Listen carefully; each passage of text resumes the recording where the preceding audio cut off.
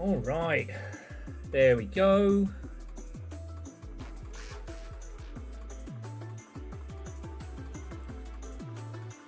Oh, Aeon, what's and welcome. I was going to do a little message for the VOD watchers. I don't know if you want to leave them a message as well. Fearless, that's a first. First! How you both doing? I have been crazy busy. It turns out that everyone suddenly remembered that Steam Next Fest is happening, or all the emails all just went out. Okay, you know what, Aeon? And that works because, you know, what is Bill and Ted if not a time travel story?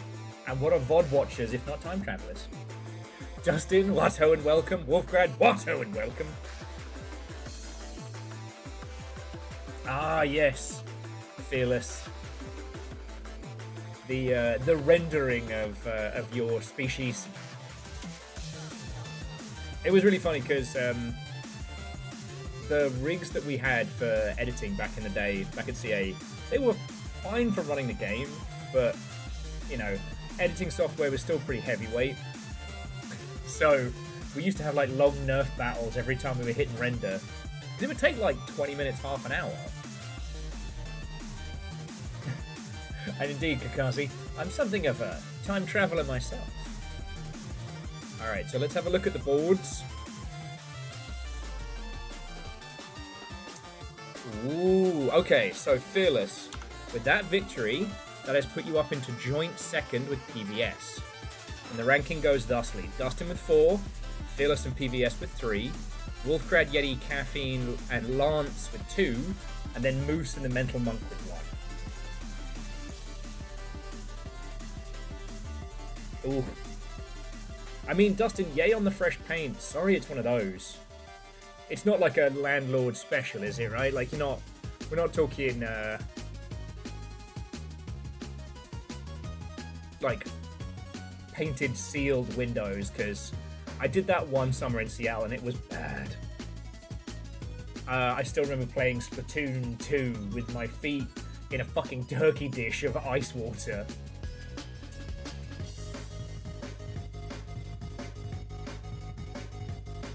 And Kakazi, you know, it's always there. I still think it wild. Not that it's on the table anymore, but like when Longship plays Final Fantasy XIV was suggested, no one jumped at that. That's still one of the big things that you'll surprise me with. Anyway, Watto and welcome. Hello, hello. Sorry I'm running late today, but it is because of good things. I can't go into the specific details of it. Anti-snow day, nods, happy Christmas. I mean, Bacon, sorry, seriously, thank you for the bits, mate.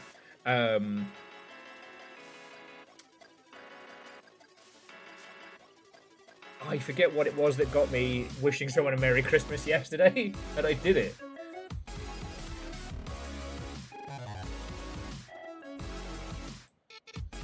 But yeah, it's, like I said, it's a cool thing. I'll be able to show you, but brace yourself, friends, because this upcoming Next Fest is going to be a firestorm. No, I shouldn't say firestorm, but we're a... Steam Next Fest started as just like, here's some cool demos for games. You should play them. I think that's really cool. And Steam Next Fest has been a real jumping off point for a lot of games. Some big successes from this year, like Far Far West, did so good in Next Fest. But it means that everybody now knows that Next Fest is big. And I had to stop looking at emails and hit go live because the sheer amount of stuff I was looking at, the sheer amount of emails I have coming through, like, no one person could cover every game. And if that's only if I cover the ones who emailed me direct.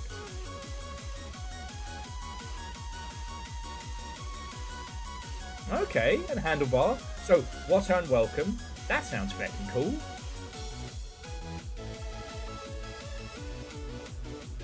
And what did you do to get blocked on Discord?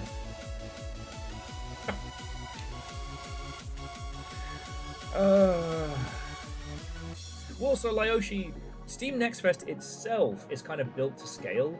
It doesn't really affect Steam if more game demos come onto it. And the only thing I can think is that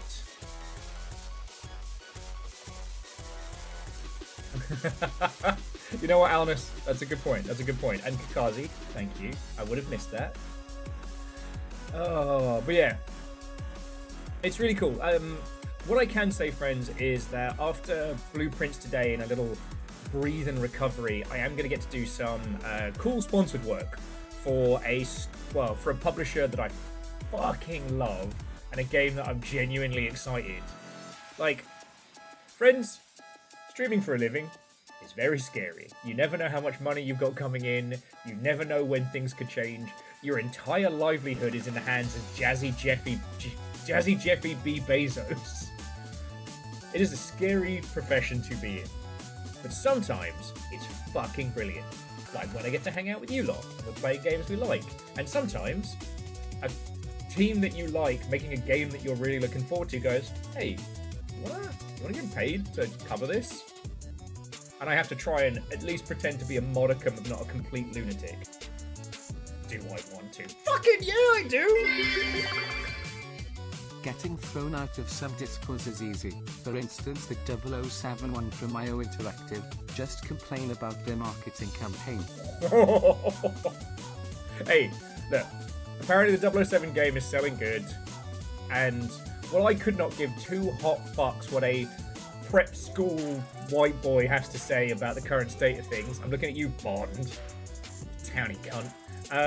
Wow, sorry. That just came out.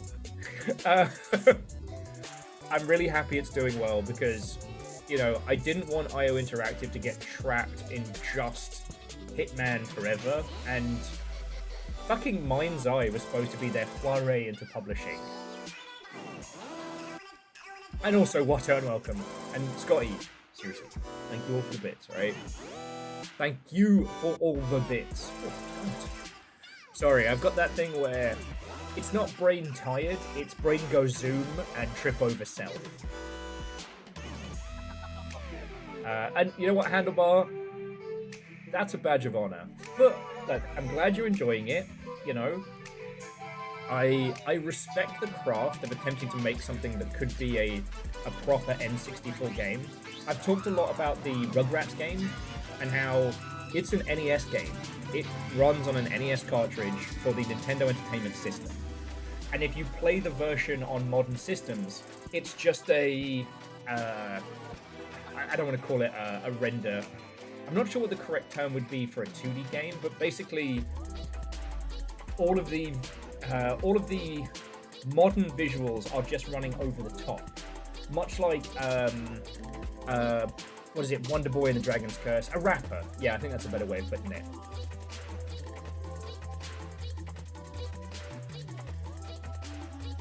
Don't call me a rapper, that's rather inaccurate. But I do talk fast and use rhyming words like immaculate. God, I trip over my own rhymes, which I stole.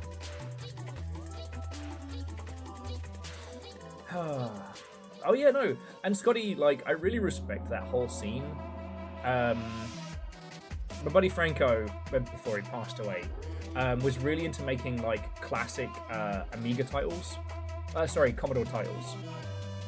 Because like the limitations of the hardware, even if you're just making stuff for even making stuff for like emulated systems, it's a real challenge. Hey, look, Jemami. I cannot fix the world's ills. And, you know, I understand that, you know, I'm as much a part of the bread and circus as anywhere. But I promise you that before you leave this stream today, I will show you at least one cool game that'll make you go, "Aw." Yeah. I promise you that. Alright? And you know what? I'll make that promise lightly.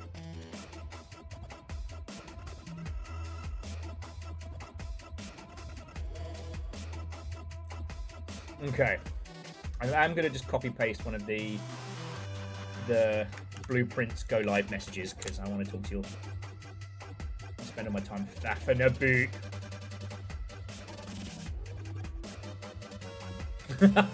Bronx with the puzzles indeed are the puzzles you need. But if you heed the puzzles you read, Then they lead the boy in tweed to harvest the seed. And the list indeed shall soon recede. Well, fuck me for not being good at rhyming as good as you are then! Rogues, come on in.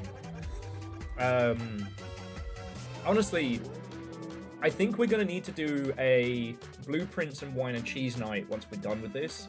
And in the Blueprints and Wine and Cheese night, I think we'll also decide what the next game will be together. Today I learned that Segata Sanshiro was played by the original Kamen Rider actor. Yes! Which is why his single also ended up doing so well. Vanderbeest, Watto and welcome. And numbers. 61 months. I can't put up with me for more than a few hours. That was me for 61 months. Thank you, mate. Alright. I know I've been a fucking roller coaster of a mess the last few days. But yeah, 91. Sorry, I said 61? Ah. What even are numbers, eh? I don't know what it is, but ever since I've moved overseas, I find Britishisms slipping into my vocabulary, and sometimes ones I don't use. Little Fire pointed out the other day, I unironically said having a Barney more than once to mean like having a fight.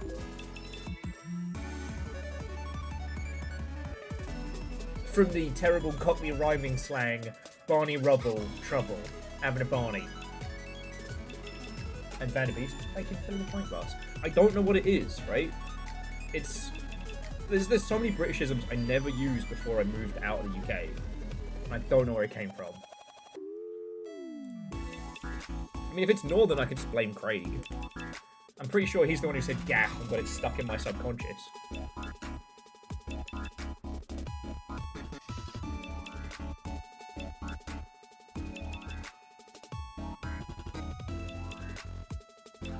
You know what, actually, numbers, I haven't looked up the history of that saying, and now I realise I probably should. Please tell me it's not a racist thing. Please don't tell me it's a racist thing. I'll feel so bad.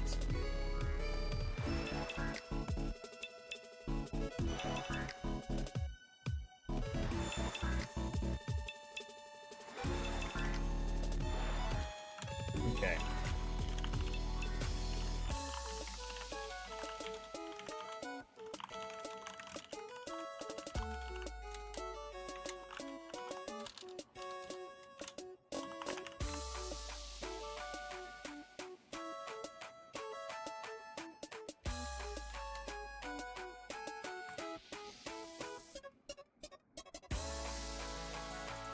Okay, so yeah, once again, Watto and welcome everybody. Lovely to see you. Come on in. If I seem a little bit crazy eyes, it's just that there's so much popping off right now. So, Summer Games Fest is next week. Steam Next Fest is also next week. And a whole bunch of other things are all crashing together at the same time. It's gonna be a lot. It's gonna be a lot. A little fire. 75 streak with the crinkly arms. Oh, god damn it! From inside! From inside the house.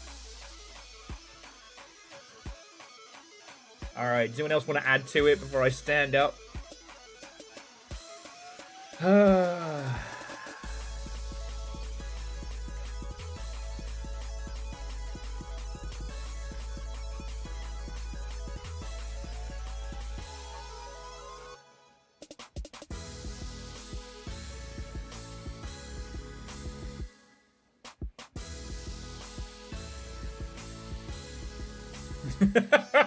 Touche, Bronx. Touche.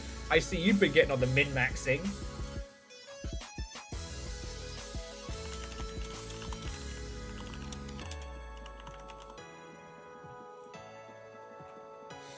Okay. So, what I meant by that is like the number of games dropping is going to be screaming upwards, and we're going to have a deluge of demos and content and showcases and the ilk. I'm very glad. All right. I'm very glad, friends, that we are kind of taking this week a little bit. He says, knowing he's going to be up late making stuff all night. Oh, I see. That's the problem with you lot. You've got that bloody math brain. So you've worked out how to min-max things. Alright. Thank you, darling, for my 5 squats. Little boy just said get fucked. Alright.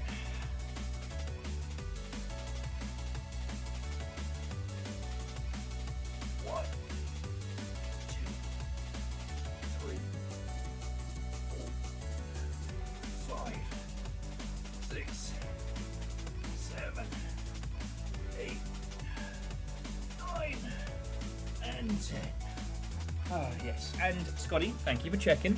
As Littlefire says, yeah, the one below is still a-okay, and it's a UPS mailing list, so you don't have to worry about PO box fuckery and things like that.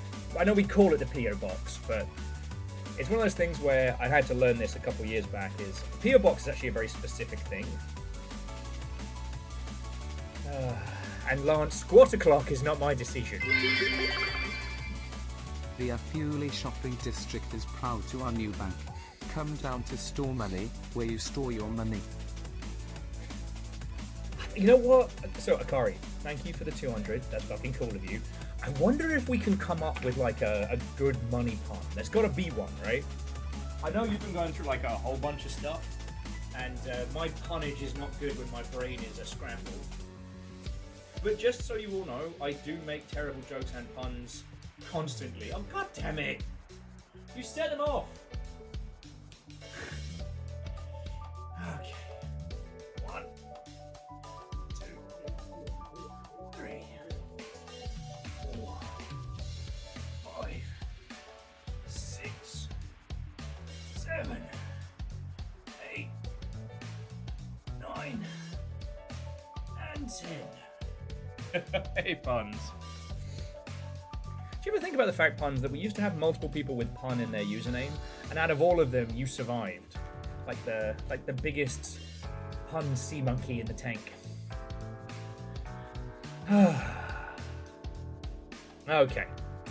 So yeah, there's not too much in the way of like massive. God fucking damn it!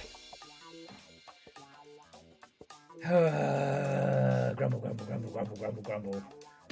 Games news.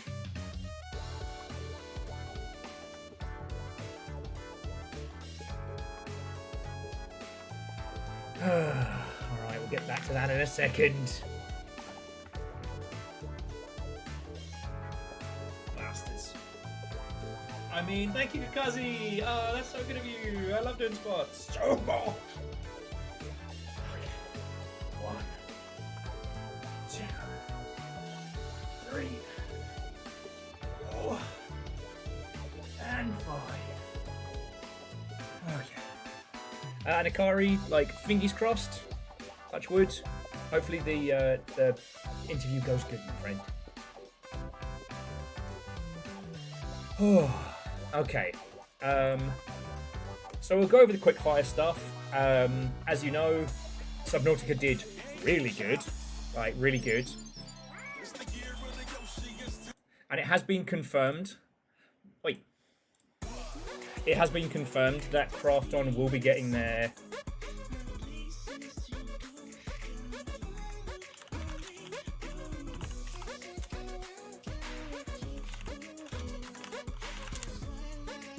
Okay.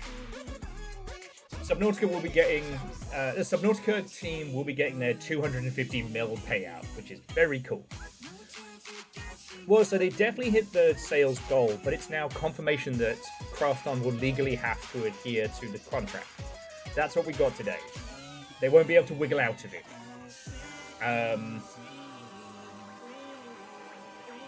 You know, okay, I'm gonna be a little bit of a bitch for a second. Right, like, I've done multiple roles in the games industry, right? Some of them beasted, some of them very tricky. All right. The worst one I think was still when I got made to do a government awards application.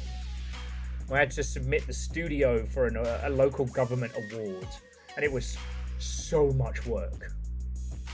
I'm like, what the fuck do I know about local government shit? Anyway, my point being, I have never been that responsible for that much money in one event. And I've never fucked up that hard. Like,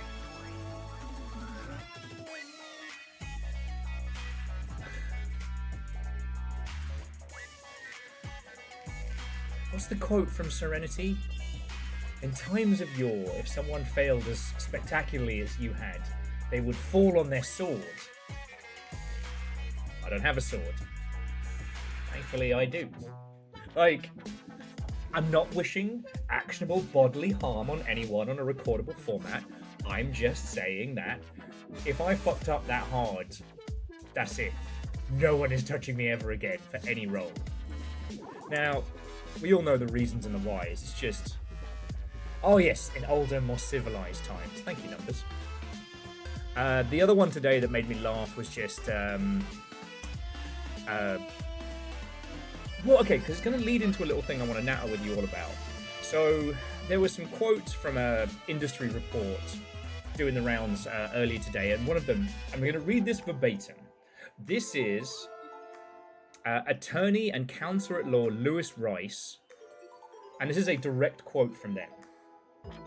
Do not take your proprietary secret formulas that make your whole game work and send it to the AI and say, is this good?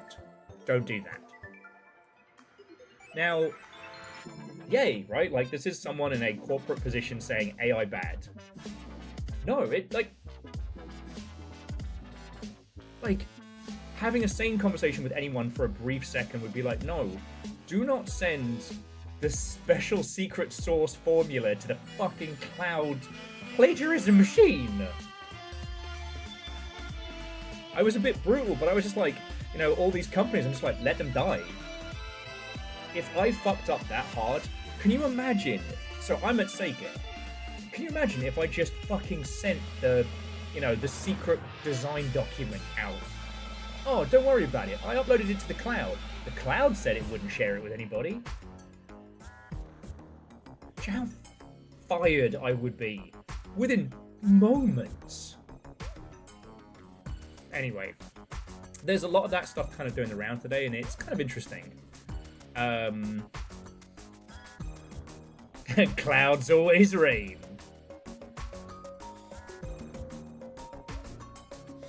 Well, so one of the other things is, okay. The problem with having a good grounding on everything of the games industry, not just little bits of it, like looking at all the industries and how they're moving, is that, you know what? It's like in a puzzle game. Once you know the solution, everything seems simple. And then when you encounter people who can't work it out, it often feels like, oh, you idiot plebeians couldn't work out the Maflampa-Flamp puzzle.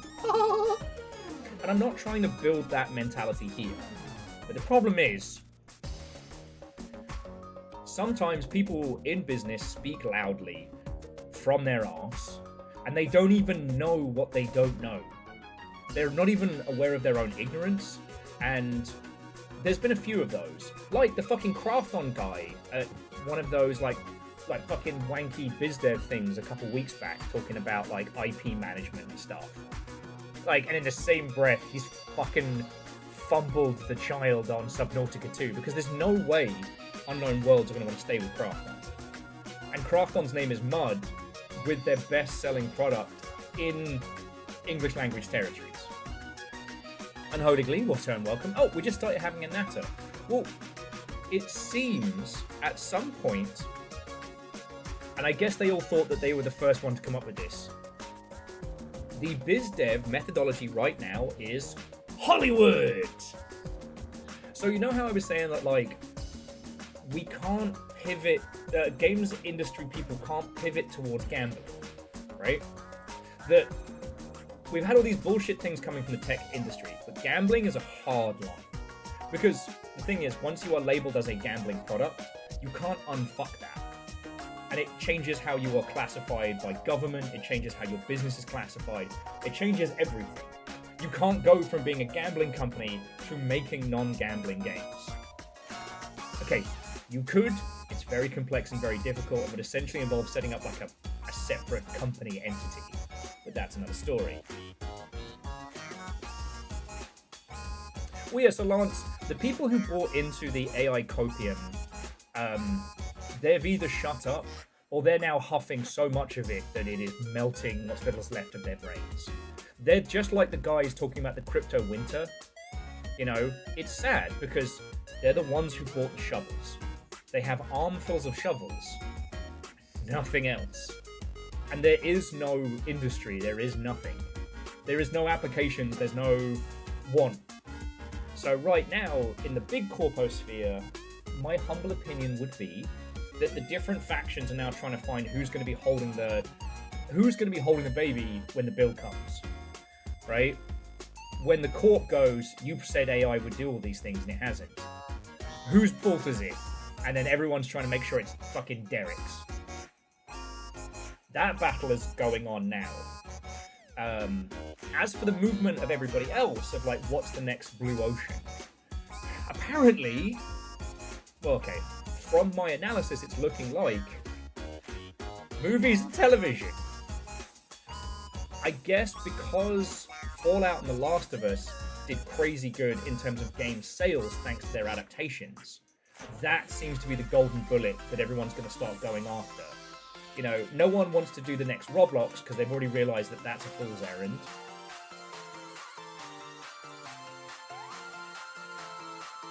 Oh yeah, no, and the Mario and Sonic movies have also done gangbusters of money. The other thing being is that the Fallout show was loud and very public, and there was lots of articles about how the Fallout show fucking boosted sales of Fallout through the roof. Well, yeah, that's the thing. Derek is the idiot patsy, the Guy Fawkes of the political world. Stabby Dave didn't get to stabbing people by being an idiot. He just wants to stab people. God, we're going to develop another pantheon of characters, aren't we? So, the reason why this is fucking idiocy is because... Well, okay, no. Let me take a breath. There is nothing wrong with using your IP to boost your game, alright? If there is one thing that we have observed throughout the years is that a bad video game adaptation has never harmed sales of a video game. Even a bad game movie doesn't detract from the game sales itself, right? And it is a way to get extra cash out of Hollywood because they pay you. As a creator, you should not be paying Hollywood to make stuff. However, as part of a smart campaign, paying a production company to make something can work very well if timed well, i.e. edge runners. And this is where I talk about the puzzle thing, right? That it's really hard being in the squad of people that get it, because you look at other people who make these very loud statements on stage. And what did you do? Oh! Well, I think we know what we're going to be doing after Blueprints. Killing Nazis. I want 10 Nazi skulls from each of you. I can't ask you for Nazi scalps because those are going to get so rotten in the post. Alright? Like, you can't send those to Theo Boss. Verdon, that is very kind of you. Thank you. Alright, so after Blueprints, we're doing the rat line. There. I did nothing. They didn't an innocent boy. Good. That'll be your character.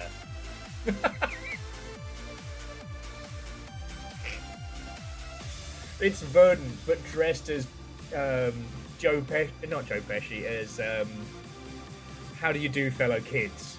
With 2 skateboards.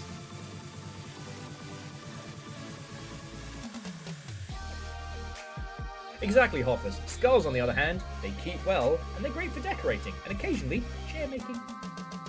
Steve Buscemi, thank you.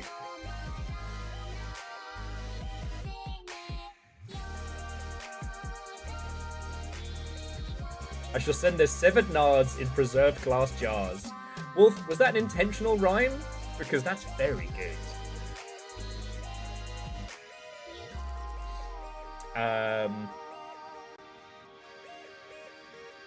Unintentional. Well, it's a good one. Remember, it is always morally and socially acceptable to murder Nazis. Sorry, okay, if you don't know it, just on the off chance, so the game that Verton just sent through, which again, thank you.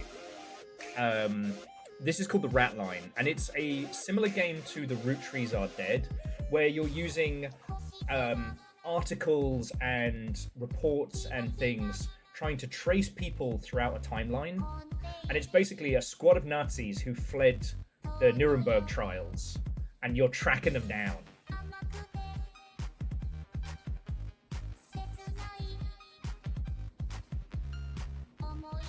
Yeah, Vernon, they serve fries, and I've been told the milkshakes at Dick's real good.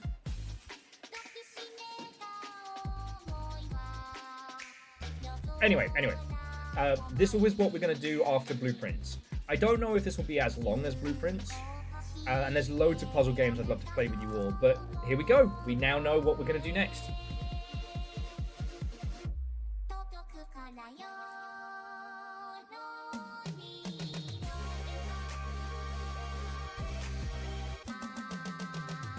Okay, so anyway, jumping back, all I just wanted to add is that, yes, if you, as a game creator, get the opportunity to work with someone on an adaptation, it's worth it, right? But they should be paying you. Do not, if they are asking for money, nah. Like, you are the one with the creative intellectual property. You are the one with a world, a universe that they are tapping into. They're paying you, alright? And then, hey, if it does well, game gets seen by more people, brilliant.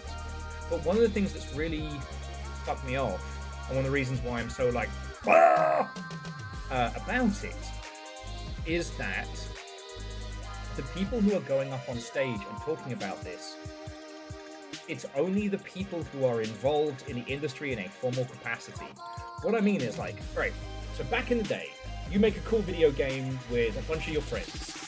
Hi, I'm Davey Publisher. You need me to put your game on a CD and then put that CD in a box and then send it to fucking Woolworths. Or, I don't know what the Woolworths equivalent would be out here, Target. I don't know.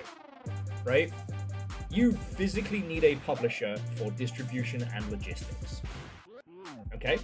Now the world has changed, the world has turned, digital distribution is now the main thing. A publisher's job is to give you money.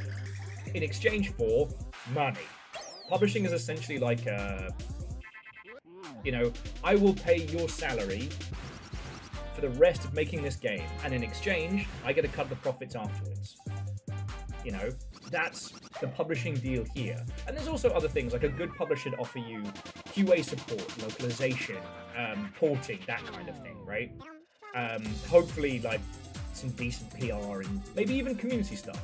Although I would always recommend you keep community in-house, but that's just me. Anyway. The thing is, though, that's not the everything of the industry anymore. We now have these powerhouses that have popped up of their own volition, but they don't go to business conferences. They don't go to, wanky Vegas meets and shit like that. They just do their thing. And I think one of the great examples of that is David Szymanski. Now, I guess I'm just feeling fighty today, but I'm just going to say off the bat, billionaires, they don't implode like they used to. David Szymanski's Iron Lung had a huge spike in sales during the Ocean Gate the Ocean Gate event. Sorry, warms a little cockles in my heart. Anyway, Markiplier, the YouTuber, has done a movie adaptation of Iron Lung. And the thing is, you know this, but the business world this is invisible to them, because David Szymanski works with his brother and with New Blood occasionally and stuff like that, but ultimately it's just kind of him and his family and his homies, and they make games, and those games have done fucking great. Markiplier is a YouTube homegrown success story, right? To my knowledge, Markiplier did not come from a wealthy background. I don't know him personally. I kind of became aware of him when he was on Hot Pepper Gaming before I did it, because I was a big fan of Octo Pitfall, Alex. I guess I still am, you know, you can be a fan of your homies. Anyway. Markiplier recently did this adaptation of Iron Lung as a movie. It was distributed to cinemas, but it, to my knowledge, was not done through traditional Hollywood distribution. A lot of cinema chains now are doing rescreenings and independent screenings, like anything that they think can fill seats, which is smart. The final episode of The Amazing Digital Circus will be in, you know, movies. Gundam Hathaway's Flash has had a movie run before it's going live on Netflix. You know.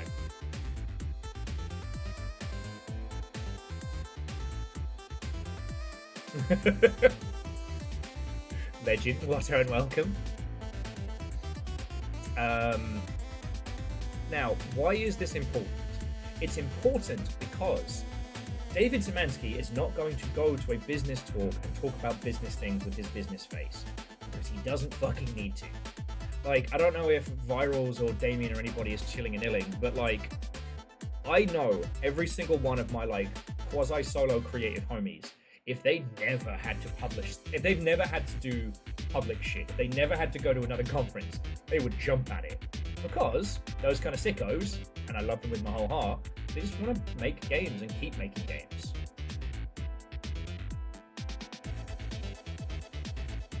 Oh shit! Sorry, Jamami, I had to pass the acronym for a second there because I was talking a little fast, but yeah, you'll have to let me know how it is in the cinema. I will be watching it a la YouTube.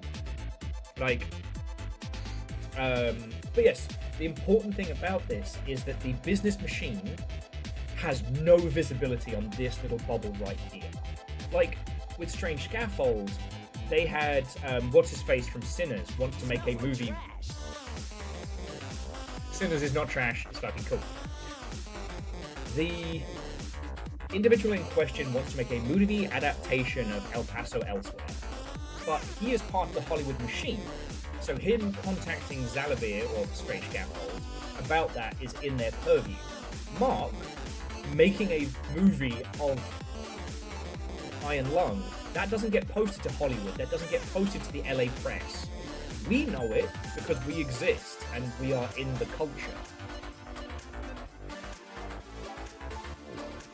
Yeti said, Markiplier said use an independent third-party business that specializes getting indie film into theaters. Okay, that sounds like it is not very LA. Sounds kind of cool, but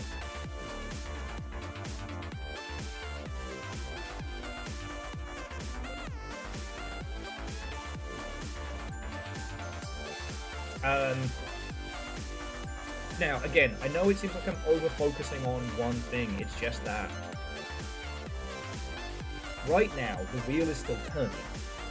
Business folks are grasping at anything, and honestly, I think it's nice that there is this acknowledgement that games industry folks have the power. They do not have power in Hollywood, but Hollywood wants what they've made. They need us, we don't need them. Right? Yes, if there is a Hollywood adaptation of something that you've created, you will see a boost in sales, you will see a boost in figures. But have we talked about the Unity Struckered thing on stream yet? No.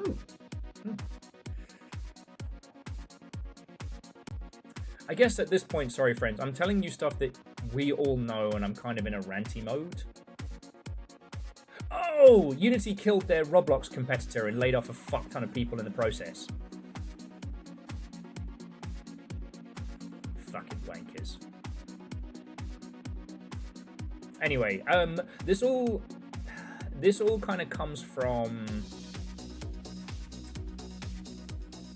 the discussions that have come out of Bit Summit, talking about, like, you know, there was a lot of stuff at Bit Summit about, video games using anime and manga characters, and then talking about things like, the Fallout series and the Sonic movie and stuff like that, because apparently both the Sonic and Mario movies did really good in Japan. Now, we've talked about this, like, the Japanese industry is about to go through a nice little golden boom, right? And one of the interesting things that we did learn from Bit Summit is that Exit 8 was actually funded by a local arts grant, which allowed people to, basically prototype and make something like small and interesting. So, Japanese government paid for the initial development of Exit 8, and then it got picked up by, I want to say PlaySim?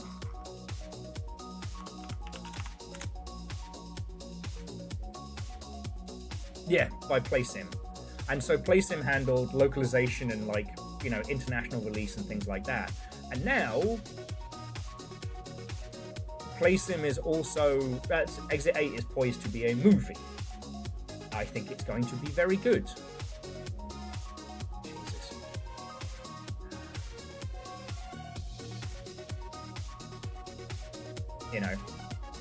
Now, the Backrooms thing is going to be interesting because, to my knowledge, the Backrooms doesn't belong to anybody, much like the SCP stuff. So there is going to be an influx of people interested in liminal space horror, but there isn't a place to focus them all. Oh, God damn it! I thought we were done with the squats.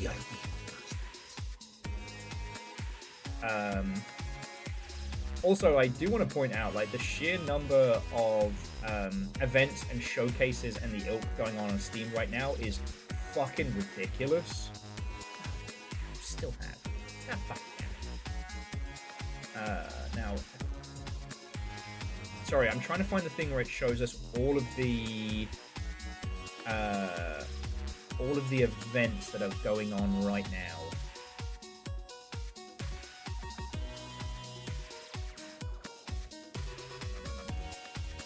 No.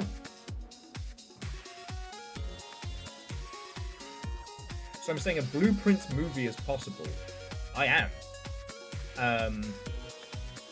Though one thing I will say, and it's another one of those things that's not getting talked about enough, Blueprints was in development for 8 years, and the dude was talking about the other day about how, like, he was just working all of the time. Wait, what the fuck? Okay. Reactor online. Hey! Sensors online. Weapons online. Wallasaurus, All you systems fucking go. legend. How you doing, mate? I have crazy eyes, because there's loads of cool stuff and things to talk about all going on at once. And I have a cool secret thing that I'm going to get to do later, which I'll be able to tell you all about once it's done. But it's a game that I'm really looking forward to, that I'm going to get to do content for. And that makes me real smile. The giant robot stuff hasn't solidified yet.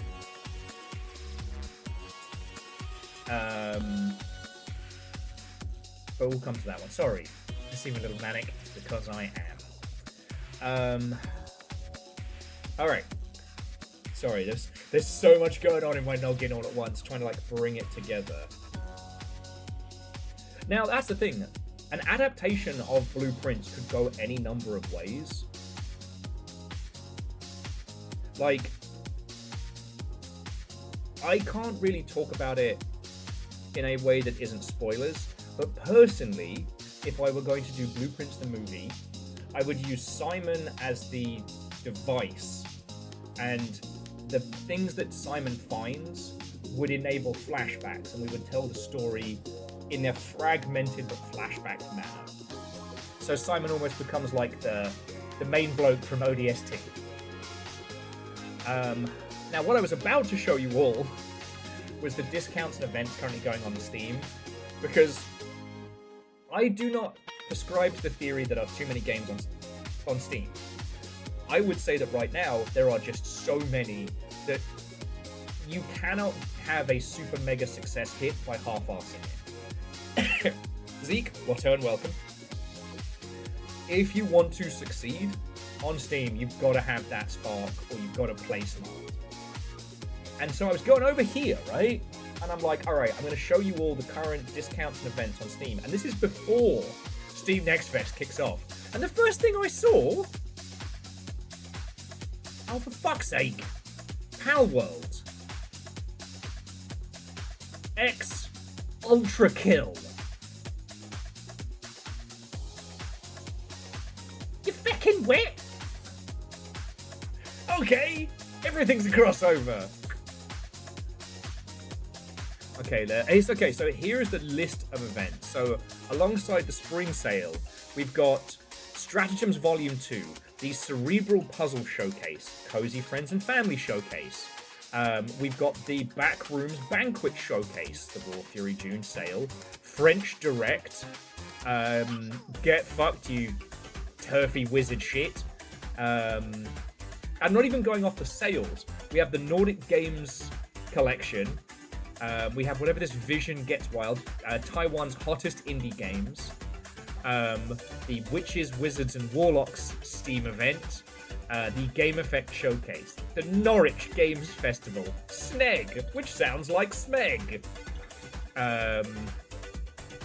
Game Access 26, we're not even through it yet, Game Republic Games Festival,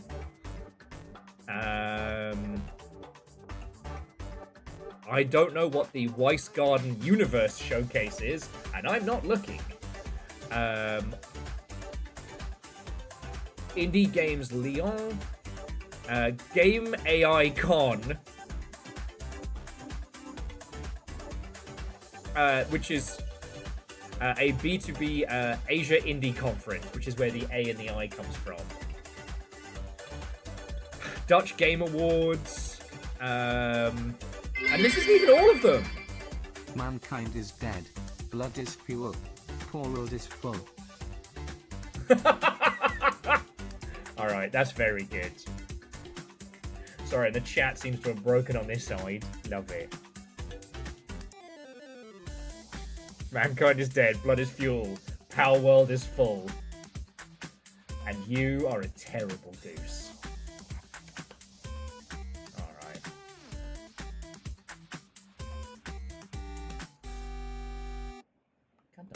Oh, here we go. Alright, this should work in a sec. Okay, there we go.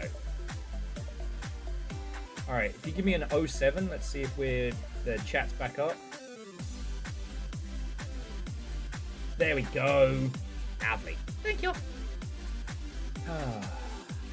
No, Seb. Okay, Legend and Little Fire. You probably didn't hear it, but Legend, you got a proper cackle from the other room.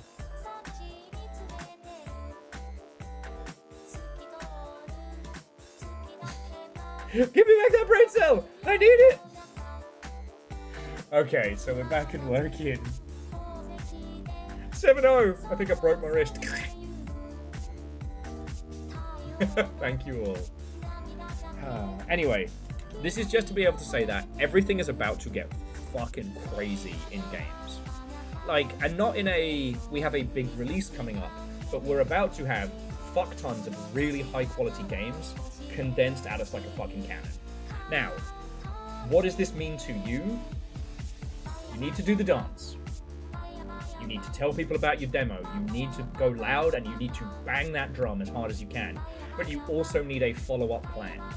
You need something that's going to drop 2, maybe 3 weeks after the craziness that makes people go, huh? What? Huh? You know, you need to have something in the pipeline that's going to make people go, yo! That's the fucking business. I see what you're doing, Aeon. Honestly, Aeon, I respect it. No one else has actually started to really play the game of the clip command. Little Fire is currently winning with the Will Boops the Reaper Leviathan Snoop. I've been hearing about some devs starting to use a new front end for source control developed in France. It's legit.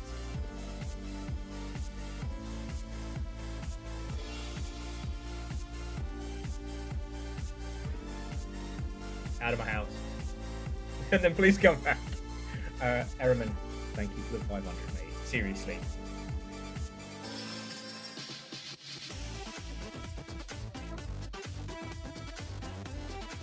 Oh no, and Verdant, I do agree. It's just, that's the one that people have settled on, and I would rather that than AI art, because it's not art.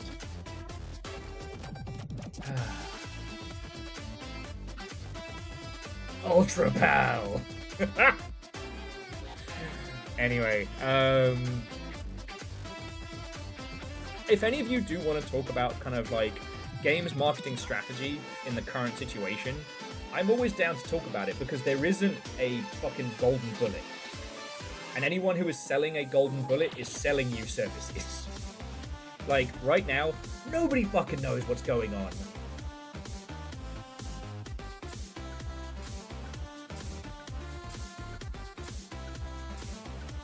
You know?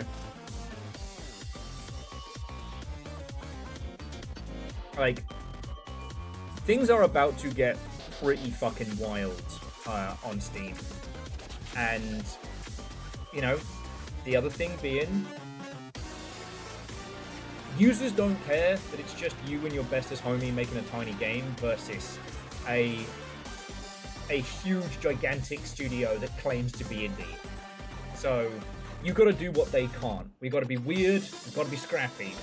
And yes, I know I'm saying this while wearing my Survivor Bias t-shirt. Ah! Oh, sorry, Survivor by Ass.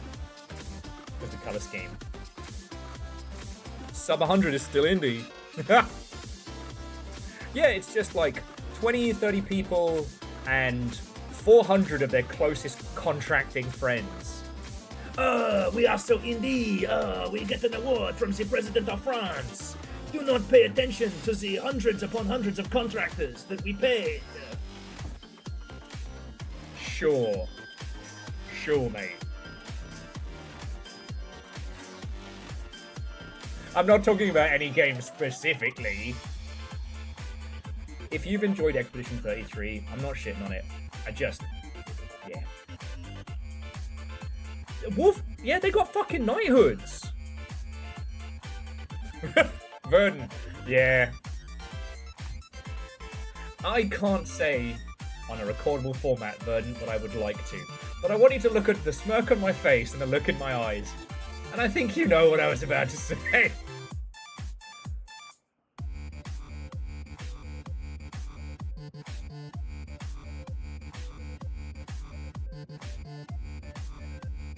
True. Well, see, Laoshi, I think when you get to a certain point of really appreciating an art medium, the way in which that art is made becomes important to you. That's kind of where we are. Like, honestly... Oh, and Baron, water and welcome.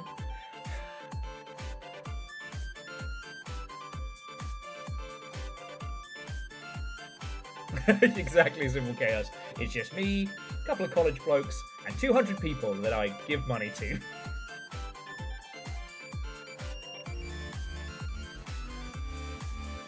You have jured. As in, you've been to Jira? I'm so sorry. Anyway,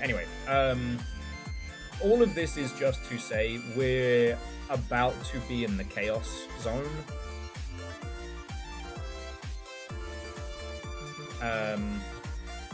One thing though that's been very, very interesting is the studios that have been using generative AI are desperately trying to downplay it, and that stink's not washing away.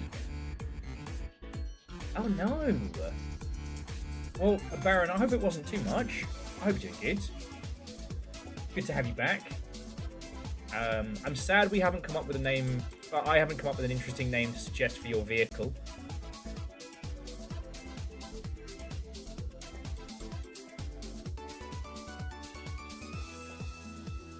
Okay.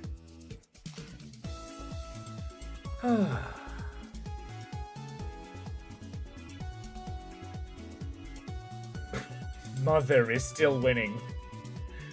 They call the car Mother.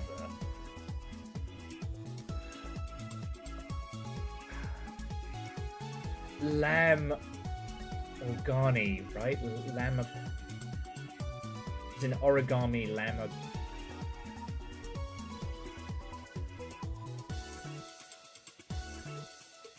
Yeah, damn it. I don't know enough about. Oh, Lamborghini. Okay. Stupid French words. I know it's Italian. Okay.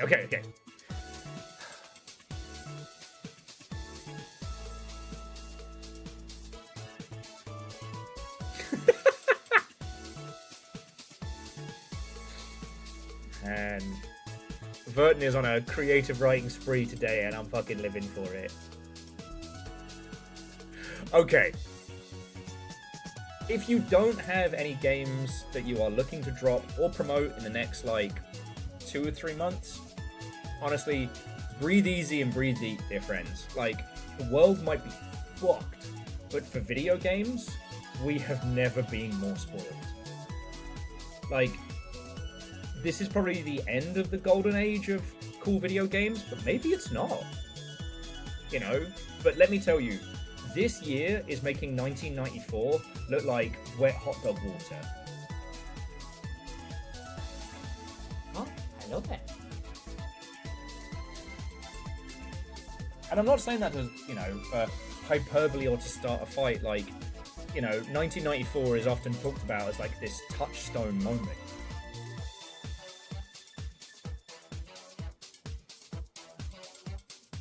Bugatti?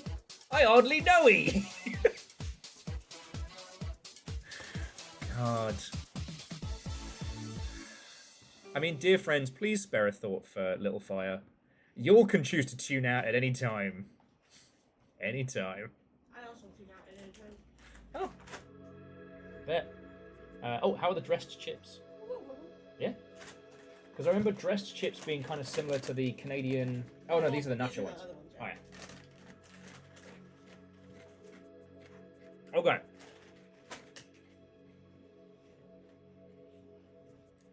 Now, this is obviously not every interesting game out right now that you need to know about.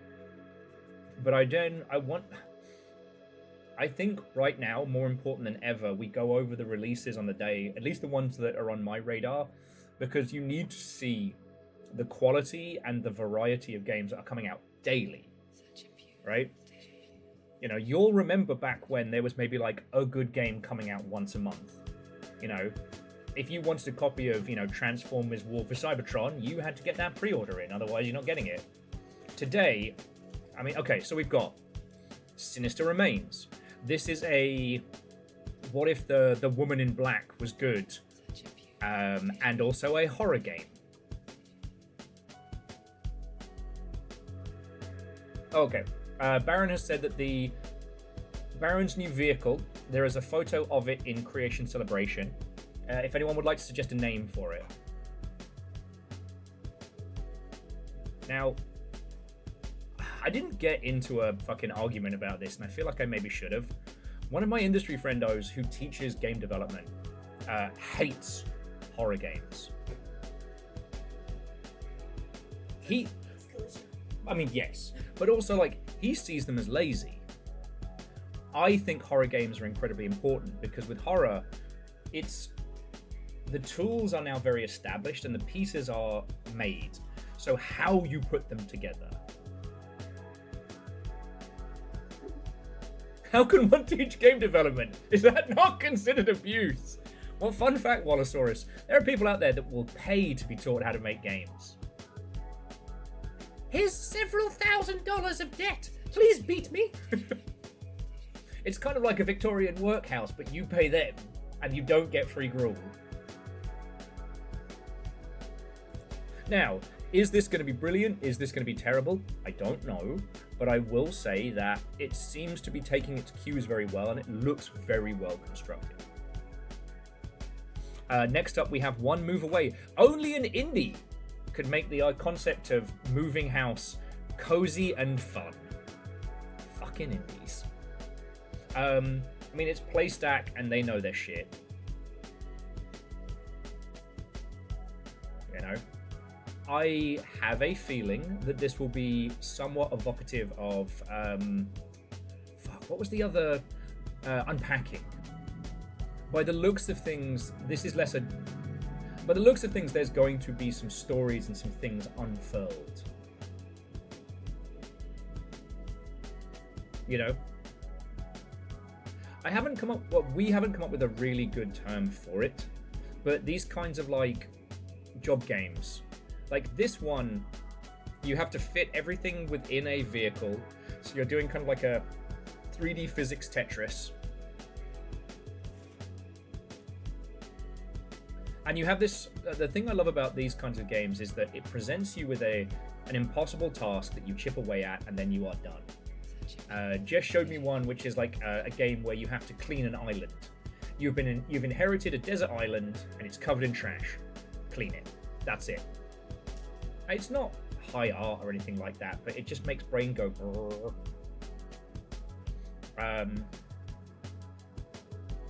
Well, yeah, Lyoshi, the dumps makes me curious, and also the different vehicles at different places.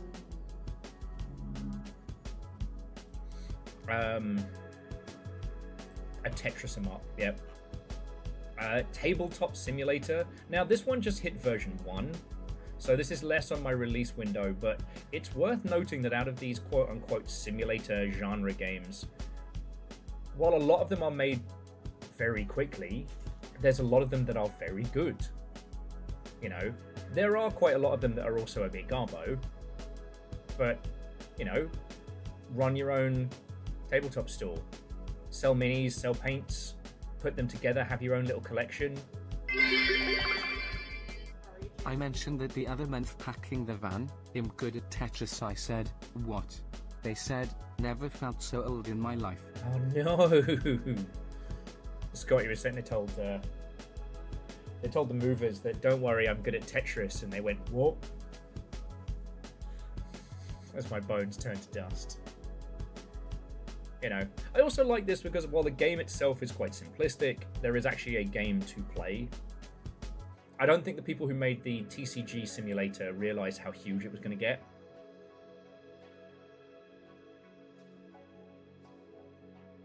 For those who didn't see, for a while, Little Fire was doing like night streams. What was your card shop called? Such a view. It was very Tepig themed. It was non-copyright infringing Tepig themed, which I'm very grateful for. Anyway, this is another genre that's been pretty much overlooked by any but a few of the, the less scrupulous publishers. And a lot of those ones are kind of like the quick AI slot turnaround ones that have been prevalent on, like, the PlayStation and Nintendo store. Okay, and again, continuing the spree, this is the Big Hollow. Can you think like a killer? In the short murder mystery, find details and evidence, interpret criminal behaviors, and prove your worth as the FBI's newest detective. Now, if you're waiting here for the Puzzle Sicko gang, I know this is going to be right up your alley. And, like, this is the thing. When you're dealing with Puzzle Sickos, and Puzzle Sickos get that little, like, hello, you start seeing the details. Like, we have the character hand here, bruises, and then that appears to be like a wrist bruise from something like twine or zip ties. And then, like, going through it,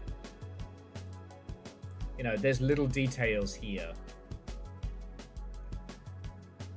What was it? So we got all of this stuff, that's fine. Details shoot there. That's some fucked up shit right there. Is this a cozy game? I don't want to joke about that one. Anyway, really good one. Then we have, what's that password? A minimalistic puzzle game where you decode 4-digit passwords, featuring 100 puzzles. Bet. Keep that little brain going. I saw that one in the cerebral puzzle showcase, but Heavy Metal Death Can has also dropped. Very classic Resi Evil themed horror game, but this one is in a submarine. So it might be like Deep Fear, but good. Look, I'm a Sega nerd. I love my old Sega games. Deep Fear was not a good game, but it was interesting. Deep Fear was Sega Saturn's apparent answer to Resident Evil 1. You'll notice that people still talk about Resident Evil, but there isn't really a Deep Fear squad of fans out there. Anyway, this is... I mean, it's not something that you all aren't aware of, but this is just a really good practical example of using the limitations of old games to be wildly creative. You know? Now, I don't think I would have called it heavy metal Death Can, but I'm assuming that Death Can was something they had to drop. Sorry, that they couldn't just call it Death Can, probably because of another game. Alright?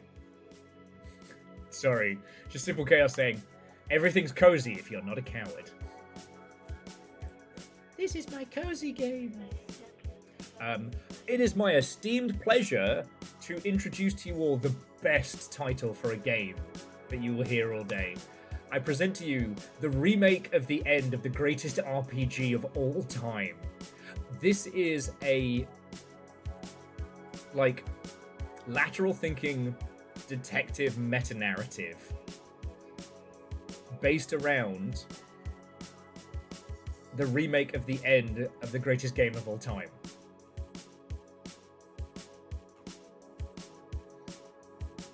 Break the game, look at the torn up, fucked up manual, put things together. It doesn't appear to have a language component like Tunic, but like, I've always loved the idea of taking like JRPG mechanics and treating them like a puzzle rather than a battle. I think that's always been really cool.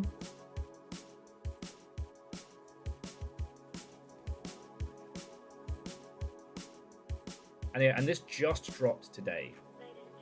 Now, is it going to go... it takes a war? Is it going to be... Is it going to go Tunic style? Like, who fucking knows?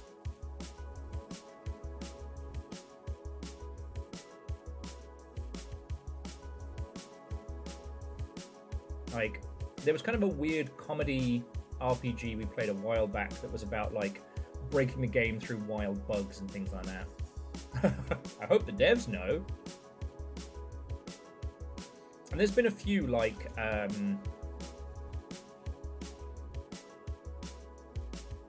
mean, shit, obviously the Hex is probably the most famous of the weird multi-break-in.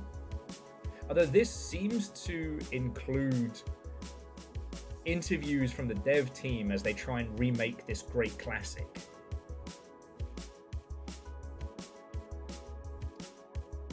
Now, I will say, there was a friend who I was talking to who actually ended up leaving game, which I think is very sad.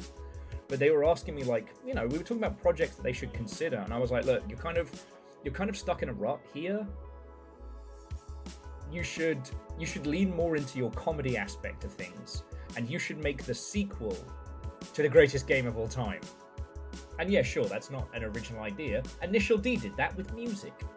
But I was just like, you know, you've been chipping away at multiple ideas for ages, and you know, you're feeling that pressure because you did your first game, and then you want the next one to be like just as good, if not better. And I'm like, that's a lot of pressure. But what if you made a game about the idea of that game? You know, the sequel to the greatest indie game of all time. And you could just kind of have a meta-narrative, like, comedy breakdown. It keeps referencing this fake video game that was never made, that was, like, you know, more powerful than Half-Life and, you know, more influential than Chip's Quest.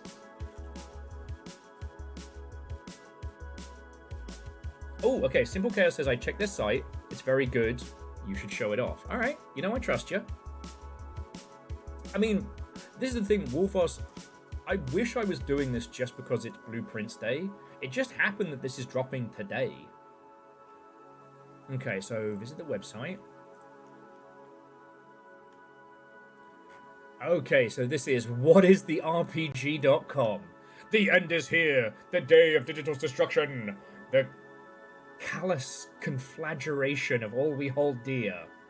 I am more sorry than you could ever possibly comprehend.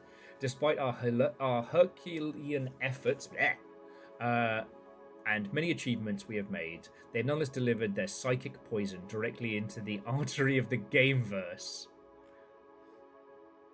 Those poor, sad, lonely, naive, poor, and woefully undereducated indie enthusiasts are now mainlining this travesty. And the worst part of it is they could grab a free emulator and acquire a ROM of one of the classics, of one of the greats, of one of the many timeless masterpieces that hath been graced upon gamedom.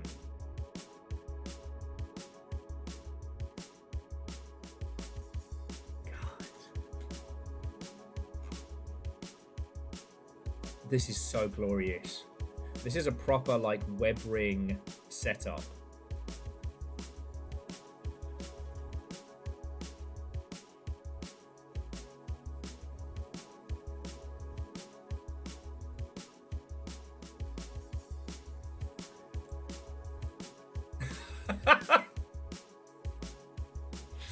The About Me section. God, my code. I've lived my life by a thoughtfully curated code of conduct. One of the primary tenets is to combat injustice like a doctor battling the plague. No, wait, that's too tame. I'm like a state-of-the-art fighter jet, piloted by a feral wolf, circumventing the globe to track down my pitiful prey, all those who have wronged me and sullied all I hold dear. This is amazing. This is amazing. All right, we've got theories, the impetus, who's writing the manual, closest skeletons exposed. Sky holds more secrets. I clicked the truth and this is what I got.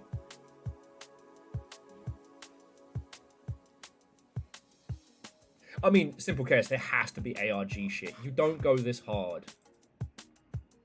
And there's a whole bunch of dog photos. Perfect. There's the dog pooing. Okay.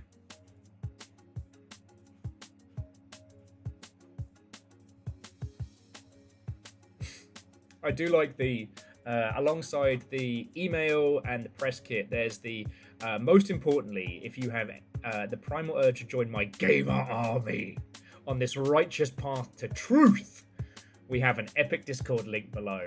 This is so good. This is so good. And Simple Chaos, I didn't know about this site when I, found this. I just saw this bit in the trailer here. Of them, like, zooming in to see all of these little, like, icons scribbled on one of the pages. Because, like, obviously there was never anything cool or sinister or weird about it, but, okay. But, for those of us who were about during the whole, like, rental boom, sometimes you would rent a video game, and some knobhead before you had written a bunch of stuff in it. But sometimes that shit would be actually helpful, If I had infinite time, I would love to do like a little documentary book on the notes that people would leave in like Blockbuster game manuals and things like that. Every copy of Grand Theft Auto would usually have carefully, meticulously written down cheats, and then a terribly drawn penis. The idea of like this knowledge through manuals, and especially on this one, because as you can see from this bit, it's been torn. One of the things that made Tunic pop was that you got bits of the manual disconnected from each other. This is gonna be so good. Maybe we'll do the remake of the greatest RPG of all time after we do the rant line.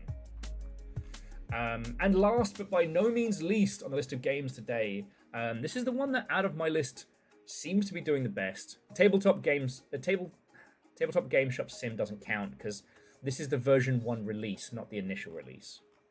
But this is Scale the Depths, and look at this.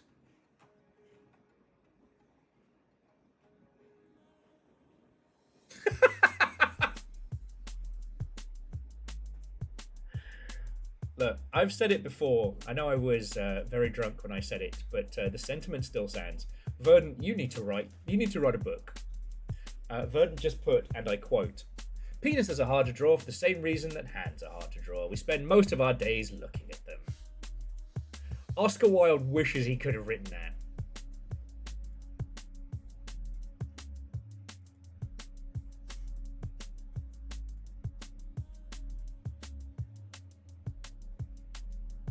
But yeah, so this is ridiculous fishing with weird physics and fun little characters. You're a robot, you catch fish, you descale them. I do like that you get more and more increasingly weird things to descale stuff, like a fucking katana. And yeah, we just hit the TTP for today's stream. Yeah. Which, the thing is, like, Verdant, what makes that even funnier is that I'm not wearing anything from the waist down.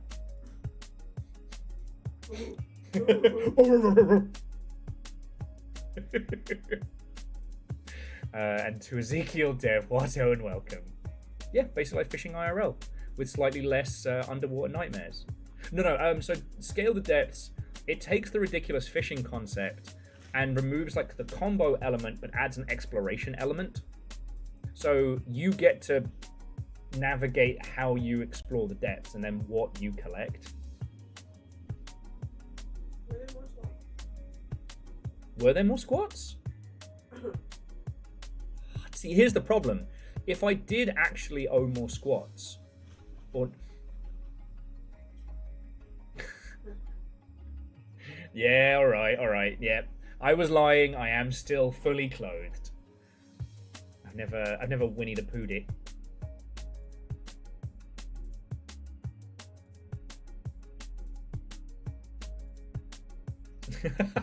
Though Kakazi was. But I hear you say he was wearing pants while doing squats earlier, to which we say, yes, he was.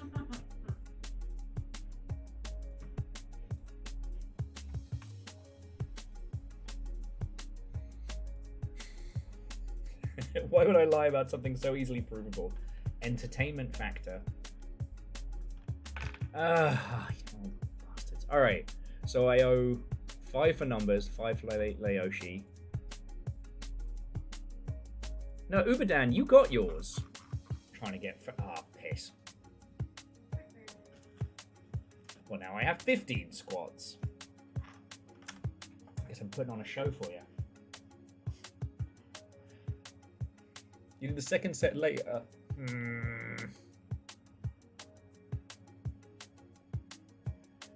Well, I'm not going to shortchange you. I'm trusting you. So that means I owe 20 squats.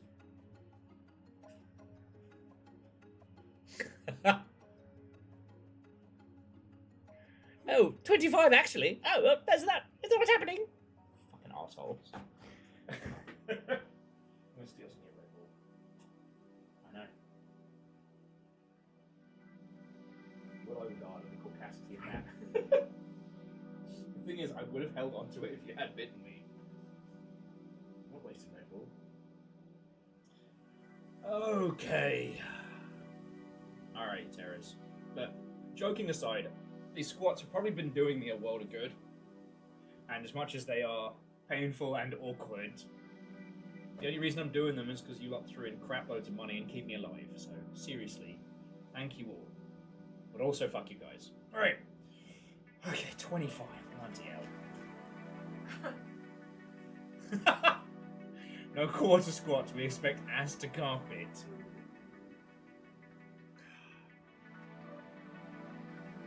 That's a slab squat. That's... I think I'm doing a slab squat. Oh! Every joint. That's not supposed to do that!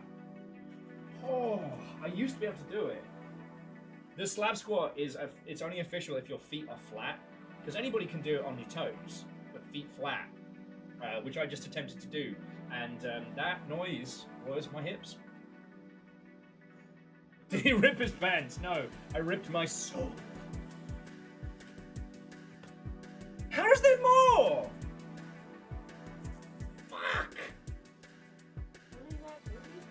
30.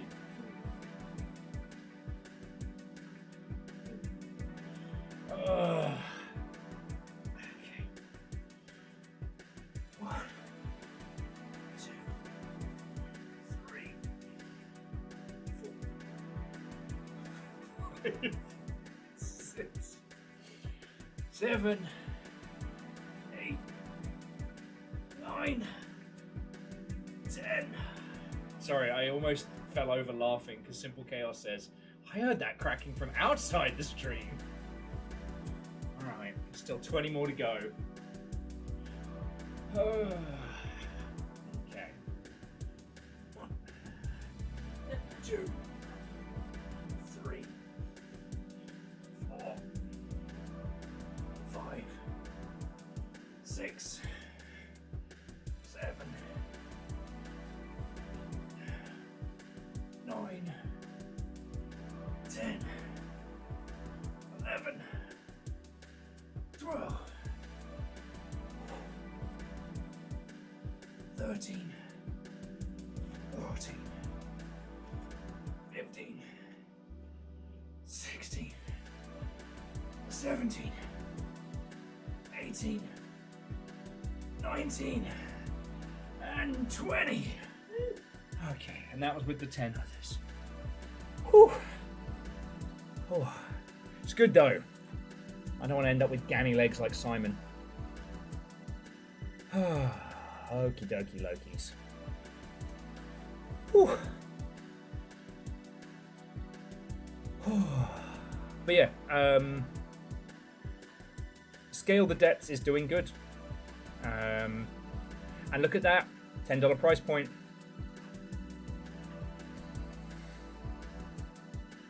Okay.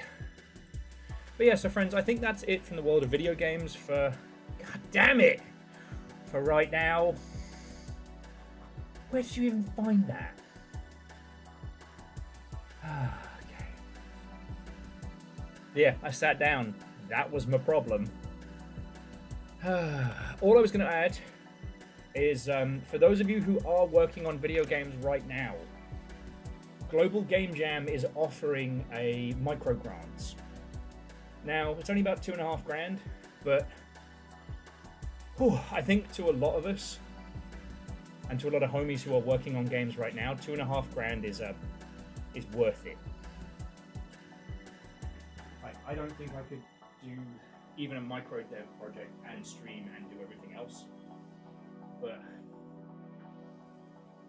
you know, Global Game Jam's been going for a while, and I think that's one of the ones that Tim's involved with. So they are reputable. Okay. Aperture!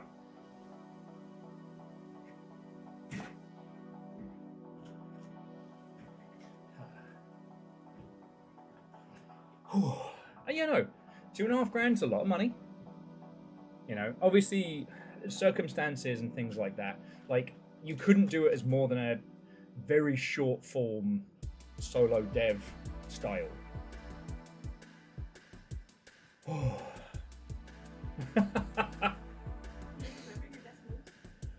It does. It actually doesn't. I just would hate for it to yank out the cables. That would be extremely funny though. The problem is that anytime we've implemented a system, even ones that involve like donations and bits and cash and things, you lot find a way to break it almost immediately. I am worried that if it was like, oh yeah, just throw in some bits to lower or raise the table, I'd just be getting smashed in the chin. One of you drops a fucking gold bit and I end up with like a 18th level concussion.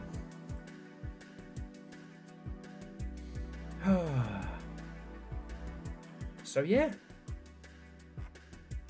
I think that's it for game news.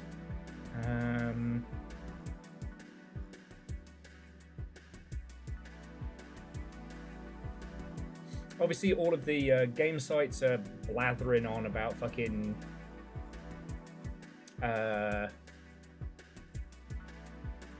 yeah, all the game sites are blathering on about COD stuff, which doesn't matter a hill of beans. COD is its own entity. Next up, the Little Fire news. I go over the couch with Little Fire. Little Fire, over to you. Shit's fucked. Shit's fucked. Thank you for the Little Fire report. It's all right. Bring me some soup. Jerky.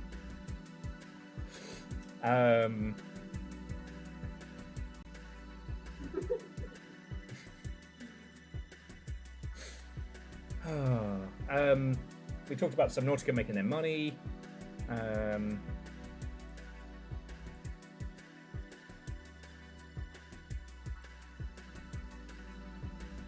Oh yes, and the old soup place. Someone say soup? I wish it was soup weather.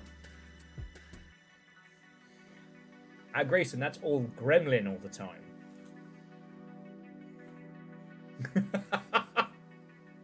Simple Chaos drops a gold bit. Hello and welcome to Floor Time with the Longship. Will's unconscious and possibly in trouble.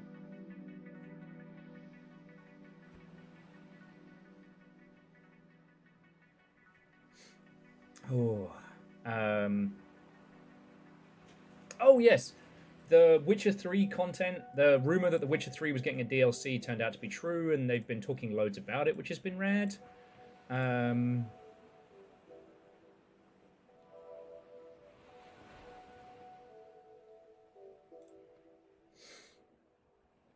I do think that it's a smart play for teams with old games to do new cool shit with it right now. Because while they are updating the min spec for Witcher 3, it's still going to run on a Steam Deck and below. You know, we talked a lot about how the price of the jumping price of hardware is going to price a lot of people out of games. So if you want to make a game that succeeds, it needs to run on a fucking fruit salad. You know what I mean?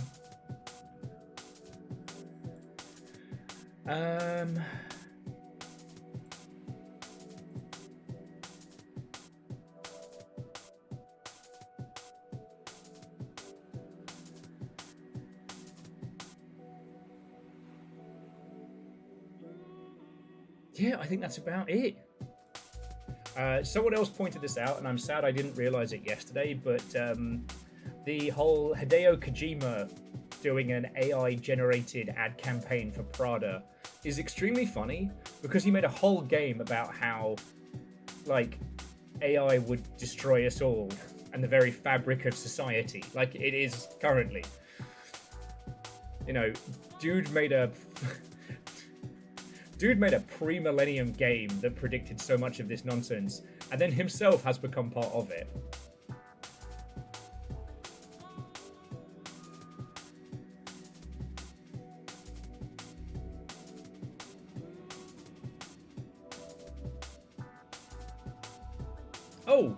So Ezekiel Dev, actually, I do have some very good book recommendations. They're all going to laugh at me. I'm just going to say them. You probably know them because I am not very well read. But these are my current, like, absolute must-have bangers. Dungeon Crawler Carl, Vershi, Watto and welcome. I've really enjoyed the Dungeon Crawler Carl series, and I find its whole, like, it's not quite a video game, it's not quite an RPG in terms of its, like, narrative conceits, but the way it's explained to you as the reader makes it really easy reading, but a really good story. Indeed, ahoy the sickos! DJ Coil, I'm gonna... we found out a bunch of extra new stuff about the remake of the end of the greatest RPG of all time. That game's... I want it. So, aside from Dungeon Crawler Crawl, Strange Houses and Strange Architecture have been very good. You can skip Strange Pictures. Strange Pictures is... It's neither bad nor good. It's just... Wah. The other ones that I've really enjoyed was The Black Tongue Thief and then The Daughter's War. Technically standalone books, but best read in that order. Between Two Fires is the same author and is good, but it gets a little bit believe in Jesus in the middle section. It starts off as, what if historically accurate The Witcher set in, like, plague-ridden France? Oh, and Chef, Watto and welcome. We're talking video games. You might actually video games. You might like them. Yeah. And the thing is, Ezekiel, the audiobooks for Dungeon Crawler Carl are very good. I personally prefer the physical books because I started reading them and the voice in my head for the characters is different than the audiobook, but it's done so good. Vershi, think of a board game that you play on your television set. Oh, and Chef, I mentioned this a little while ago, but it might be worth checking out for yourself as well. I know there's a whole bunch of like video game grants where you are, but Global Game Jam is doing a mini grant for like $2.5K. So yeah.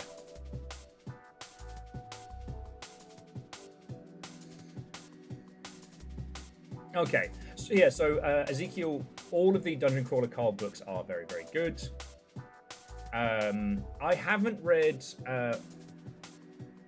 Wraith Goddess that Baron is recommending. However, Baron and I have very, very similar tastes to books. So if Baron's recommending it, then I highly would give it a go. The other ones are There Is No Anti-Memetics Division, which is an SCP novel, which is very good. Got adapted into a short film. What have been some of my other like must-read bangers? Oh, another Matt Dinman one is called Operation Bounce House, which is a standalone story about one guy trying to protect his home from streamers.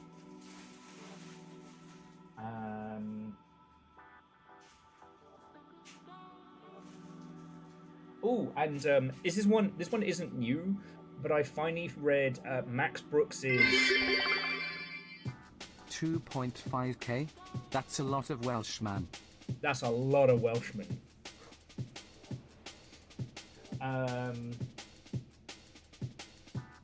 Oh yes, but yeah, I read the gentleman who wrote World War Z wrote a book called Devolution about Bigfoots around Seattle, and it's fucking good.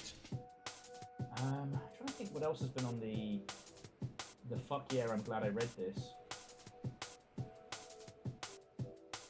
Oh, and the 7.5 Deaths of Evelyn Hardcastle is the most video game book that isn't a book about video games. Oh yes, and as Baron says, Iron Widow is very good as well. A book written because the ending of Darling the Franxx is so bad, the author was so incensed that they wrote it betterer. It's Romance in the Three Kingdoms period, but giant robots. And Chef, I actually didn't get the chance to watch the character reveal, just because I was doing loads of stuff before we hit go live earlier, but I did see it, and I didn't realize Tekken 8 was doing Eurovision.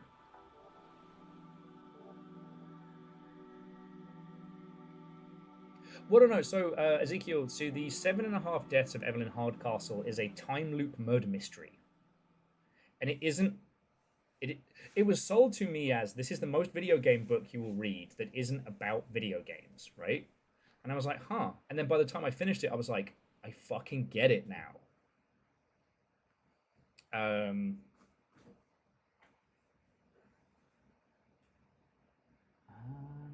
think that's all of the bangers.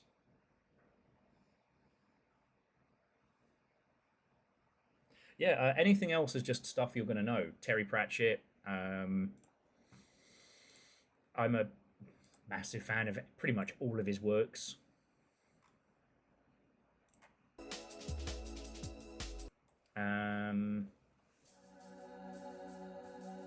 But yeah, there's no way you don't know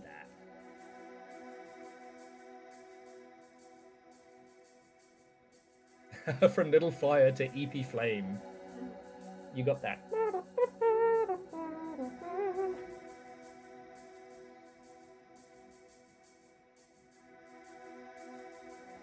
But yeah, like... Yeah, and those have been kind of my my big reads.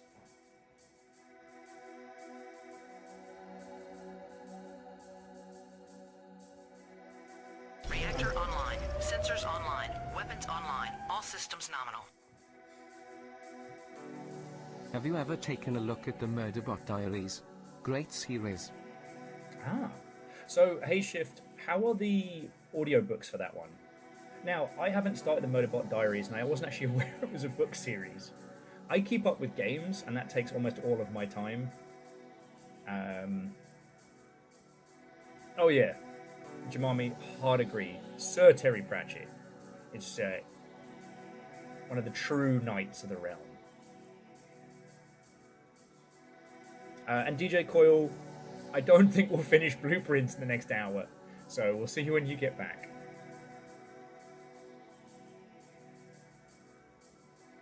Chef says, I haven't read a book in a long while. Last I read was The Twisted Ones, not to be confused with the crappy FNAF book.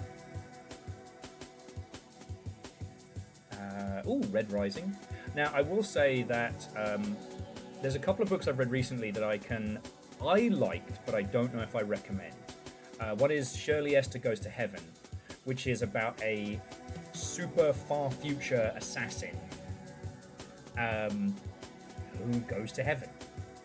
And at first, it's a really interesting deconstruction of, like, if we did reach that kind of, like, if we reach that mythical future where everyone is accepted for who they are and, you know, we get rid of all the fucking fascist assholes, what would living in that world be like, and what would it be like if you still didn't fit in? And it's very, very good. It's written by the same person who wrote People Watching, which is one of my favourite little shows on YouTube. But when it goes hard, it goes hard. And you've got to be ready for it.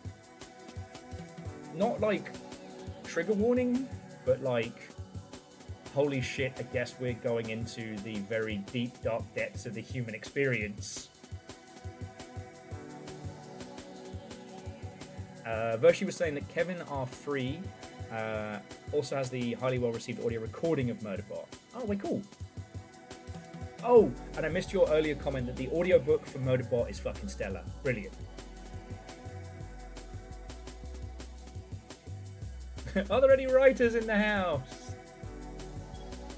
You can track them by their tears. I think that's about it. Like I read slow. I don't read quickly. And I didn't read for years until I started commuting.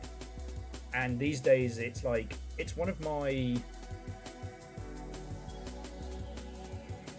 Yeah, and Ezekiel, like, I'm sorry you've gone through that. But yeah. Reading's kind of become one of my, like, off-screen time kind of hobbies, and we have a really cool independent bookstore nearby that does this thing where if you get 2 books, you get a second-hand book free, so I've been able to roll the dice on a few of them.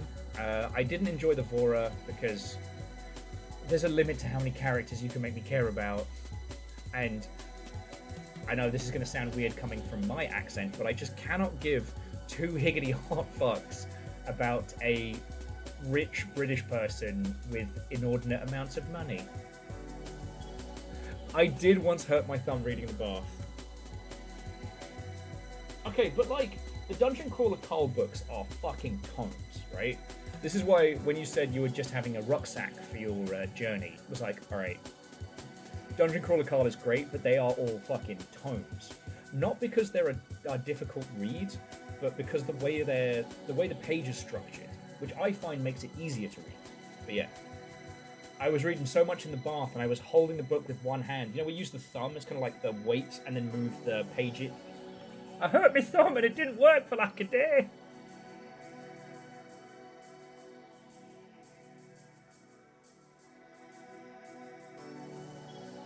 Oh yeah, just 1,300 pages each. Yeah.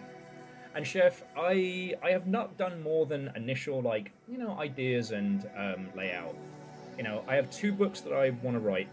The first one is called Fuck You, I'm Dyslexic, which is just, I want to write a book to prove that I can, because I once got told that I would never be able to do it. Because I wanted to try and do the write a novel in a month challenge, and I was told, you can't do that. You know what it's like when I get told I can't do something. As an aside to an aside, me, Craig, and Pete used to do this thing, which was like a, not quite an RPG, not quite just a creative writing exercise, but a weird mix of the two, where you would each pass the story between you and you'd write about a page worth, but also you could play narrative cards, and the cards would affect the story, and the others had to incorporate it into their writing.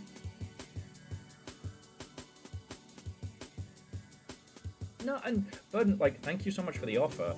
I read so slowly, and I quite like having the physical book. For me, like, if I fumbled an e-reader in the bath, then, I mean, I don't know what's going to happen aside from a cook downstairs, but, you know, if I fumble a book in the bath, or if it gets a little water on it and stuff, I'm not too fussed.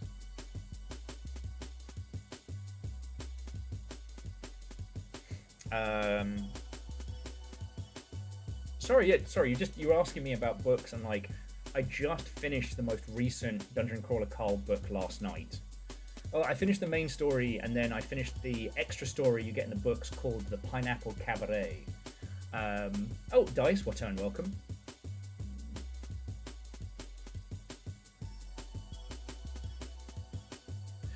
Now, Ezekiel, one thing I will say, I don't know if you are a fan of Puzzles and the Ilk, but there is one book that I like recommending to people because it's more of a puzzle than just a regular book, and it's technically called L.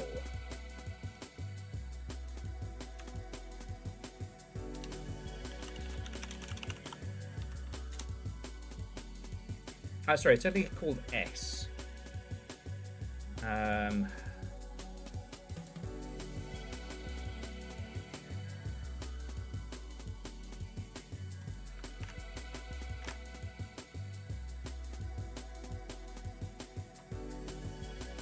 Have to forgive me for bringing up Barnes and Noble as but this is just the first look. And so, like, if you have limited amount of space, this would be one to kind of keep with. It's a puzzle, but it's also a story. And the way it works is you have this book, and the book is called The Ship of Theseus. And these two people start writing each other notes back and forth in the margins of the book.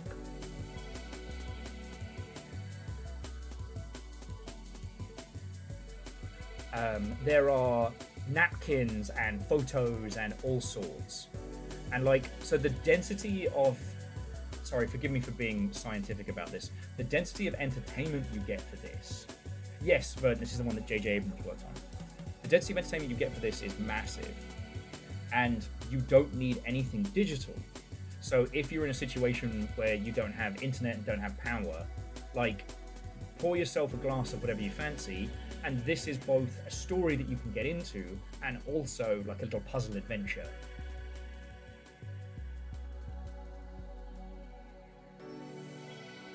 So yeah.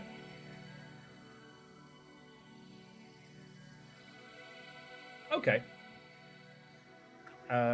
Then my last recommendation, and I promise we'll get on to blueprints and stuff in just a second. My last recommendation for audiobook is, I still think, one of the best, which is Max Brooks' World War Z. It's not read like an audiobook, it's read like a radio play. Each story is read by a different actor, and Mark Hamill plays the old veteran who reads the story of the Battle of Yonkers. And you don't need me to tell you that Mark Hamill's fucking good at what he does. Yeah, Ara Griffin, also big same. You know, the thing is, joking aside, I don't know if I can necessarily recommend House of Leaves if you're like on limited space. Now we know they're only going for audiobooks, that's different, but like with House of Leaves, it's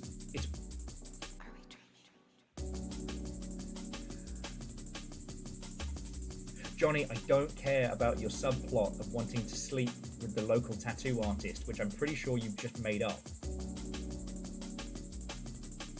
Yeah, Aeon, Mark Hamill, the guy who was in the Jay and Silent Bob reboot as the cockknocker.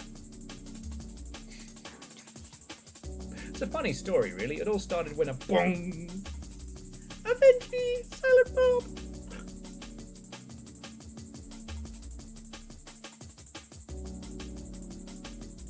Oh yeah, Kakazi, it's an oldie but a goodie. The Dresden Files. James Masters did that right after finishing up with Angel.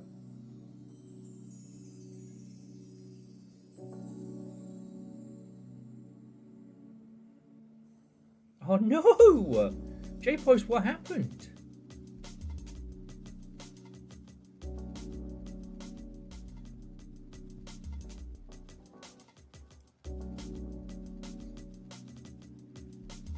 Okay, and Roger on that one.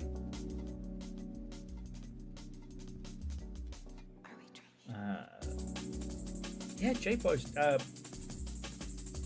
fuck, I hope you're alright.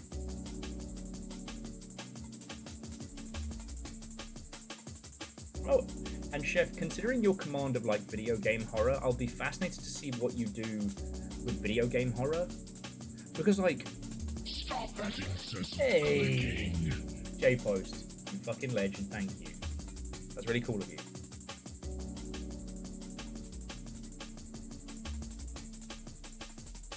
Ooh! Actually, Arrow Griffin, I did read This Is How You Lose the Time War. You know what?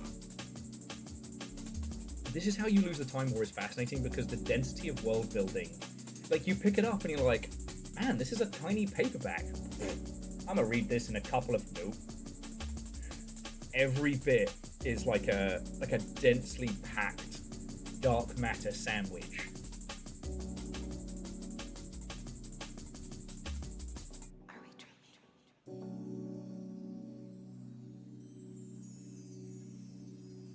And hey, J-Post, that's really cool of you. Now Arrow Griffin and Chef don't have to worry about ads over here. Fuck yeah, thank you.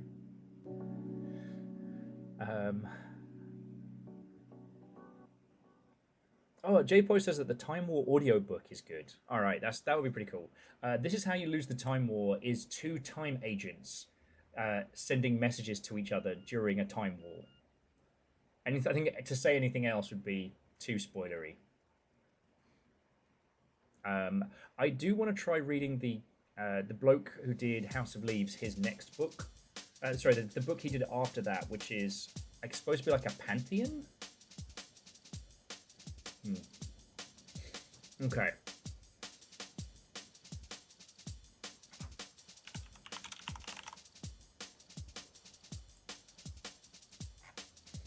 Okay.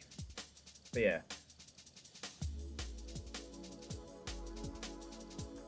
The Teenage Mutant Ninja Turtle, our 4 reptilian heroes, have overcome the Ark villain Shredder.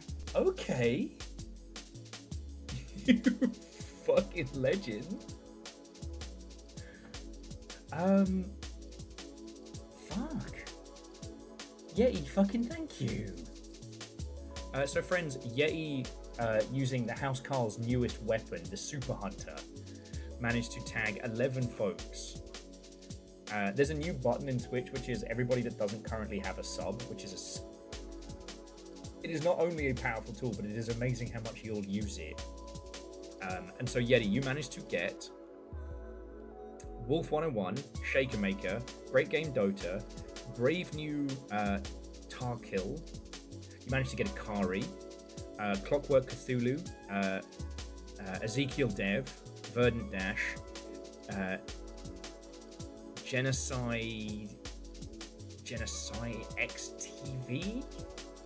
Okay, a Toaster Archer and a Baboma Guy. All followers that don't have a sub. Sorry, thank you, Simple Chaos.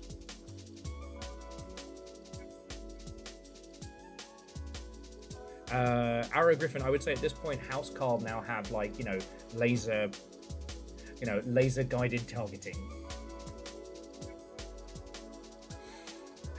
So, friends, we're going to get into blueprints in a sec. I'm sure you all are aware of this, but, like, we've gotten very, very, very, very deep into paint and blueprint, so it is going to be, like, literally spoilers from the jump. But you've got a little bit of time. If you are heading out to avoid spoilers, I completely understand, and just know that, like, I know I've been a best this week, but thank you for being fucking wonderful, for the company and the conversation. I love getting to play sommelier for games and media and stuff like that. I am not a well-read individual comparable to a lot of you. So being asked my recommendations on books that's really nice. You know, someone's asking a dyslexic kid what he thinks about reading. That's fucking cool. But also, like, you know, there was a bombastic day on Saturday. Everyone was very patient with me on Tuesday and Wednesday. Like, I really appreciate it. Yeah, Chef, the problem is you need to play Blueprints as soon as possible, because it will inspire you in a way that I think will lead to the Part Artifacts 2 popping off. Because the way in which Blueprints is clever is not through technical difficulty. You know about the deck building element, that Blueprints at its core is a deck building game where you put down pieces of a house and then explore it. That is very technically demanding, but the puzzle, the true brilliance of Blueprints is not through like technical complexity. It's through like quality of world building and puzzle construction. And it's the best. It's the best so far. You know, Tunic is very, very good, but Tunic is going for something different.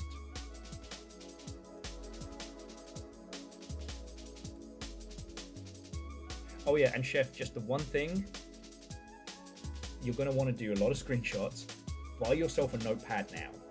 I'll have to get mine from the bookshelf in just a second. Yeah.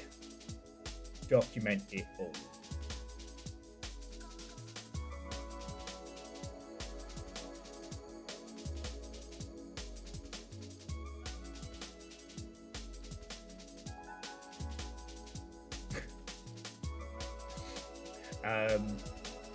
Yeah, legend. I think that's why I like recommending books. It gives me extra, you know, I'm recommending books with disadvantage. Aeon says, do you mean you shouldn't try and keep all the Blueprints in your head?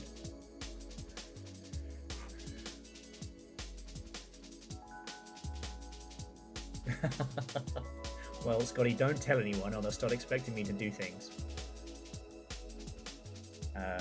Oh, so here's my last little bit. As I'm sure you all know, but just in case, there are a couple of games right now that are on the discounts and free. That would be Drift 86, which is a indie budget Japanese street racing game, which looks just fun. Now, Bunny Guys worries me a little, but it has been out for a couple years now. Climb, Fall, Curse, Respawn. Bunny Guys is a parkour chaos game where one person wins and everyone else falls spectacularly.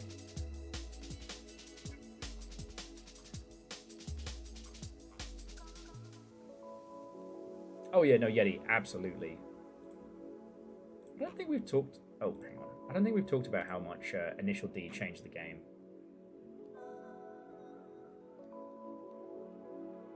Oh shit. Baron was saying that these days you can now get a cassette to Bluetooth converter. That's cool. I mean, I guess anything that can output sound, right? Because that's how it works. You put the tape adapter in, and then the little steel rods vibrate the music through.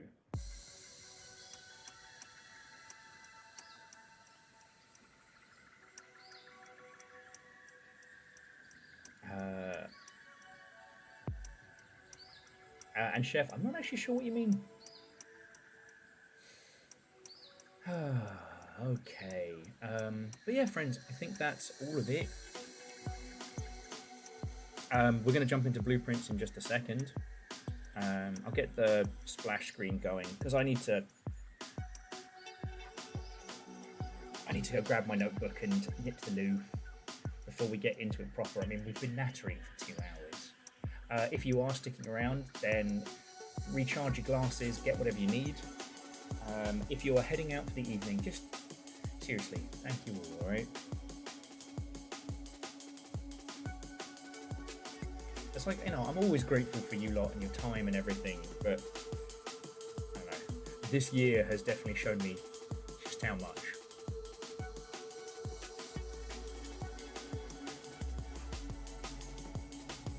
Oh, is that the name of the...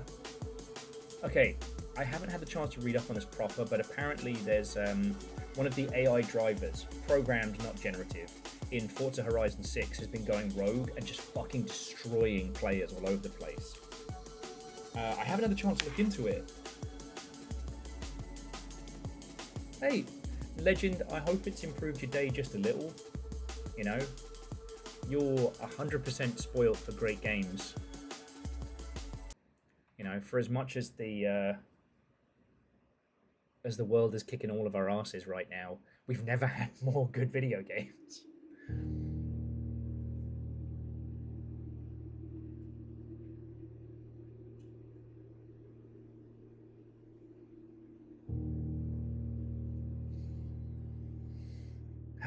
Well, remember, Chef, the end is never the end. And yeah, I'm gonna nip to the loo, grab my notepad and stuff like that. Chef, you know, I think you're gonna love this, and I really hope it inspires you with what you're doing next. Because for those who don't know, Chef Jokum in chat, do we have an exclamation chef? We should. Yeah. The Pardon Artifacts is a puzzle horror game, and the puzzles are top tier. The horror elements are also top tier.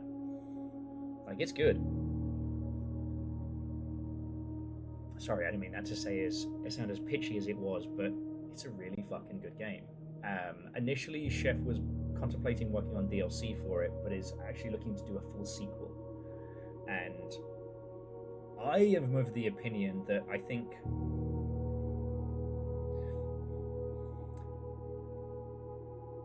Oh, Chef says, if anyone here would like a key for the Pardon Artifacts, just hit them up with a whisper.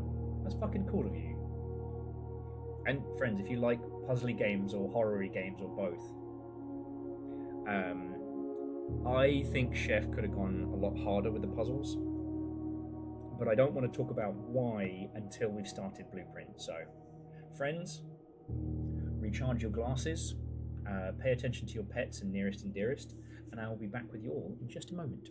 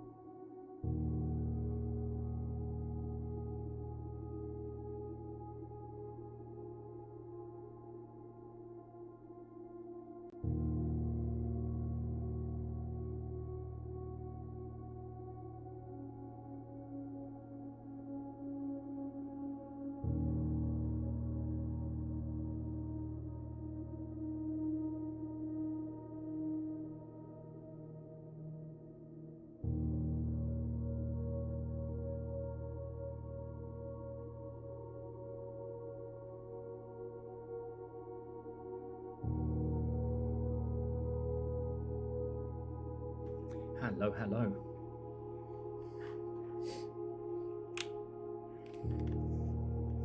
Right, you beautiful Mother Hubbards. It is time. Do let me know how audio levels are and the ilk. And we're just going to jump right in. If you are alt-tabbing away, good luck and have a lovely rest of your evening. Oh boy, because we got a lot.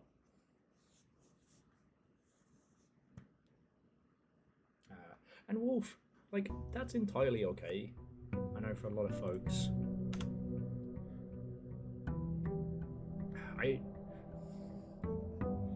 Horror is a very specific genre space to spend a lot of time in.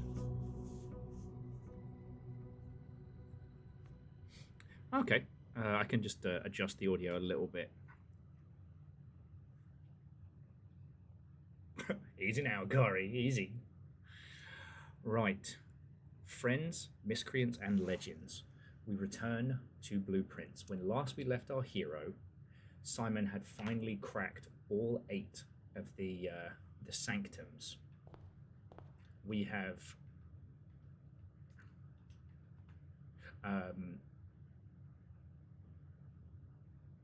gone through every slot, and we unlocked the map puzzle in Herbert's room.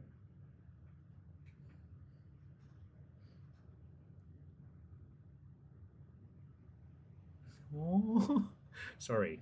Welcome to Multi-Track Drifty Potato, a Will Overguard story. Because Dice was just saying earlier today the daughter was wearing a t-shirt, had an orange kitten on it, and the big old orange cat kept trying to lick the kitten, like groom it. I think you might want a baby. You're gonna have to get kittens now. I don't make the rules.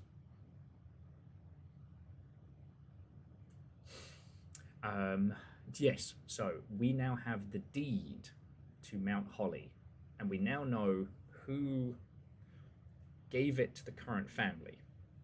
Now, it feels like there are lots of details in there, but none more prevalent than the tomb. See, inside the Mount Holly deed was a list of the deity statues, except for it wasn't in the order that we've done them. It was in a completely separate order.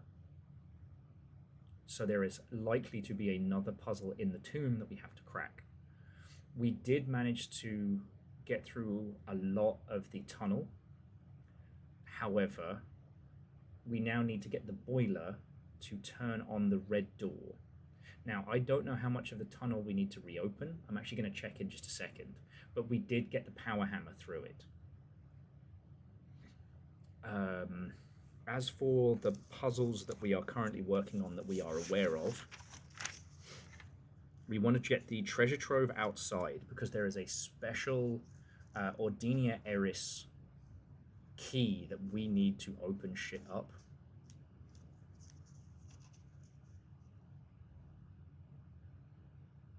Oh yes, we found out about numeric cores, but I don't know, Laoshi, if we've gotten to a point where we can apply the numeric cores.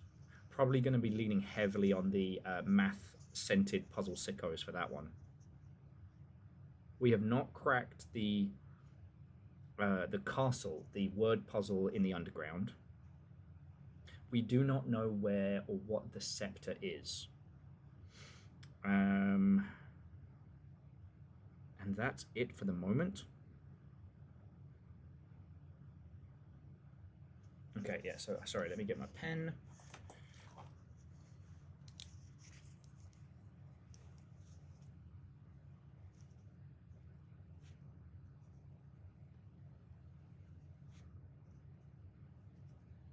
Tomb statue puzzle. Okay. And yes, you all were suggesting that we start working towards the blue tent. We currently have 1, 2, 3, 4. Hang on, 1, 2, 3, 4, 5, 6, 7. We have 7 trophies. To my understanding, we need 8. I'll add the blue tent as a side goal.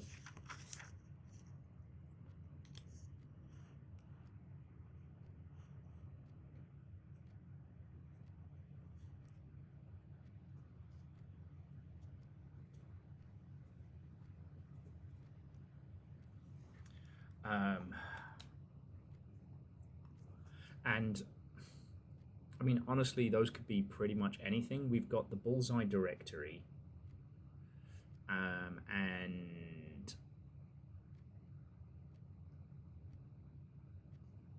see, the problem with the Ace the Classroom's final exam is there's clearly a puzzle hidden within that we don't know.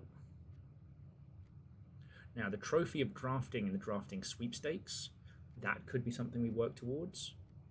But out of all of these, the Bullseye trophy is the only other one left that's just like hard work. You know, that one is grind, not skill. And to quote the illustrious Dual Core, what I lack in talent, I make up for in work.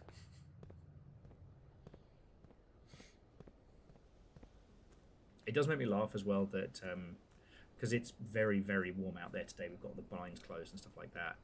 And when we go into mini camera mode, especially for blueprints, because my face is so pale and the background is nice and dark, it kind of makes me look like a Holly knockoff from Red Dwarf. How's it hanging, dudes?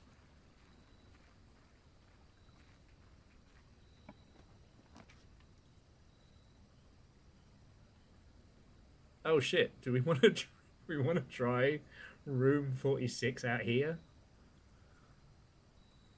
Fuck it. Hey, oh, Bar Herbert.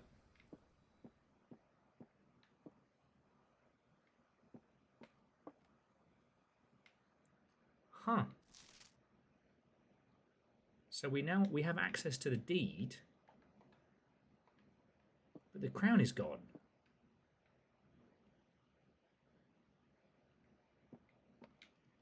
Huh.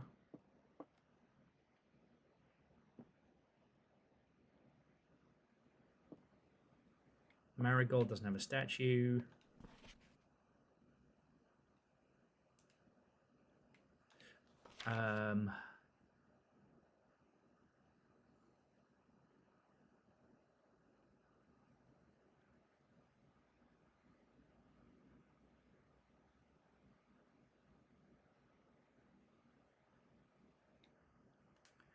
That is an excellent question. What if we redo the puzzle in here? Gotta try and remember the combination. We cracked it last week. So obviously 1 and 8 were the same place.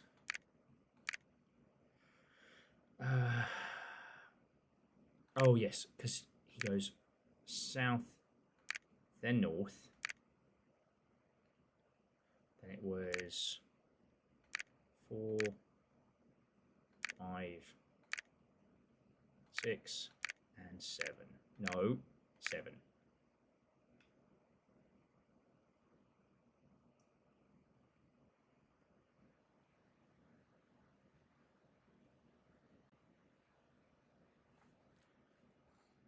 I don't think I took a screenshot of the solution last time because I didn't think we'd need it.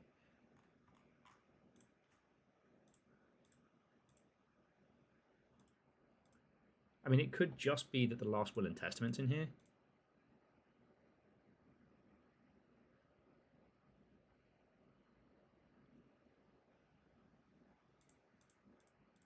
I mean, Lyoshi, I solve every puzzle first time. That's why it's, you know, first time every time. Oh, swap 5 and 6. Thank you.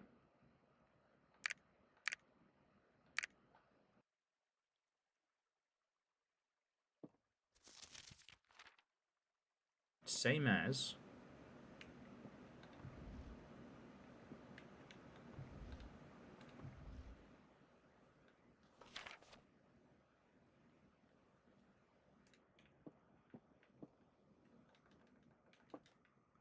God, the urge to go through this whole area and just like pixel hunt the whole fucking thing.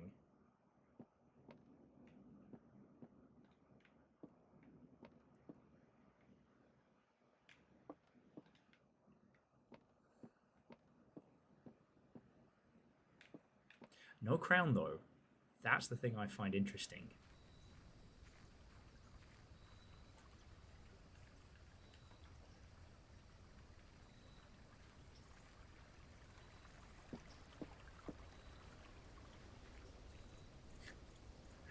So my brain immediately goes to Spaceballs with "We ain't found shit."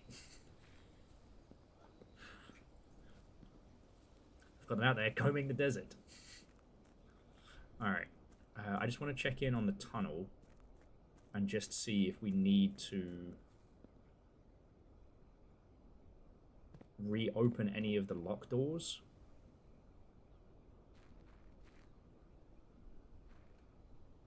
No, I mean, Laoshi, you all good?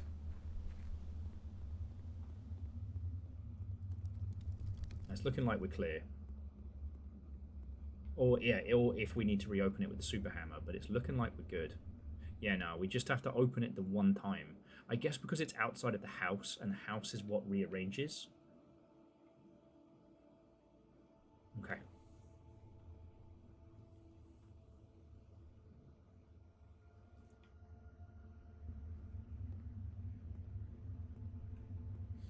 Because the thing is, like, now that Chef's been kind of shooed away, so Chef made the Partum Artifacts. It is a very good horror game, and what's fascinating about it is it all takes place on one estate. And in the different wings and part of the estates, you solve different kinds of puzzles. More of a traditional puzzly game. And the thing is that when the big crescendo happens, when it all comes together, it changes what you think of the rest of the house. And what I was trying to push Chef towards, and I'm not trying to be creatively bullish or anything like that, but I was like, at the point where the big needle drop happens, you could do a shitload of other puzzles on top. Because one, your user's already invested, I know I fucking was, and two, like, you already have this world, you know, this world of art and madness filled together. Mrs. Babbage, I'm not resetting these. Miss Babbage is on holiday. She's living her life. Laboratory. Oh wait, no, we don't really need anything from the laboratory right now, do we? It was just the boxes. Let's see if there's anything else in the packet management.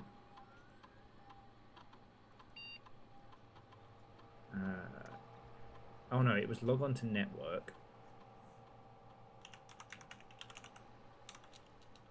Yeah, I mean, we could increase allowance or, you know, go for lockpicking. Those aren't horrible.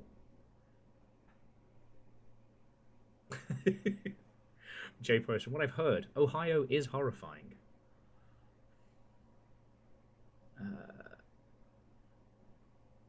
remote terminal access. Oh.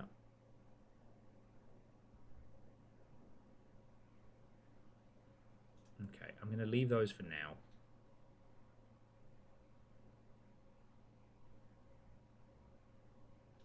I mean, true Laoshi, well, so one of the games that I really enjoyed, and sorry if I've talked about this multiple times. So there is a game on Steam. It is called Spider's Keyword: A Spider's Thread, and it is about basically an agoraphobic detective in future Canada. Oh, Stoff, what turn, welcome. So you are in your little apartment, and you have like fancy telescopes and all sorts of things to look into people's houses and find out who they are and do lateral thinking puzzles and detective shit. A little bit of hacking. It's kind of cool. What's great about it is that you play through the whole game and you're like, yay, I did it. And then it's like, well, what's the true ending? And that is almost closer to an ARG that you play within the game, but you use all the different techniques you've been taught throughout. See, Chet used to say that puzzle games should always be teaching you something. Like, a puzzle game is always in a constant state of tutorial. It teaches you the format and the structure of the puzzle and then gives you the puzzle to solve. And then does the same thing, but then it starts to blend puzzles together. I always thought that's really cool. Blueprints is always doing that. There are multiple threads to follow, and the things that we learn in one puzzle we then use to the other. By the time you see first credits in this game, you've been given not all, but enough of the understanding to how to get through this game. It's honestly where Blueprints drastically outpaces Myst and Riven. Now, Myst and Riven were the first of their kind. I'm not shitting on the classics, but most people's experience with those games back in the day is hours upon hours fucking about, flicking switches, until finally one of the puzzles clicks and you learn the ways in which you solve those puzzles in the world. You know what I mean? You learn the language of the puzzles and how the obscura translates. This, it's a deck builder. Don't worry about it. It's a deck builder.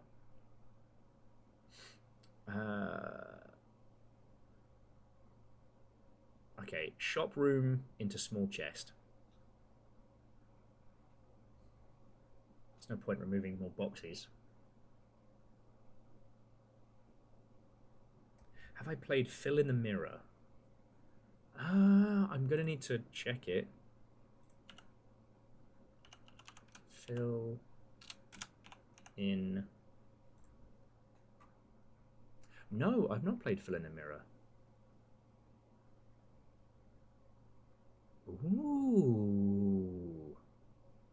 Okay, so alf.gov, I feel a little bit better because this came out November of last year. So, Fill in the Mirror. More than just an anomaly hunt, this is a knowledge-based game. Uncover the truth behind the anomalies, confront the massive narrative. Countless documents will be your guide for a singular truth. How spoopy is it? Is it spoopy enough that Little Fire would enjoy? No AI as well.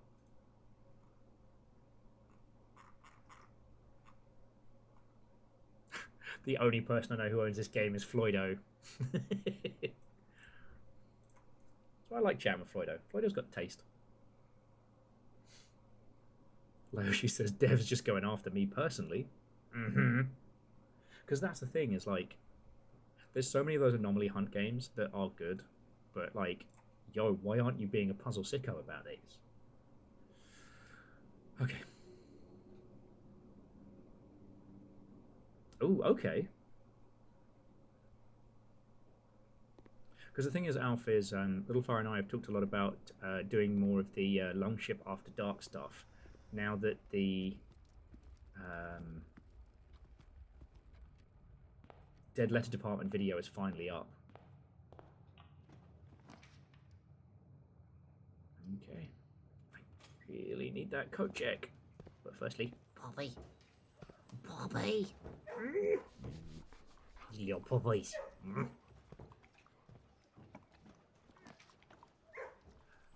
Fine. Commissary it is. We need the staff.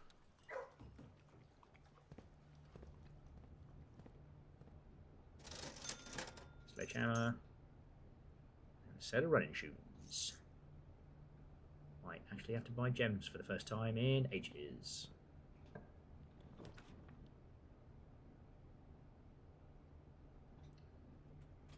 There we go. A couple of successful experiments. And see, Alf, I don't know if you were in for it when I was talking earlier, but like, we are in a crazy golden age of games right now. And even, like, think about it. My job is to know what games are about, you know, what is worth your time, so on and so forth, right?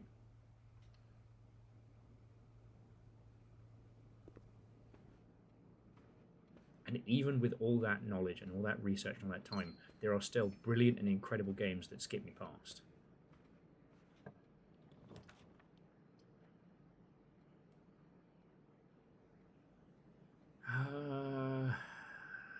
Yep.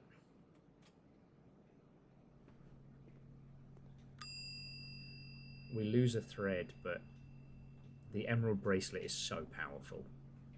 Honestly, getting and stashing the Emerald Bracelet is the point in this game where we really started to win.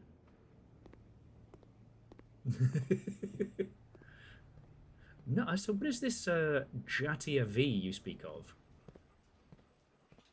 Is this a game about ancient Rome? Finally, a game that speaks to my specific interests.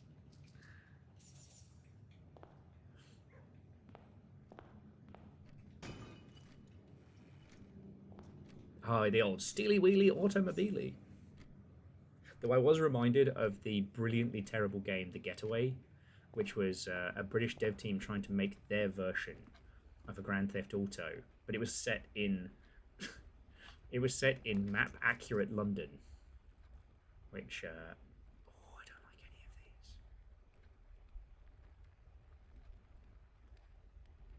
Gonna reroll. Yeah, corridor, let's go.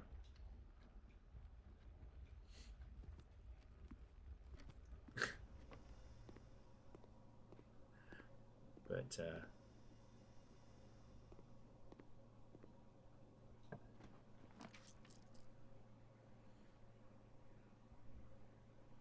I'm gonna go... workshop for now. We'll probably get Corryard Fire.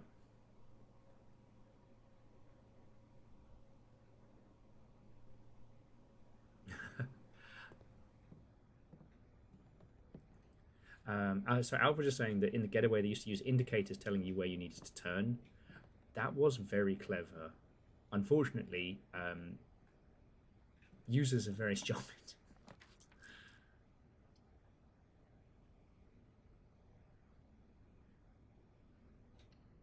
Users are extremely stupid. And it's just too... It's too complex for a lot of them.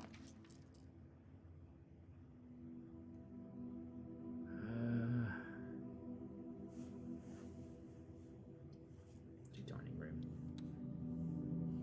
One of the things that I find really interesting is that some of the more modern games, you know, have like visual indicators of where you need to drive to, like GPS style. But there's a lot of big budget games that still only the minimap shows you where you need to drive, and I think that's one of the worst things, because you just end up just watching the fucking minimap.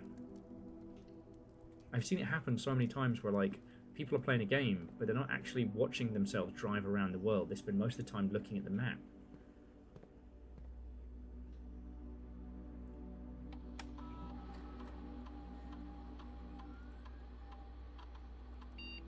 Ah, yes, Simple Chaos. I too am a fan of Gloria Terra ad Victoriam Invictus.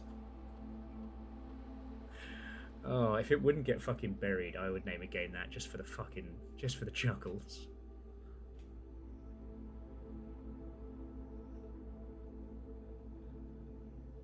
But yeah, the other problem, Alf, is the Getaway was too British.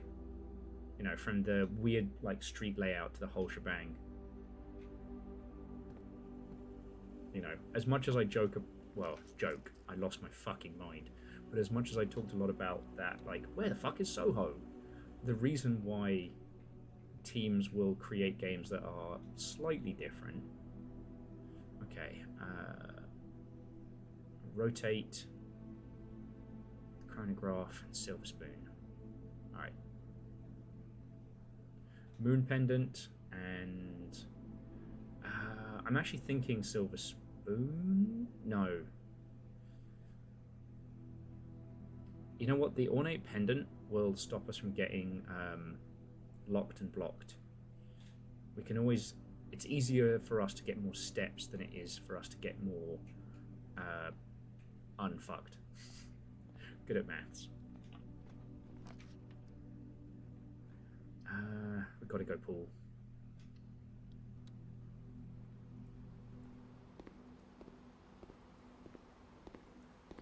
They should make games that are all mini-map.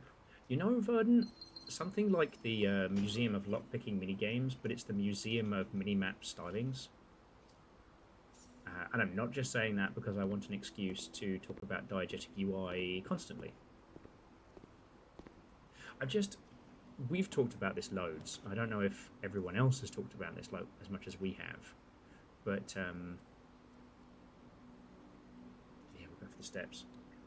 Like, ever since the Arkham games, I'm of this belief that if the users have to spend more time in a different vision mode, or sorry, if the users have to spend more time looking at the UI, at the minimap than the game, then you've done something wrong. You know, I think things like Eagle Vision and stuff like that. Oh, we need keys.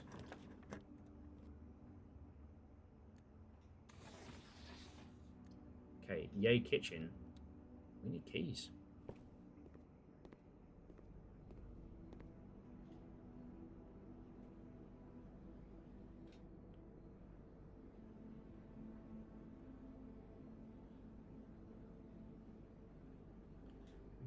bananas. As we can back it up back towards the lobby and then smash open all the stuff we got. So you have a nice clear through way. But yeah, it's one of my critiques of a lot of the big budgety games is that because the minimap team isn't the same as the general UI team. Poppy.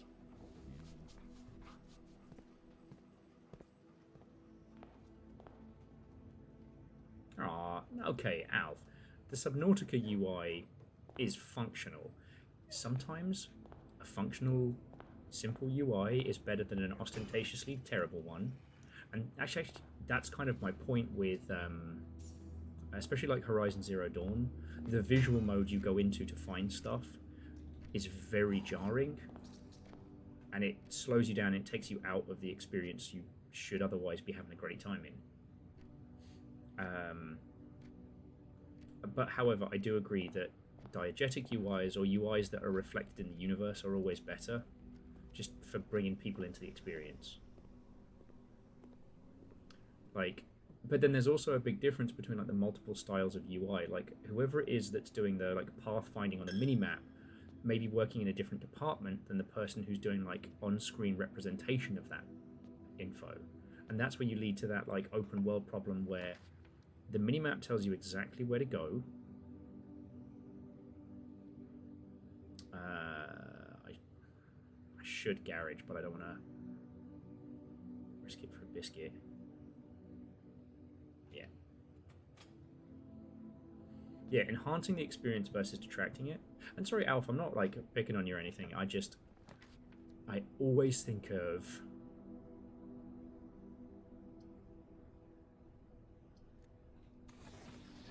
there's this one interview, and it was with the fucking Pixies of all things, the band who famously sung "Where Is My Mind." And it's weird the things that stay with you, because the bassist for the Pixies has been given shit over the years, because their most famous song has them playing literally like 1-2 notes. That's it, right? But I remember what they were saying, which is that is exactly what it needed. You know, as much as I want to be Captain Von, every UI is a special, beautiful snowflake. Yes, it is entirely possible to overwhelm your user with too much UI.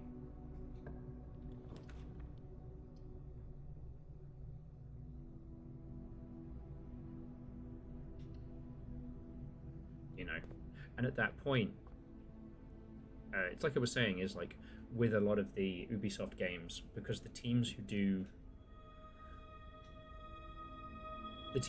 one part of the UI and the teams who do another are separate, and so they don't gel, and you end up getting, well, too much information. And that leads to that situation where you're not looking at the game, you're looking up into the corner and you're just following the UI as you move around the world. Okay. Oh, I've got so many dice. I was like, oh shit, I don't know if I should roll on this one.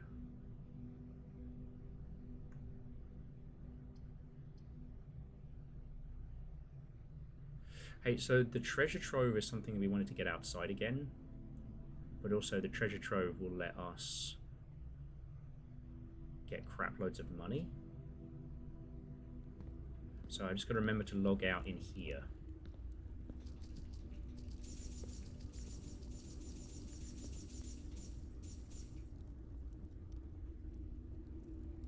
And we missed one slot on the board, but you know, better that than...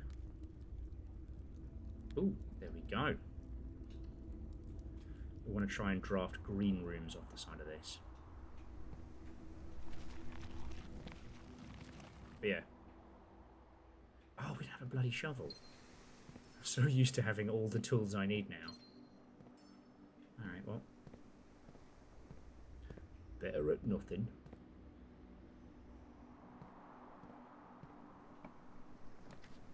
Okay, reroll till green.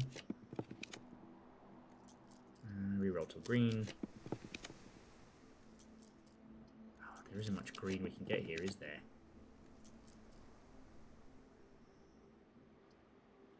Alright, Rotundra, you're up. I don't want to burn through every single one of our fucking dice here. Just because it's like, Will wants a green room. Oh, boiler room. Fucking bet.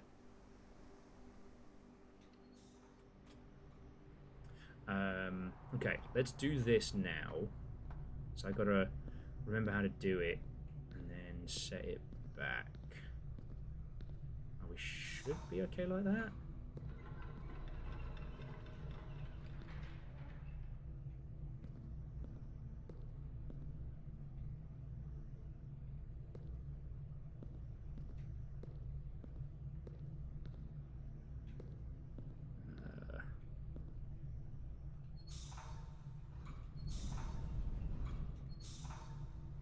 There we go, that's what we need. Boosh. Okay.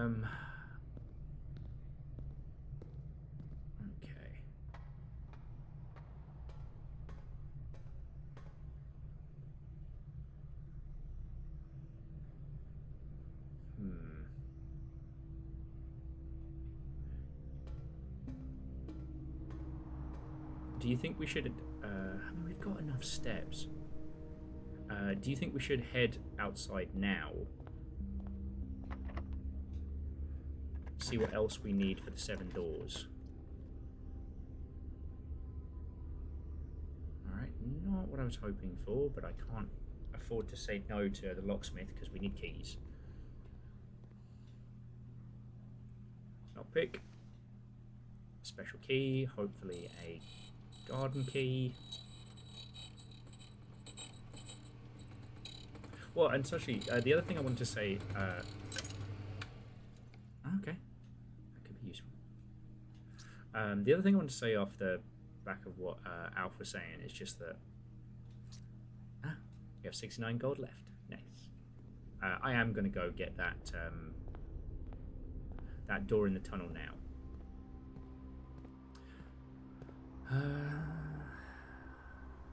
This is the way. Because if we need more keys, I want to know what we need from then on. The other thing that I really enjoy is when the UI is as much the game as anything else. So endoparasitic,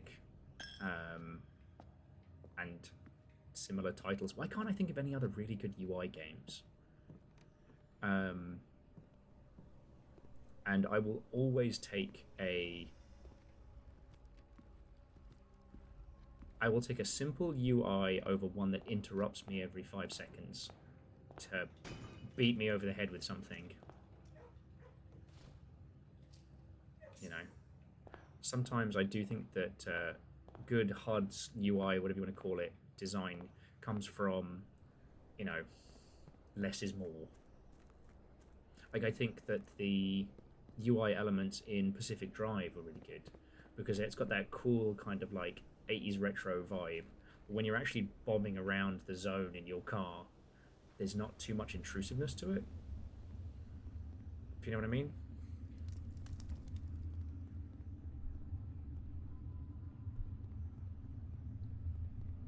Oh shit, all of these count as different rooms, alright. Okay, we need the torch.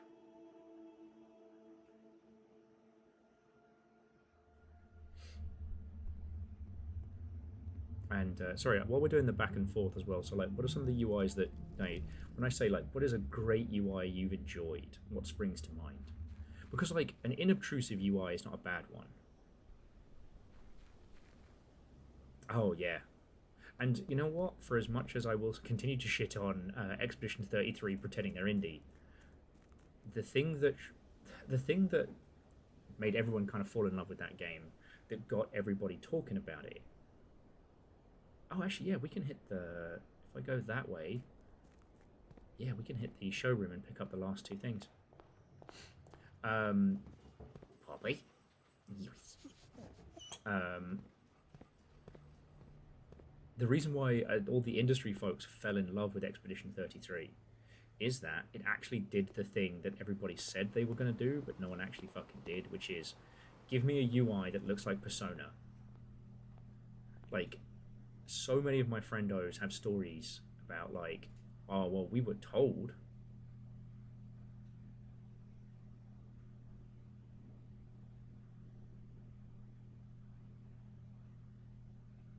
We were told by management that they wanted this specific style, but when we actually gave it to them, they whittled it down into a nothing sandwich.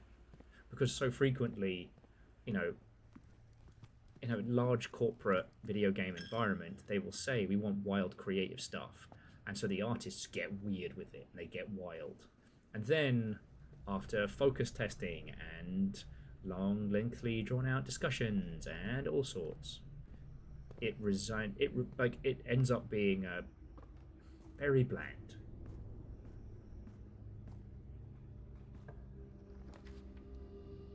Yes. Yes. Okay.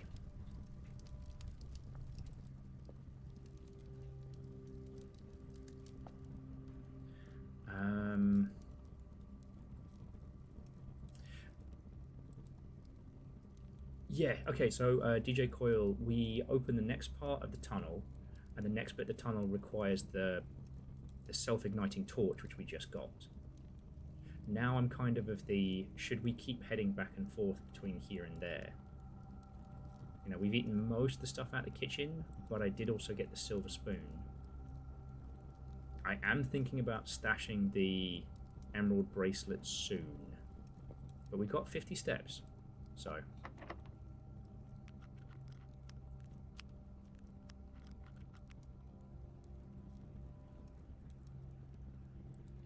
Oh, and every time we put down a yeah, business fish. Every time we put down a store, we get an extra trunk in the entryway. And while we are business fish, every time we put something down.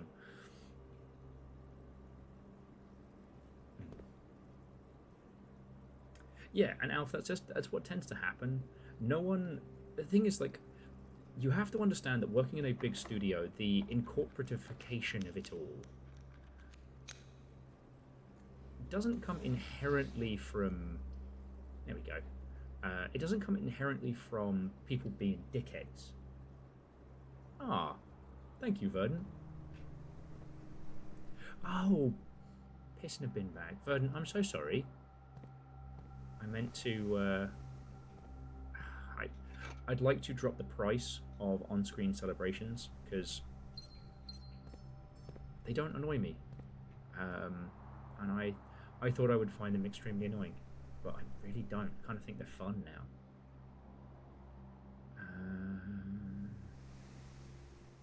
All right, here's what we're gonna do. We're gonna head back. Now we have the silver spoon, and we do have the running shoes. We're gonna eat as much of the food is left, which will be doubled. We're going to light the self-igniting torch. As we're on the way to the kitchen, though, I'm going to dump the emerald bracelet because we have 15 diamonds, which is more than enough.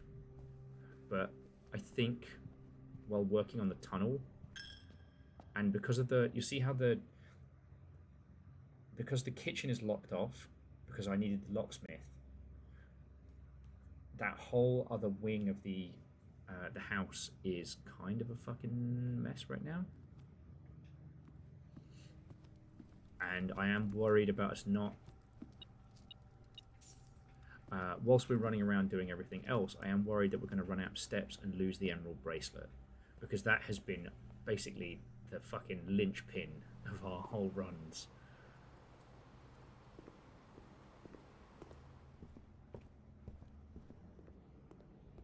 Because I know that once we light the torches, it's going to ask for something else, right? Boosh.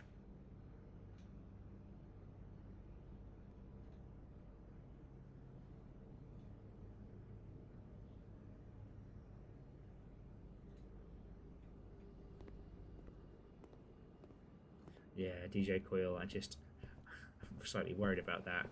We haven't had to repeat the light color change. Oh my god. The light color change puzzle from the breaker box in the beginning is a reworking of the fucking children's toy boxes we've been fucking with all game. Alpha was trying to think of games that are kind of are their UI. Other Waters, absolutely. Mini Metro, yep. Oh, yes. Yes. You know what, Layoshi, that's a good point, but I don't have the security card, so I can't summon the lift from the downstairs.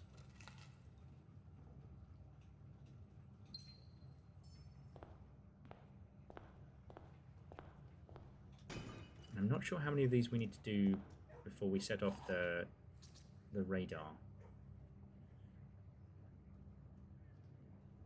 Yeah.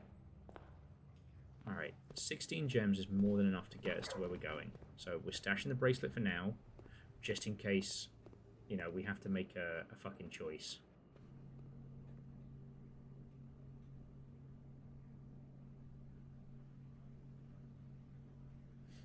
So Alf, we have the one where if we log out in the break room, we get the security card for the next day, which is very cool.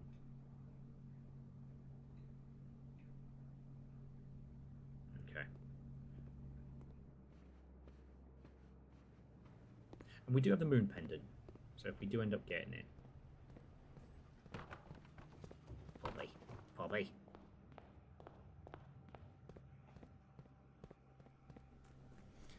But yeah, sorry, it just hit me that that early puzzle you do with the breaker, where you make the lights change color, is the same puzzle-ish that we've done with the children's boxes and how it works, and how one swaps the other, and... Anyway, jumping back to back. Like, there are games where the UI is everything, and I think that's really fucking cool. You know, what is and isn't a game is such a wonderfully fascinating conversation. Alright, next door will be...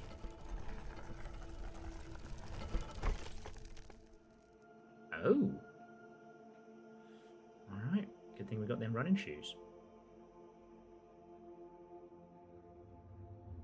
For some reason, I've got the Biggie Smalls version, the Biggie Smalls Thomas the Tank Engine remix stuck in my head so loud right now.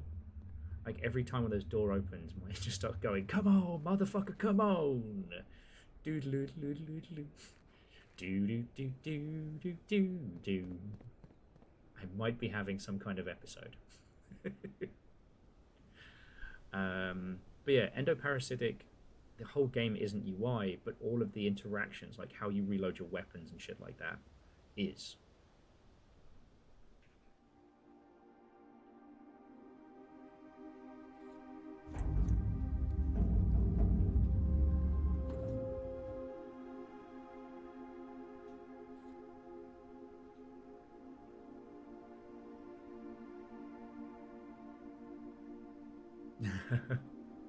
So, Wolf, one of my little guilty pleasures on TikTok is when people mix George Carlin's stand-up routine with George Carlin reading Thomas the Tank Engine, or doing the voices.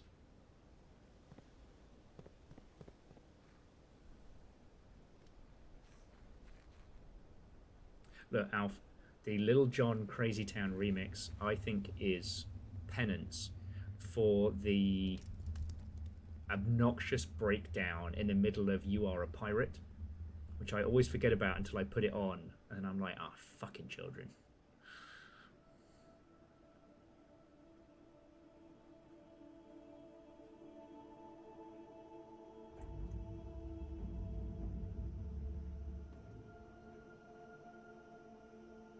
Nani?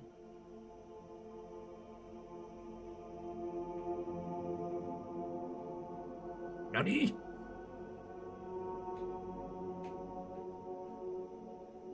Nani desu ka? Alright, when are we getting a Blueprints anime? That's the real question. Okay.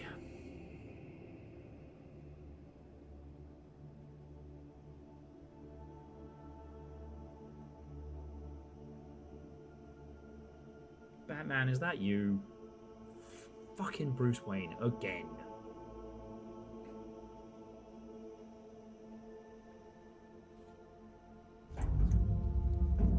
Oh.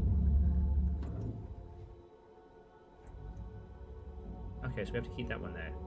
I will say Nani the Fuck is still one of my favourite pieces of internet. Oh, yes, Alf. Have a lovely rest of your evening. Thanks for the stopping in the conversation. Giving me an excuse to talk about games UI. I know half the long ship was like, oh fuck, he's talking about diegetic UI again. Wanker! Enjoy Mina the Hollow tomorrow. I'm pretty sure that Mina the Hollow is going to sell good. Genre says their favourite is, I beg your finest fucking pardon? Are you fucking me sideways?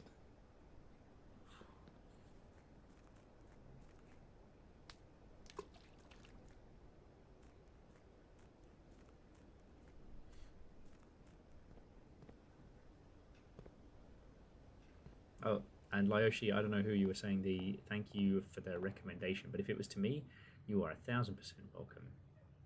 Recommending games to people is one of my favourite joys.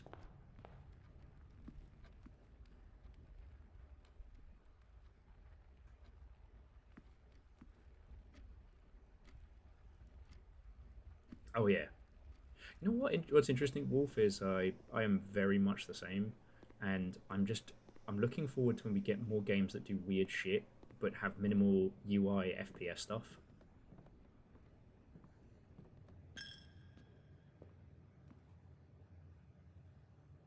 I was pondering it the other day, and I think the reason why I'm so obsessed with those kinds of games, you know, realistic but not realistic situation, is just because I spent so much of my youth on, you know, Wolfenstein, Doom, and all of their, like, subsequent copycats. And each one of those subsequent copycats was always the same premise, which is, like, you know, a bigger, more ridiculous, but less fun gun. So it always became about finding the thing that does them more damage. Ooh. Caffeine, Watone, welcome. How you doing, mate? We found a new kind of puzzle door, and we don't know what it does.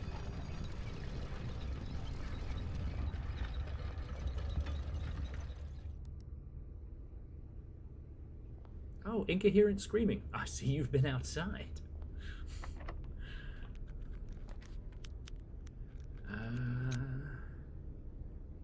Oh, break room. Make that work. Yeah.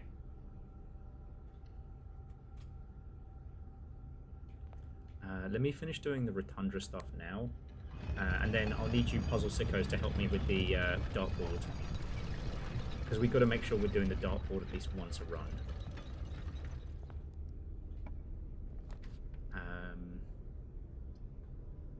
And yeah, like, Caffeine, we were just having a lovely conversation about, like, good UI and, you know, the kinds of UI that we enjoy in games. I didn't get preachy about diegetic UI, so I think that means I deserve a little treat. Someone did mention Metroid Prime, and I think there should be another categorization for UI that isn't realistic, but is realistic within the world.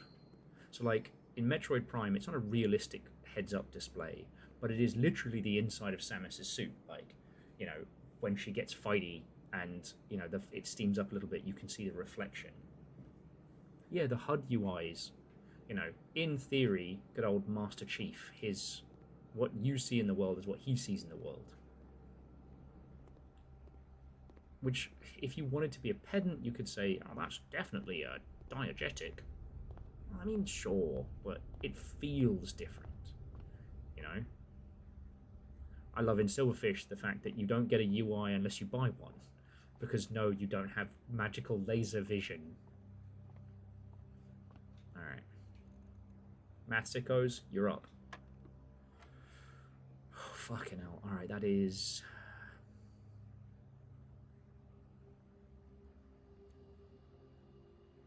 complicated. Oh yeah, no, we mathin'. Oh, and just in case anybody's new here, I'm not a math person, so please feel free to tell me the answers on these puzzle boards. Oh yeah, a caffeine, that's right. With Cyberpunk, you have to install cyberware to be able to have your ammo counter and shit, which is really cool. Oh, and Chonros was right, it was 2. As this is 5, 6, 7, 8.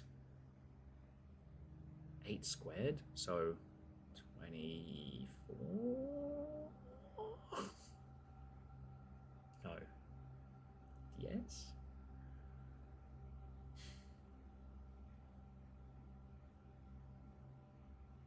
Yeah, you know what, Moose? That's a much more eloquent way of putting it.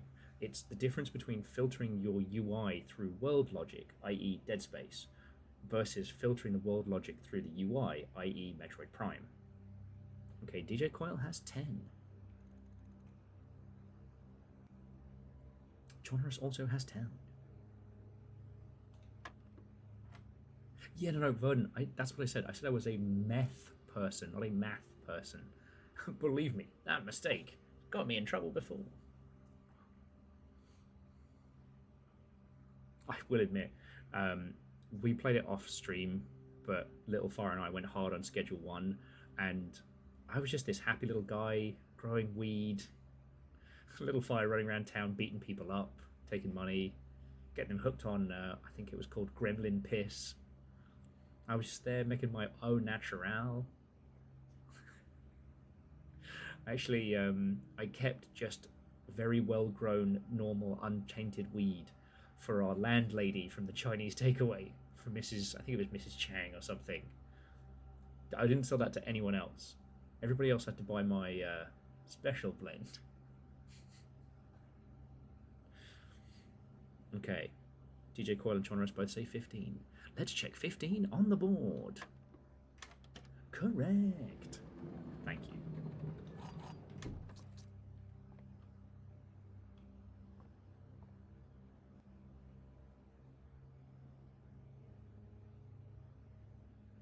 Oh, Moose, I completely forgot about that. Moose just reminded me that a really good bit in Metroid Prime, if you're using the X-ray visor and you change weapons, you can see Samus actually moving her hands, like, inside.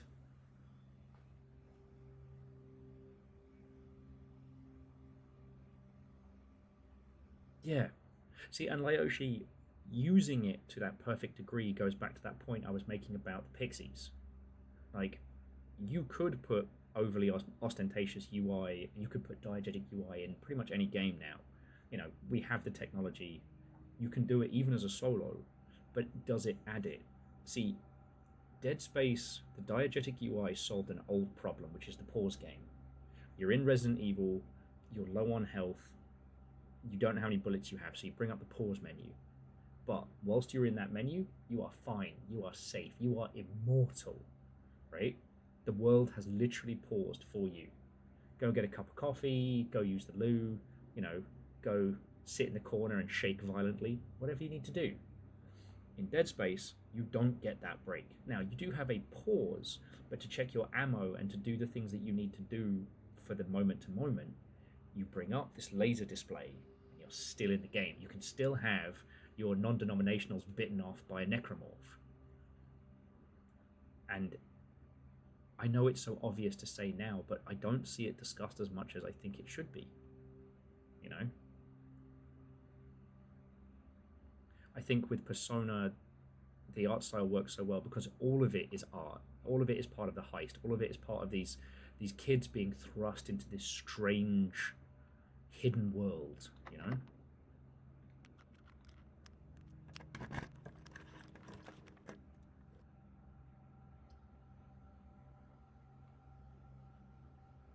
Alright, patio it is. Love the patio.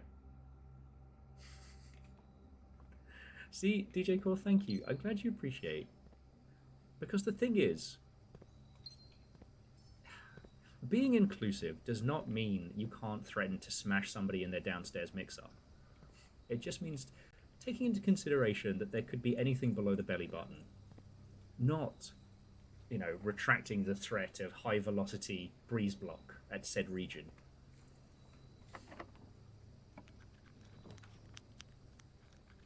Before you ask, yes, I'm very proud of that. Let's go classroom for now. Oh, dinner is served.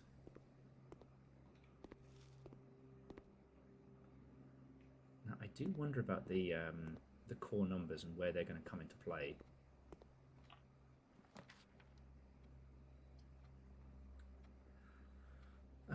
We don't need cash, but we do need stars.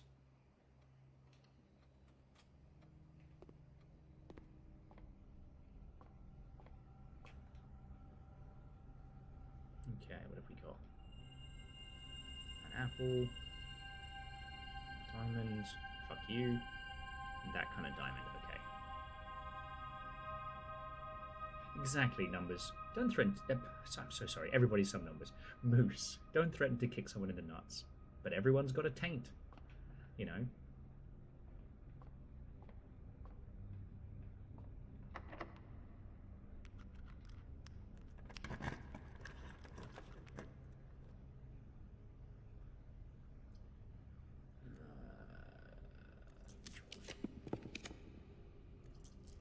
All right, loaded trunk it is.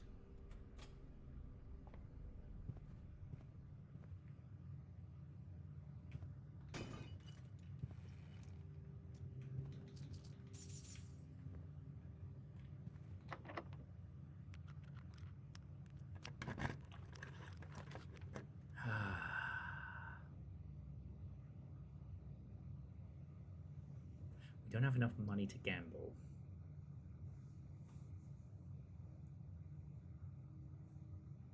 But fuck it, why not a trophy room?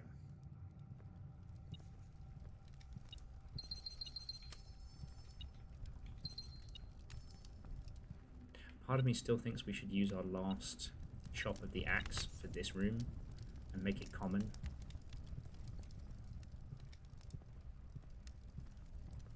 Okay. We're still good for steps. We have shitloads of gems. And the emerald bracelet is stored. Ideally, we still have one more day of the blessing of the monk. So, if anybody has any suggestions for what we should do with the blessing of the monk, I would be open to ideas, because I was going to get the treasure trove, but then it struck me, we don't know what the key to the treasure trove actually is.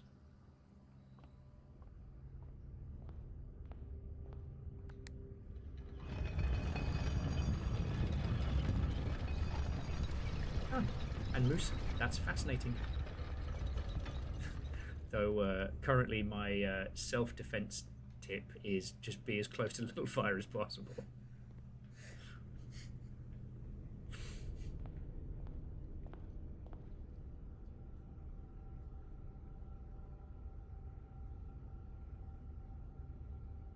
Ooh, DJ Quill, that's a good move. Get the coat check.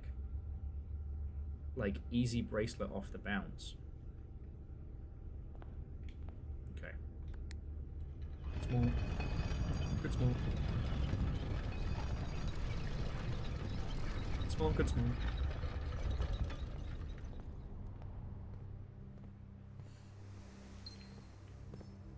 Okay.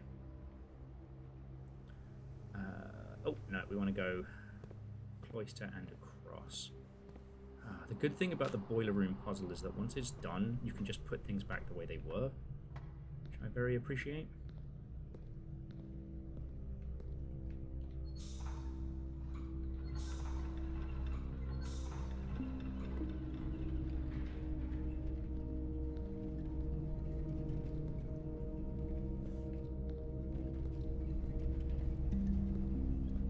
Wait, hang the whole of this fuck on. Rotated it one too many times.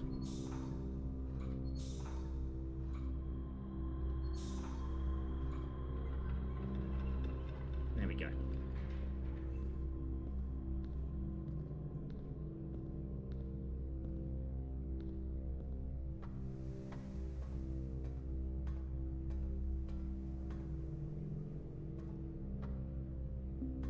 You know what's interesting, Verdant? I obviously I wholeheartedly agree with that, but I said the same thing about puppet shows. It's all about knowing how to fall down. Difference between breaking bones and not.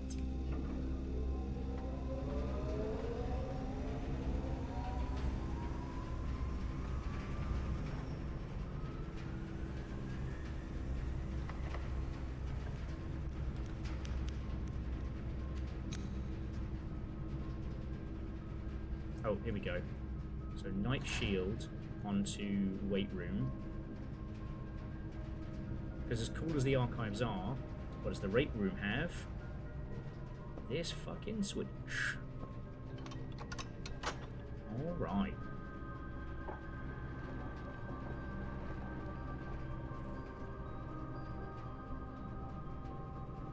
Now before we go in there, see if we can get the quest bedroom.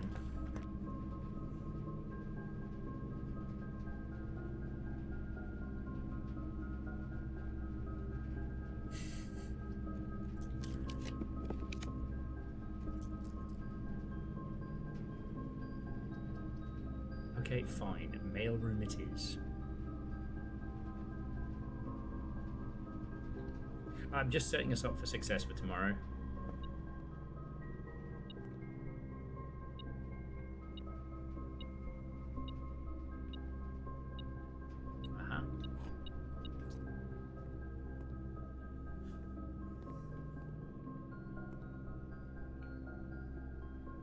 One of these days we're going to end up with a fucking key for that.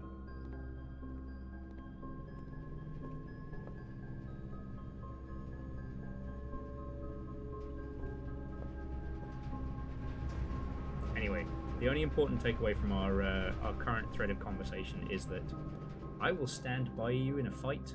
I will be no fucking help, but I will stand by you.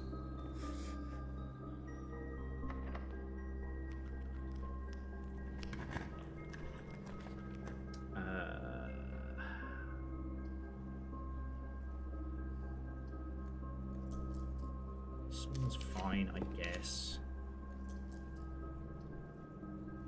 We're not in a good spot to use the... Alright.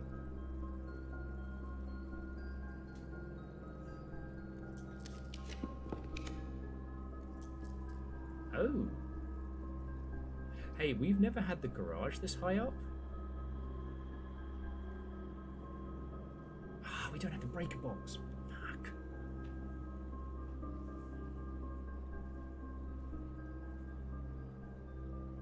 I didn't realise we could get the garage this high up.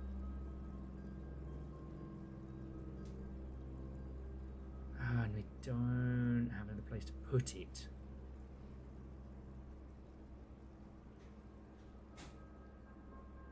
Fuck. Because the garage is one of those ones that's always in a specific, like, location. I didn't know we could get it this high up. I'm tempted.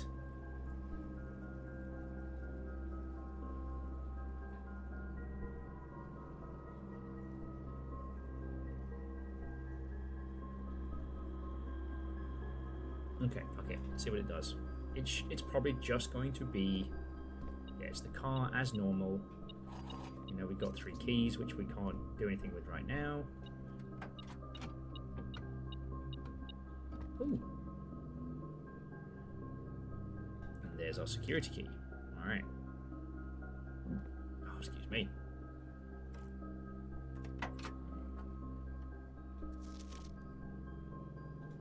Yeah, same date, same deadlio. Damn it. Like, I don't know if we would have seen anything up this far, but...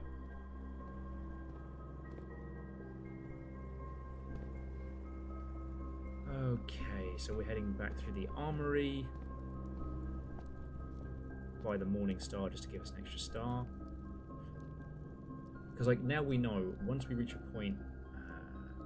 yeah, we're at 29 stars. We've got to start building those back up. Oh, wait. I need the key.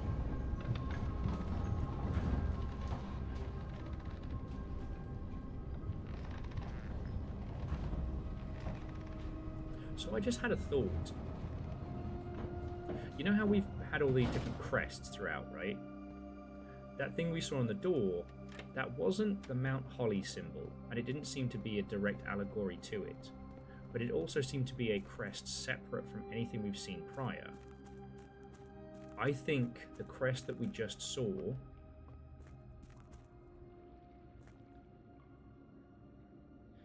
you've purchased 3 axes, right? I think we've used the axe twice. We used it on the classroom, and then we used it on something else.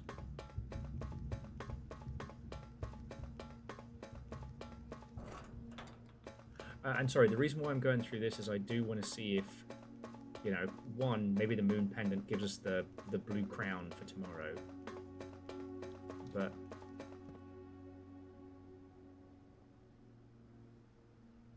like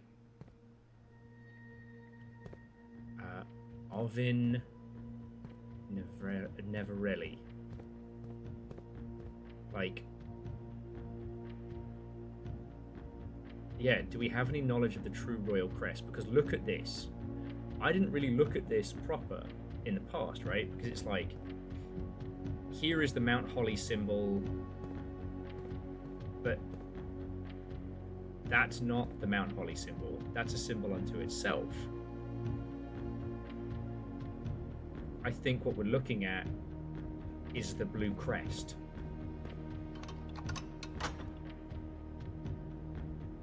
Whatever the true royal family is, whatever the blue represents.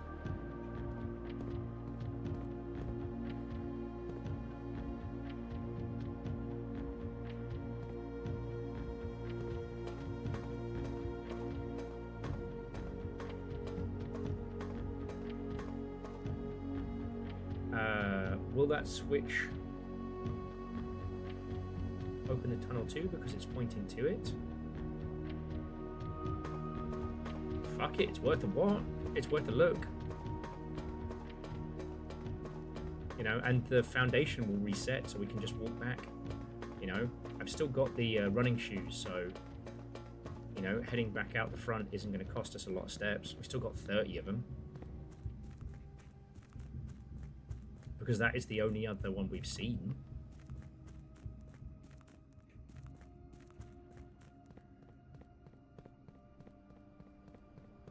And, you know, as you were saying, it's like, think about all the different doors we've opened. That includes the chamber doors.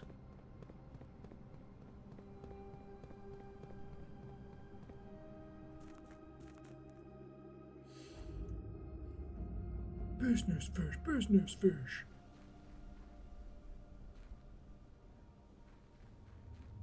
I will say, though, the castle puzzle is definitely... That's the one that I feel like I'm scratching at the least. And it struck me that the Ordinia Eris crest is in the elevator that takes us down. Darn.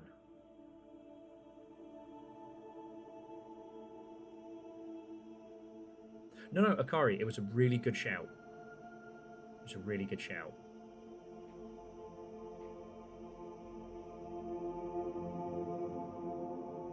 But it's just like, now that the lining of it is together, you know, that shape would absolutely fit in with the crest of the others. I mean, we're in a literal, ever-shifting magical mansion. You know, it's not like we're in Planet Sanity right here. Okay.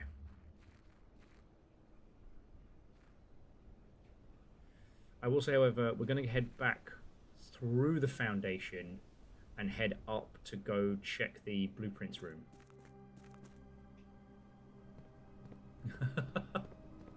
Oh, darn. Yeah. I don't know what you need for it, Akari, but yeah, try and get a proper night's sleep tonight.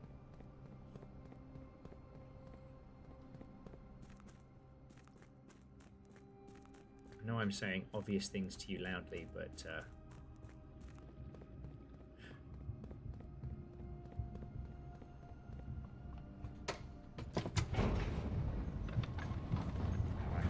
I sleep so poorly.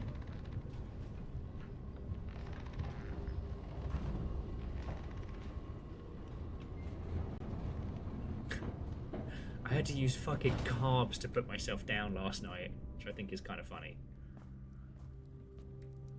It was getting to like 3 a.m. and I was hungry and I couldn't sleep. And I was like, fuck it, it's carbing time. I just big bowl of pasta. It worked, but boy howdy. Fucking dreams. Okay. Thank you. So we've duplicated room 46. So let's see what happens.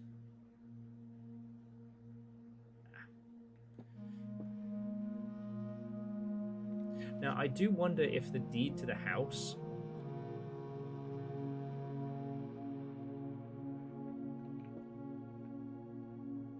Yeah, and here there's the music.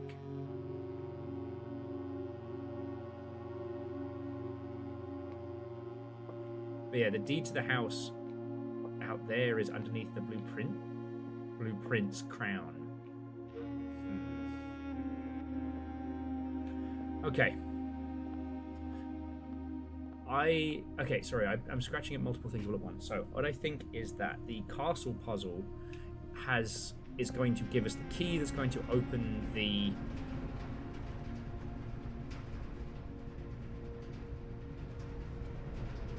Oh, magnifying glass plus deed. Not a bad shout, Moose. And I think we had it last time, but... 1, 8, 2, 3, 7. What is it? 4, 5, 6. There we go.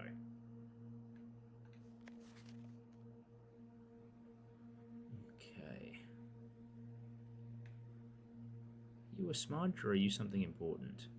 You are a smudge.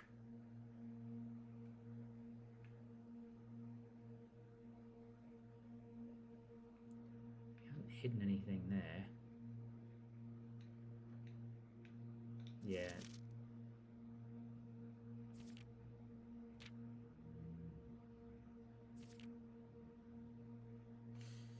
Okay. So we're going to head to coat check. Because getting coat check early does mean it takes away one of our like early dead ends. As long as I take the correct path.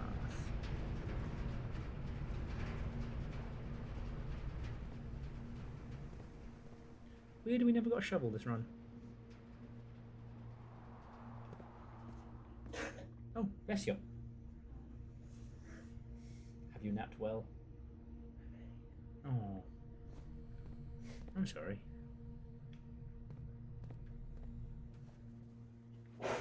Bless you.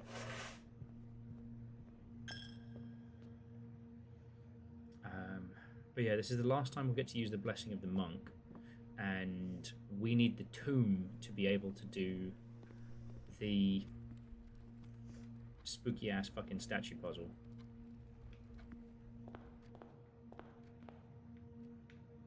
Might as well.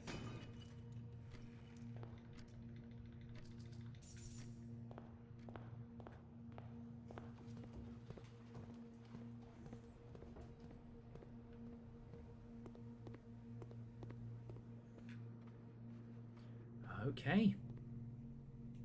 That is us calling it a day. Okay. So nothing bombastic from that run, but we have now come across a new... Yes, I did check the bracelet.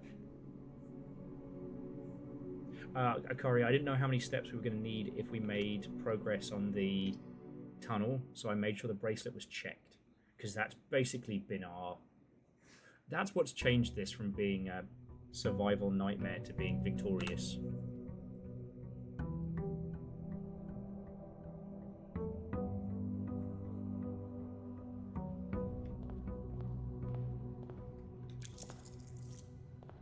Okay, and what have we here? A sleeping mask. I mean, sure. Can we even fuck with bedrooms anymore?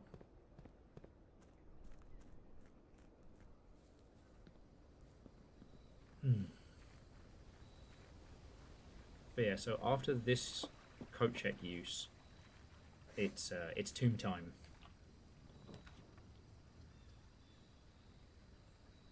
Oh, I didn't even check to see. We got to keep the basement key and the ornate compass. And the basement key is kind of useless, but the ornate compass, let's fucking go. Oh, excuse me. Retrieve. Thank you. Alright. The ornate compass and the bracelet. Feeling pretty good.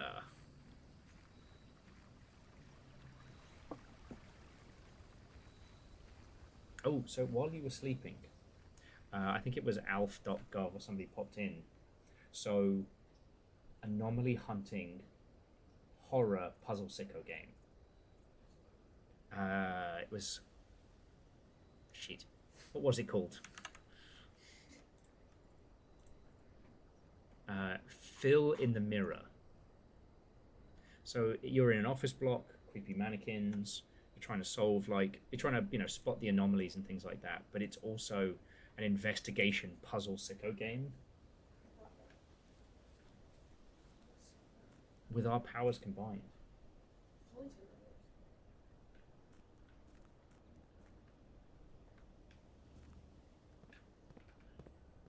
And it also means that throughout that entire run, because obviously I'd love to play it with you, I can just do fill in the middle with you.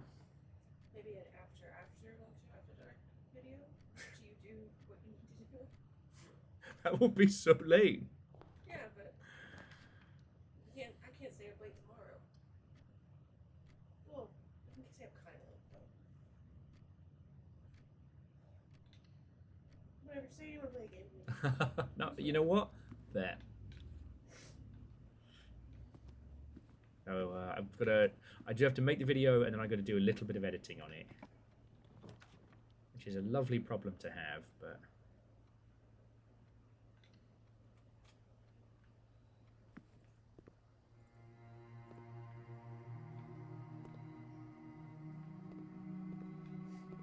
Okay. Attic, locksmith. So the attic is rare. I'm going to bring it down to standard, unusual, because it is a dead end, but as we always have the emerald bracelet, it gives us a shitload of stuff. Locksmith, same, but bring that down to standard. Drawing room, love it. There. Little fire to the left and will to the right. Here it is. Fill in the mirror with you.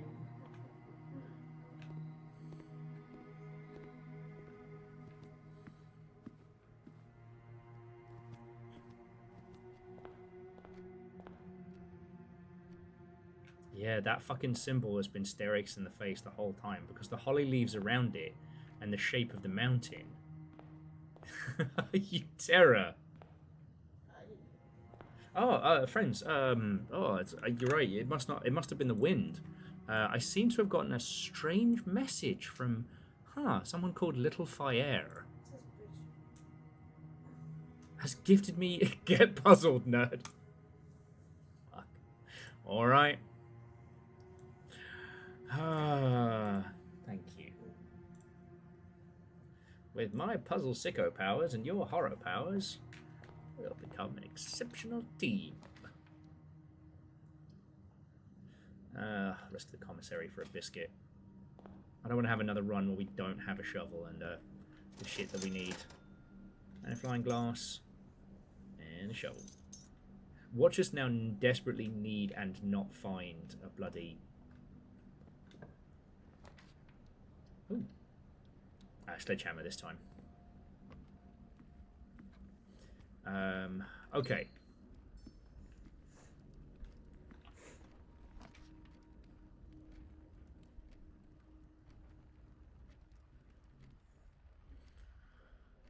I guess we'll check the laboratory. And I'll leave that apple be in case we get something cool.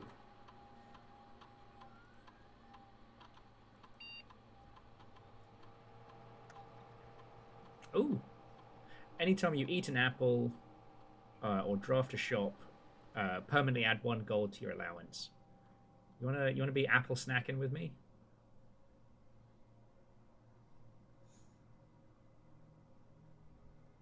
You know, we don't need to remove crates in the tunnel anymore. I don't think. But we do need to work out what that final room is. And I think this is leading up to whatever the grand mystery is, right? We have gone over every nation, we have gone over the history of this world, and blue is absent. There is no blue nation, there is no blue flag. And we have a crown, the crown of the Blue Prince. But there's no blue royal family. Like, the Ordinian Eris family flies the black flag, and they have been missing. You know? But those colours are different. Okay, apple, give me money.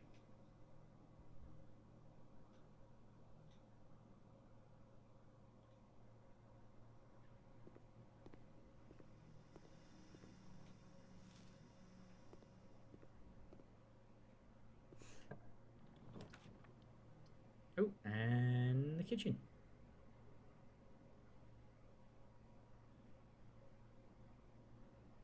Actually, no. Utility box, because we needed this last time and we didn't get it. In case we get like a gymnasium off, dark on, garage on.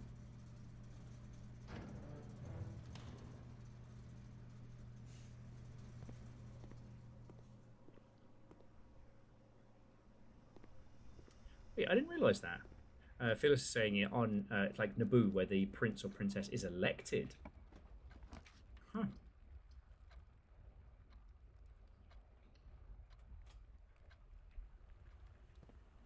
Odd, but I can boogie. And Phyllis, I take it your waiting for tech problems to solve has been solved. So security level to max. And then offline mode unlocked. God, it feels like years ago where we cracked the whole like, oh man, there's a secret room behind the breaker box.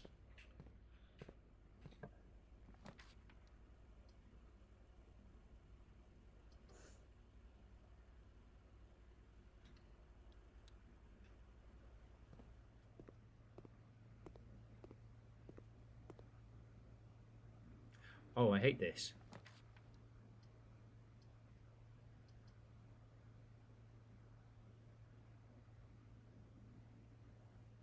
Okay, we have a really good layup, but I've just realised this is the only door we now have. A little scary. We have no dice, so it's got to be... it's got to be the breakfast nook.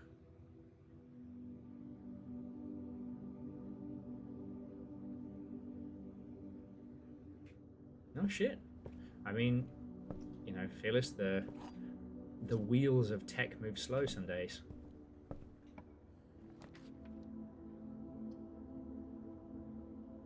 Gotta take the passageway. Haha.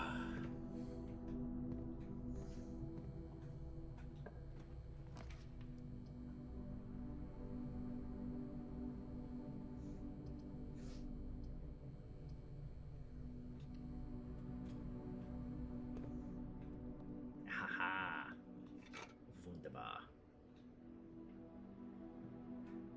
The technical bottle opener.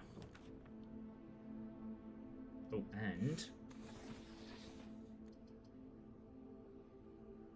well, not what I was hoping for. But there we go.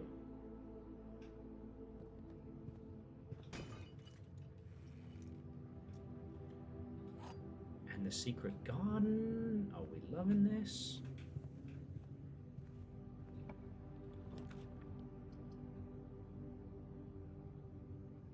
I mean, to quote Sir Frederick Durst, I know you'd be loving this shit right here. I swear to God. I swear to God. I, in fact, do not be loving that shit right there.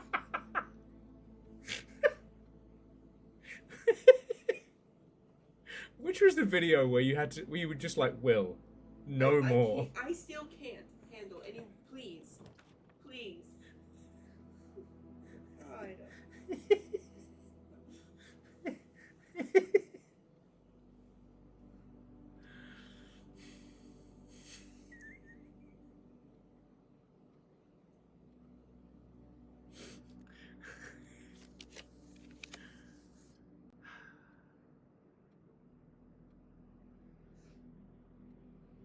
Yeah, I'll take the greenhouse. Oh, little tears in my eyes there.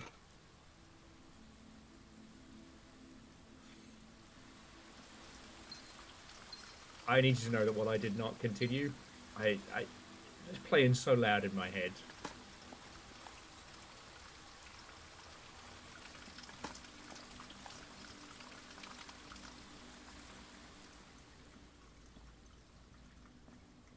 Yeah. She loves me, she loves me not, she loves me, she loves me not. Should we leave?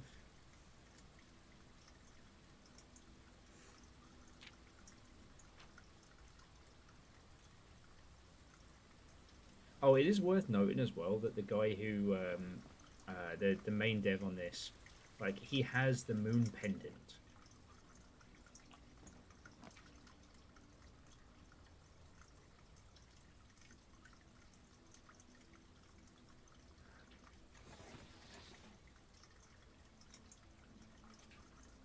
Yeah, the crest again there. I mean, the crest has been everywhere, but it's just that up until this point, I thought it was a holly leaf, i.e., representative of the mountain that looks like a holly leaf of Mount Holly. But yes, and I think that central symbol is the symbol of the blueprints, whatever nation or thing we're supposed to be repping. We need keys.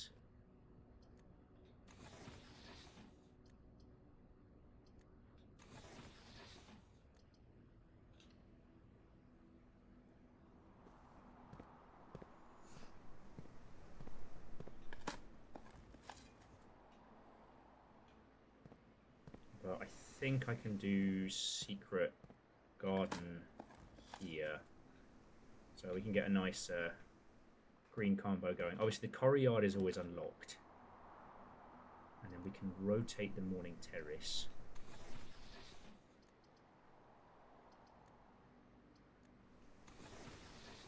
Okay, we can't rotate the morning room, weirdly. Alright, parlour it is. Now, do you all want to do the logic puzzle?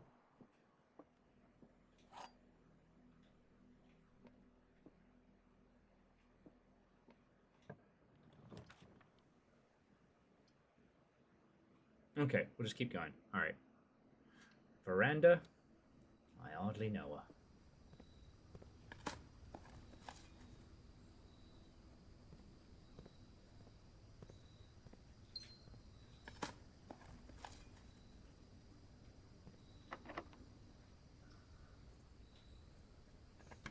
Okay. But I am going to have to back it up. Which is a House of Pain reference, not a Limp Bizkit reference.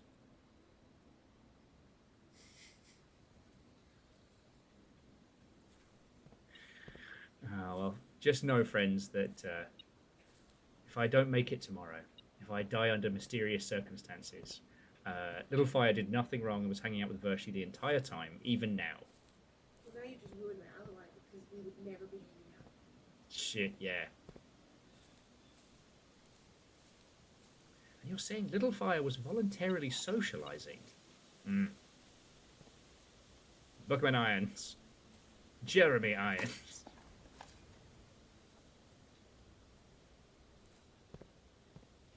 Pod person!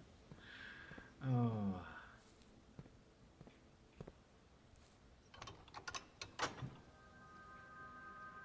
I guess the other thing is we've not seen that door anywhere else.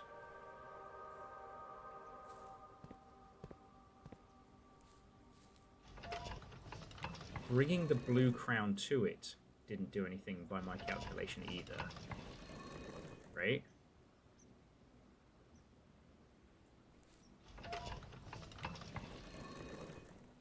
Did he make it? To shreds, you say?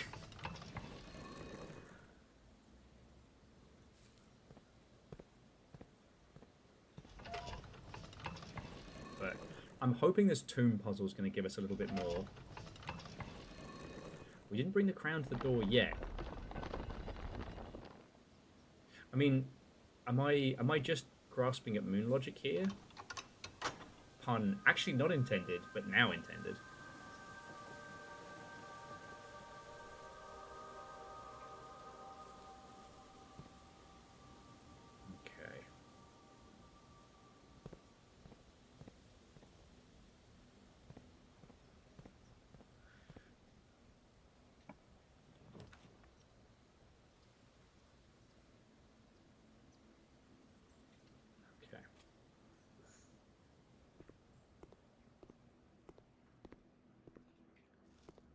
Yeah, I mean, Akari, no one goes to Sailor Moon for fucking technical advice.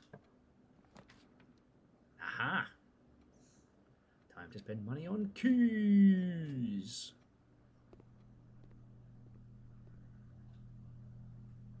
Lockpick it, thank you. Special key.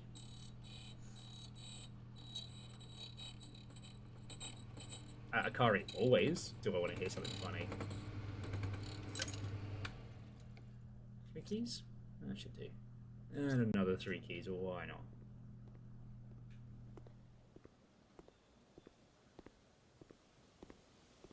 And also, we already rang the dinner is served bell, and thanks to this, we just put everything all around.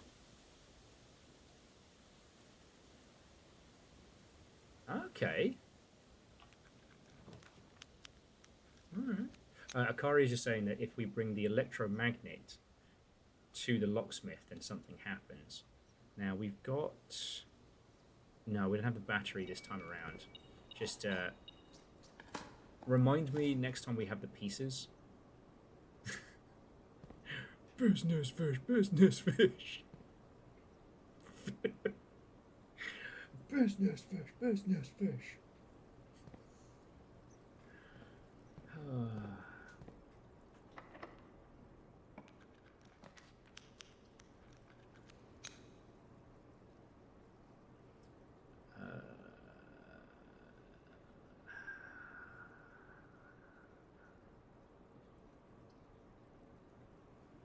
Yeah, some days you got to carp at that DM.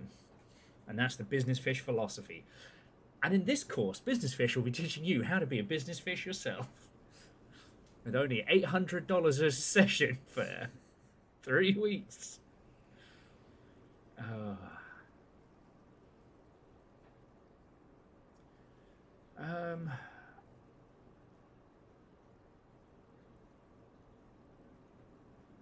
I'm gonna.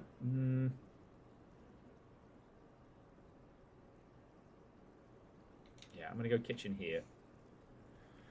There isn't anything else we need to be buying.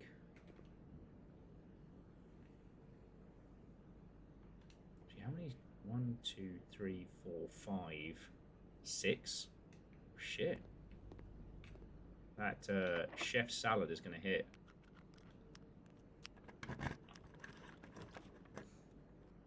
And then we have the showroom.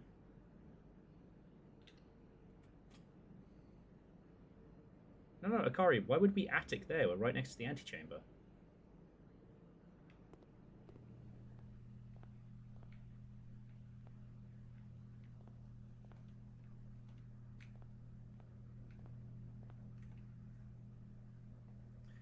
I'm going to spend 20 quid on the moon pendant now. And And then if we get the treasure room, we can get the master key and stuff like that. Just in case we have to buy some food and we'd like to crack a special puzzle or what have you.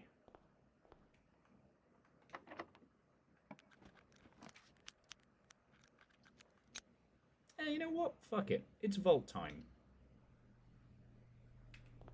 The attic is just great and deserves love. Yeah, well, maybe if he wasn't charging me 3 diamonds every time he wanted to hang out.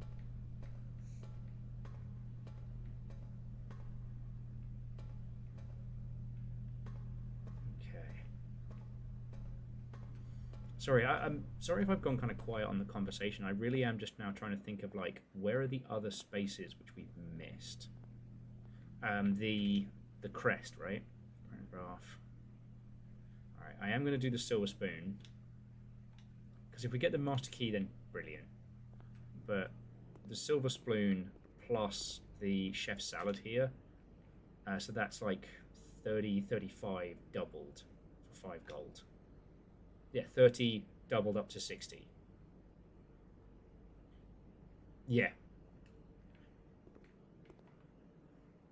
That was less of a chef's salad, more of a chef's inundated, chaotic amount of leafy greens.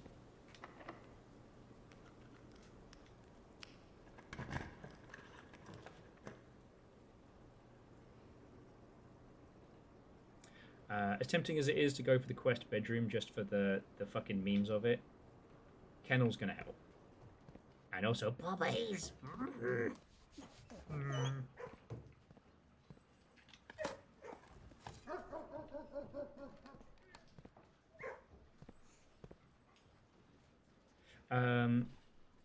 So Lyoshi, that is an excellent question. The threads we currently have active: Red Crown in the Throne Room, the Castle Word Puzzle, the Tomb Structure Puzzle, the Crown the Scepter, Blue Tent, and that's it for now. Poppy.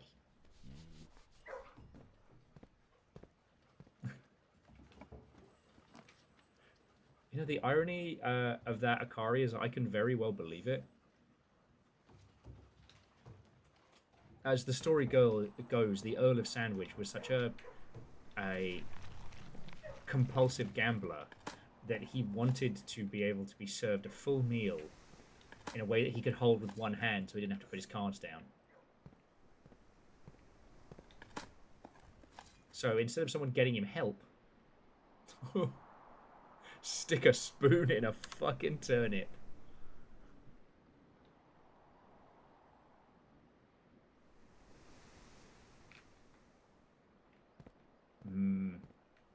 Raw turnip with a spoon.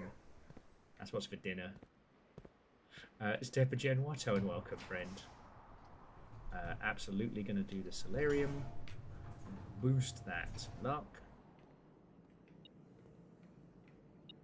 But yeah, so right now, Layoshi, to answer your question, we're not working on a specific thread right now. We're just, I guess, seeing how this run unfurls. Most of the stuff we're working on, what we really need is the tomb.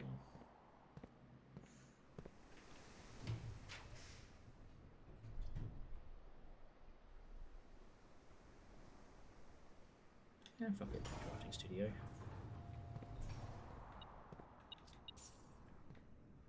I still love the fact that the tiny model of the paper safe.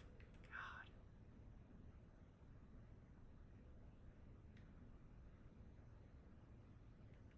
Oh, that's interesting. If you pull this, it will tell you how the Great Hall is going to be.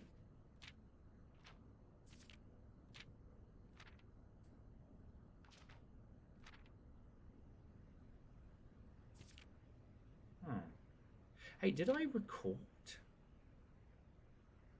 Associated resource, vexation.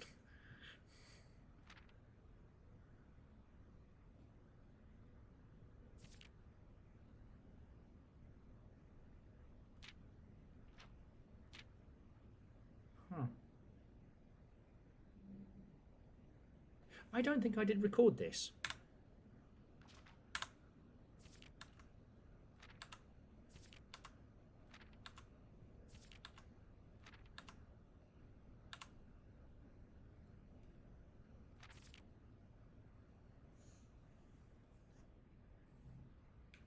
Maybe? Like, check it out. Two of the gods were named here, so maybe this was where we first started learning the names of the different deities.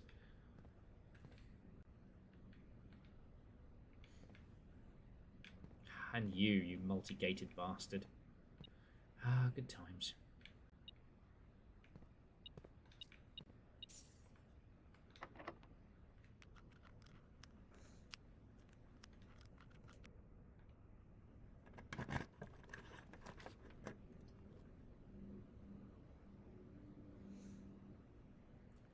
Yo, I know it's not necessarily the smart play because we lose that back corner, but if I do the garage, we've already turned the garage on.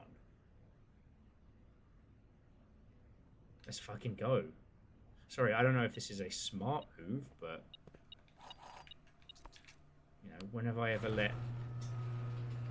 common sense get in the way of an idea?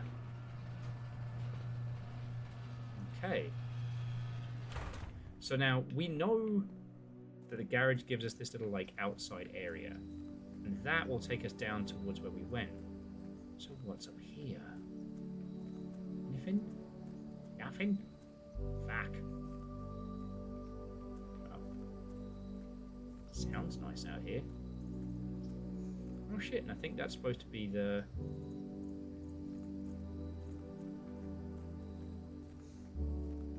Well, this just kind of springs to life.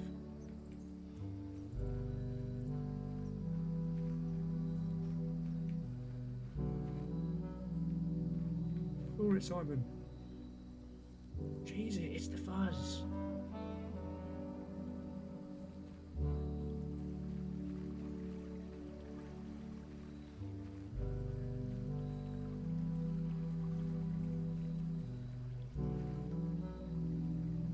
I mean, this is great for us because we can swing back around and head up the way we came. Do the right-hand side.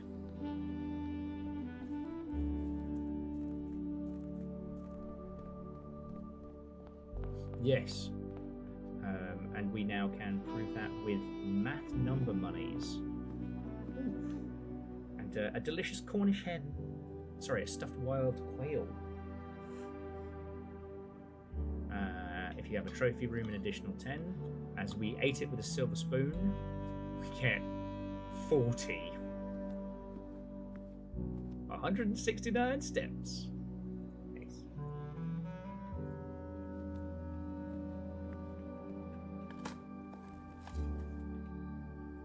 Akari, if being able to jump was a prerequisite of consuming a Cornish game hen, then what would the white people eat?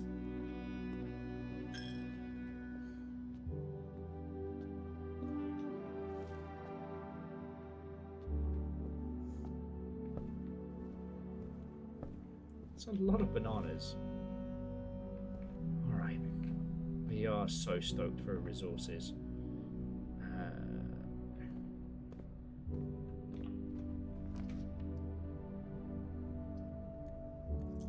Sorry, we need something a little more.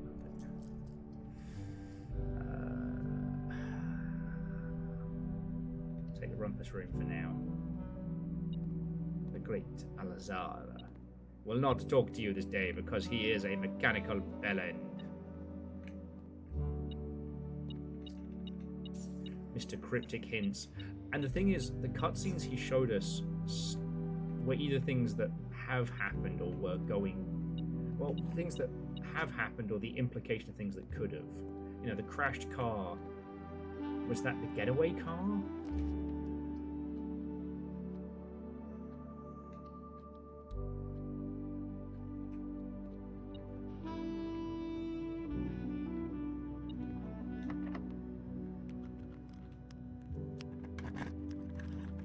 Oh, we've got the keys to go through this.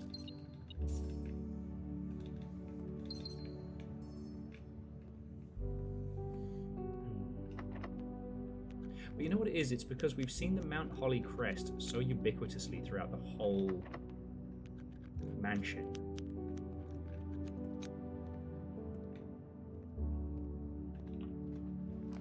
Like here I am with my little brain trying to work it all out.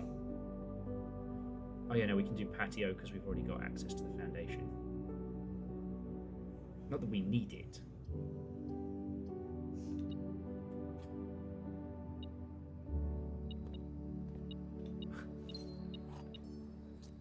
A battery pack, an apple, more gems, man. More keys. Rich people just keep getting richer. Must be nice.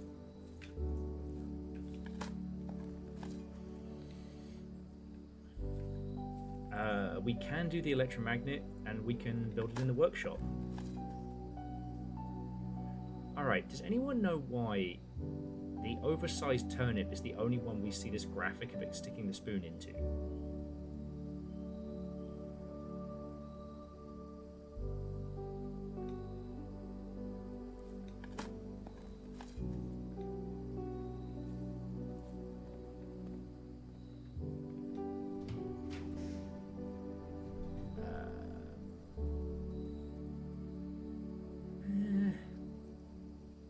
Go to the ladyship's chamber because I don't want to take anything else out of rotation. And the sleep mask does give us an extra...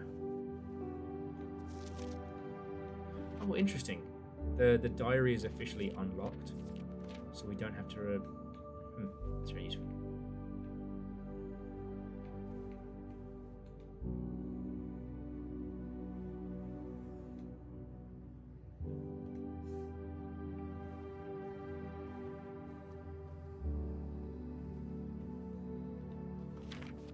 Does it never end?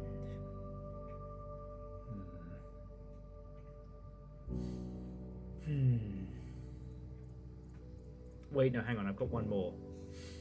There we go. Symmetry and psi and all that.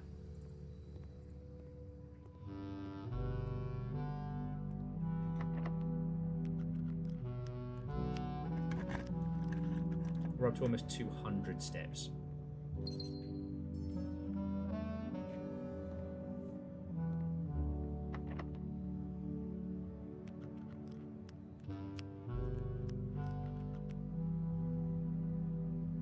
Oh, interesting. Layoshi was saying the message is a joke. Viral says, I see two ends on that spiral, but I'm built different. Better even. Maybe even better than the gods. Virals, how you doing? You ready for Barony tomorrow? Oh, you meant the cat message. Okay, so the other message is still fair game. Okay. Alright. I just don't wanna... Fuck sticks.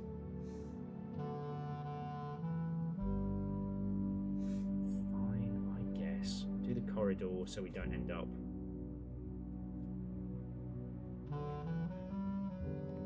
So if we suddenly crack a puzzle on this run,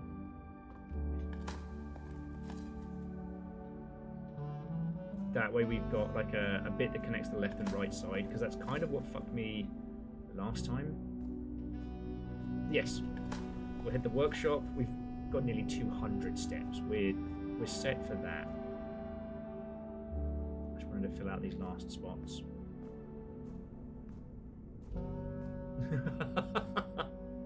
I mean,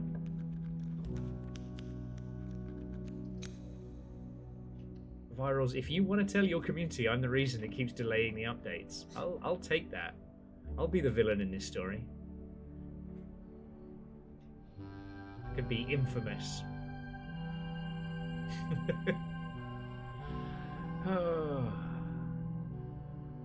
But no, I was talking about your lovely self earlier.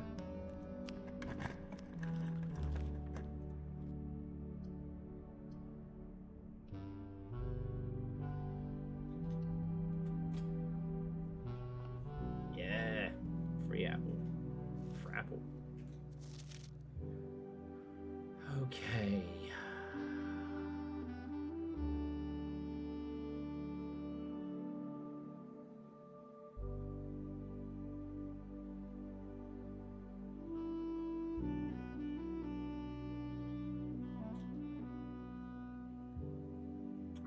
reason I want to get the first history of Ordinia, I think that might have been one that Marigold was reading.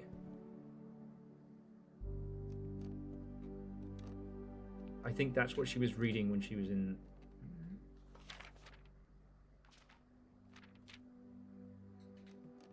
when she was in the security footage. But yeah, so for those of you who don't know, Virals is joining for tomorrow, and we are going to, once again, we're going to tackle Barony, but we're going to do it with Ernest. I have not found our guest dungeon crawler yet. There was one friend who said they might be able to, but I hadn't had a chance to chat with you about it. It's nothing. It's do you remember Inspector Gadget? You remember the villain was the Claw? Okay. I can never tell if you're being serious. I mean, of course I know what you're talking about, but what does it have to do with what you're saying? That's who wants to join us tomorrow. It's the Claw from... I mean, do you ever just no? You already know the answer to that. I can even just start doing Okay.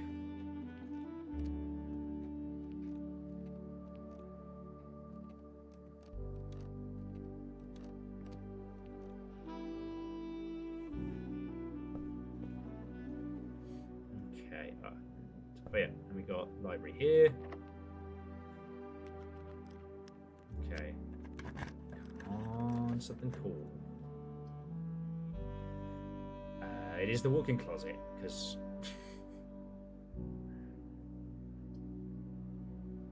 I don't have any other time stuff. I mean, it means we get a key tomorrow.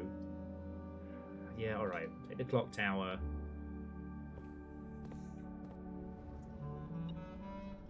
I didn't even hate the clock tower puzzle that much.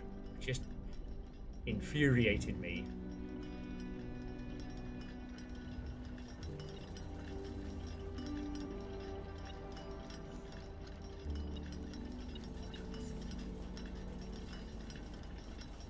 And that little piece there, the color plus the culture lining, deviously brilliant.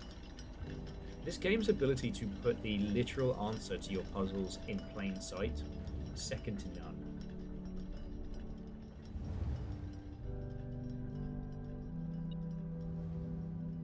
But yeah, if I haven't told you all about it, I'm basically obsessed with Barony, and I've had to stop playing it in my downtime in case I get too weird about it. I don't know why, it's become my little, like, I have to do this, I have to beat the Lich. So, yeah. Tomorrow we return to the dungeon. I wouldn't say that, Akari. Like, I know you meant it for, like, the joke in the bit. Like, Project Silverfish is something special.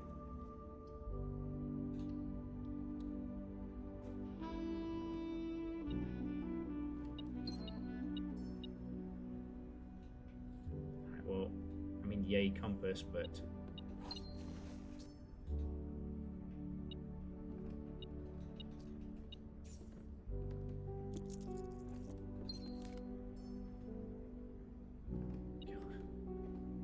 You know, if we could find an upgrade key, an upgrade disc for the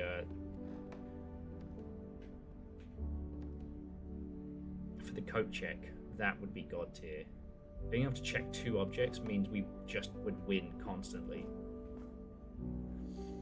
That's a crazy dream.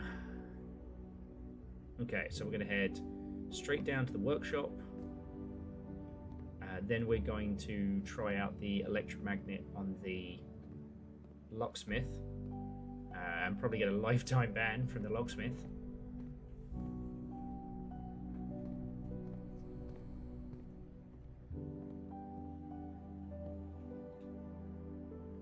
Okay, and that is the battery pack and the compass? Yeah, electromagnet. Assemble!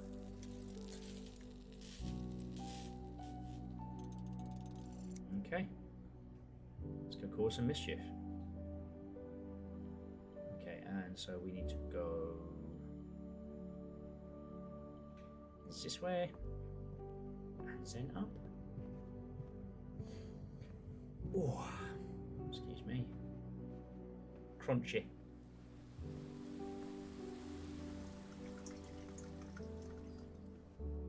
But yeah, virals. I think it's probably a blessing to the Void Rains community that you never got super duper into making sicko puzzles for your games.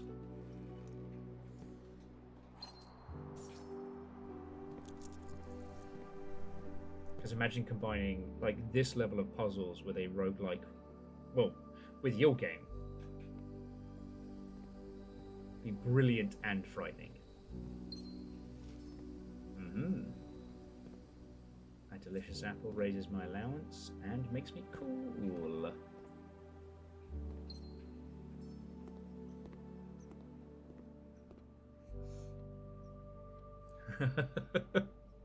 True, you had hidden mechanics.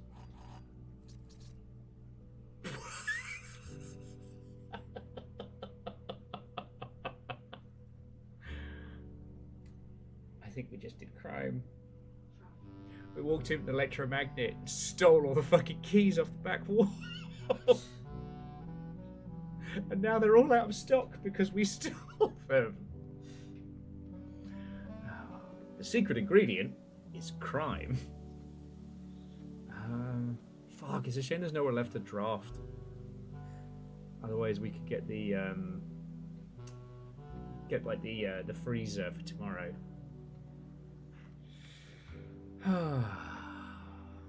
Okay.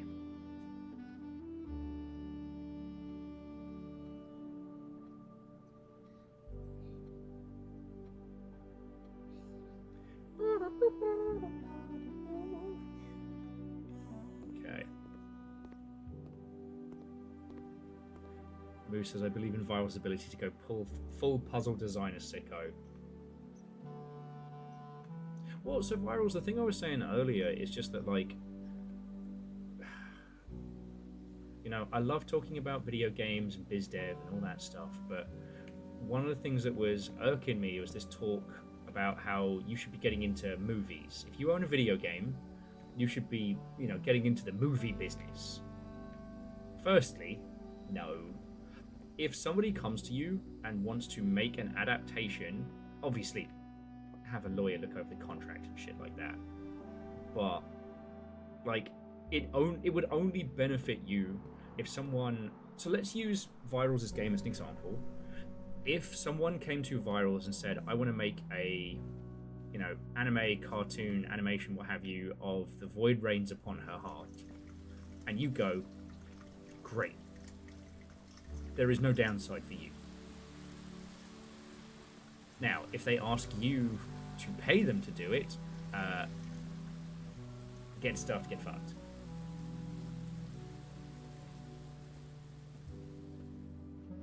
Like, because they're using your IP for cash. Like, I know you know this, but it's just, like I said, it's a good, like, example. Oh, there's an apple in the workshop? There we go. Yeah. Sorry, jumping back, Viral's just saying the problem with going full puzzle sicko is they take forever to design. Yes.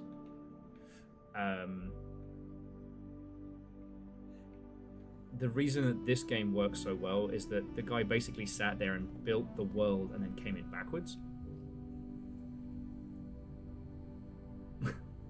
Sorry, everyone's making great points. Ehrman says, I feel a lot of brand management advice. Why have a game when you can have a brand and loyalty and yada yada? Yeah, the problem is that brand managers mostly turn into lunatics. There are some good ones out there. And hey, sometimes being told as a creative, like, hey, people give a shit about the universe that you have made. Maybe explore that in other ways and, you know, get fucking paid at the same time. But yeah, the please pay me to do a thing I already wanted to do, for which you've already done most of the work. Signed, Gen AI. Yeah, I did. Amazon announced that they are commissioning 3 pilots for 3 shows that will all be AI generated. Yeah. And one of them is based on a weird little cupcake character that was apparently on BuzzFeed.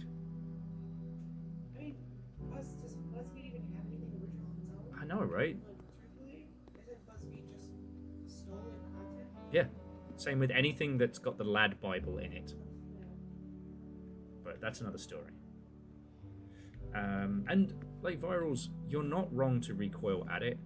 Brand managers are the kind of things you need when you have a huge franchise, or somebody giving you advice and using the term brand as a quick shorthand for, the game and the world you have made. The problem is when brand managers, the brain rot takes over, the brand becomes this almost this separate floating idea, separate from the game, separate from where it came from. You see it with things like Halo. That there's a certain point where Halo is no longer a story of Master Chief, it's a brand. The brand rot. Fuck, Fearless, that's good. And the problem is that because brand is so close to the business level, that often it's the money people and the brand people making decisions that aren't creative ones. But yeah. So what we talked about earlier, but the thing that this comes through is that you read these articles and you see these things online where people are like, I am Mr. The Business. I do so much business. You should listen to my business advice. And one of them was talking about, Hollywood and adapting things to movies to make money and stuff like that. But the thing is, none of them were talking about one of the huge success stories of the year, which is Iron Lung. And the reason they're not talking about it is because Dave Zemansky doesn't go to a fucking business conference to wank himself raw in front of an audience. Sorry, it's just the kind of people that have the resources to go to a business conference are doing it to sell their knowledge, their whatever, right?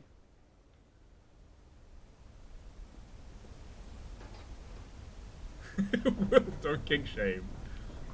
There are some kinks that should be shamed. They know who they are. No, sorry, but joking aside,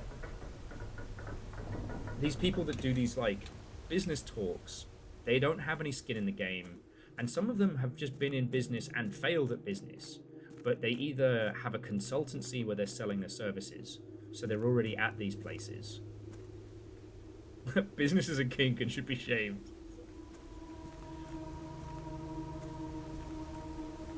But the thing is, and virals, again, I'm not saying this to fluff egos or anything like that, but you made an indie game, it's done good. One day you might be a crazy squillionaire, which I'm really, really hoping on, because that's my retirement fund. Mooching off of virals. I wanted to come down here and have another look at this, just in case anyone had any genius ideas around this while we're nattering.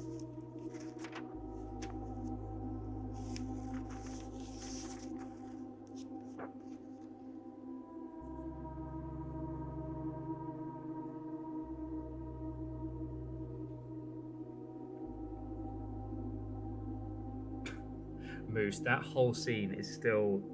That is the perfect encapsulation of that, and the guy who makes an AI to... he makes his own AI to clear out all the bugs in the code, so the AI just deletes all the code.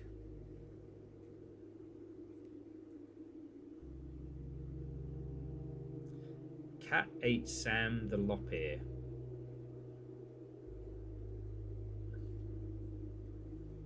Cat ate Sam the Lop-Ear. Hang on. So cat ate Sam the Lop-Ear.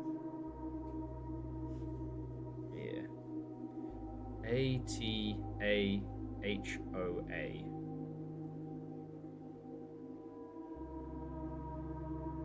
So Chonra says, this feels stupid, but that is next to a puzzle about chess, right? It is. You think that the reference is more direct than the Obscura we've been trying?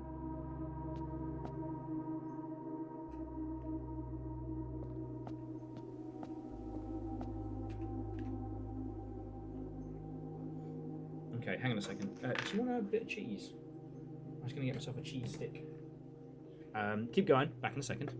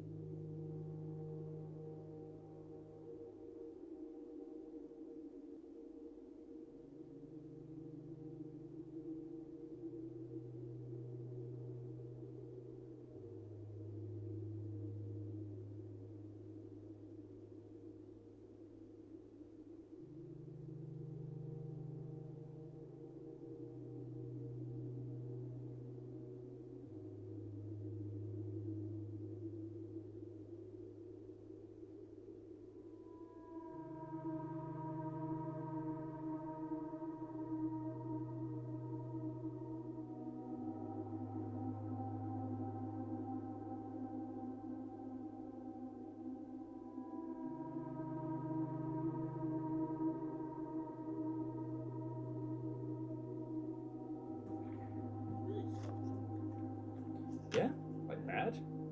Really, really salty. They do seem to be rather inconsistent. Sorry, we got cheese sticks. To solve the chess puzzle, to mantle the rook, again, mantling the king, maybe.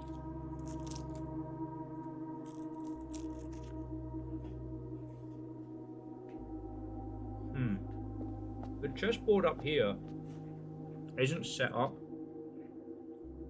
Oh, damn, you're not kidding. Yeah, no, that's really fucking salty. Huh, must be a weird batch.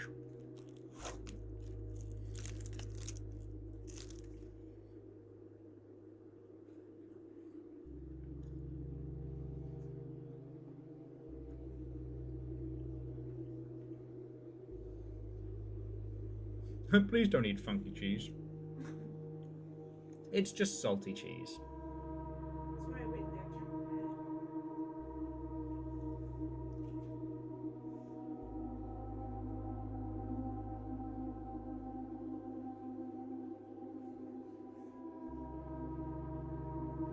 It's only salty because it lost.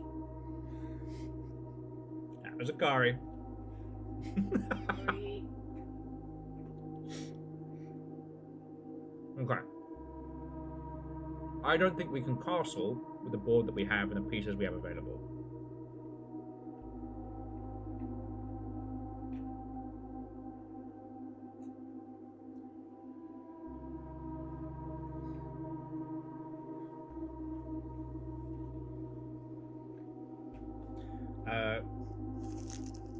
Knight is also 6 letters.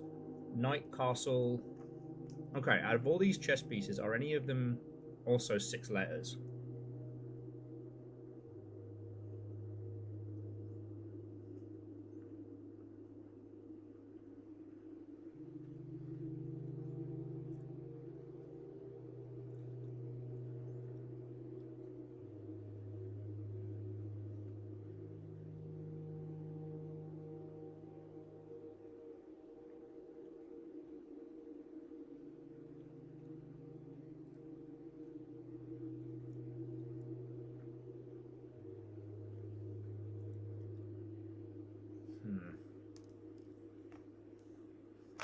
We haven't actually gone back to the choices again.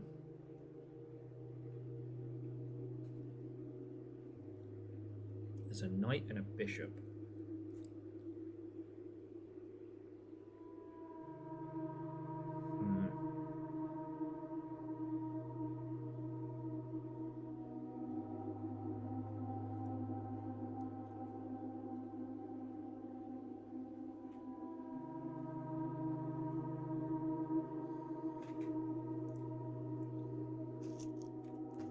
Well, let's have a look.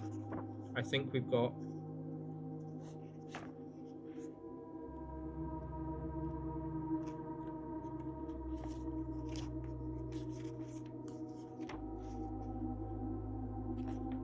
There's my Adrian homework. That's the new clue. Where did I put the great list?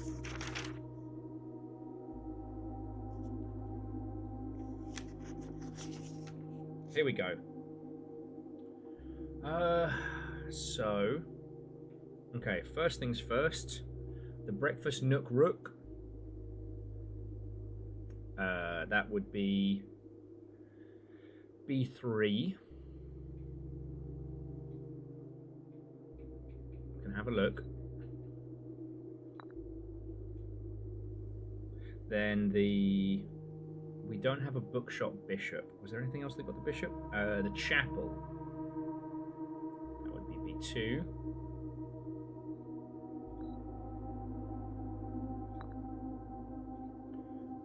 For the knight, the observatory.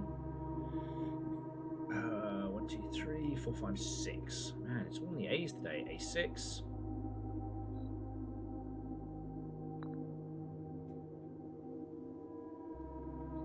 Oh my god. Okay. It's a little pawn.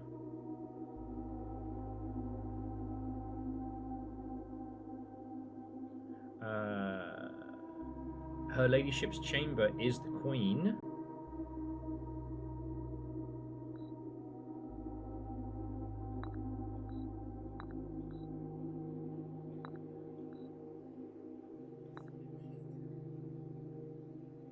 Oh yeah, Den has a pawn. Where did I put our Den?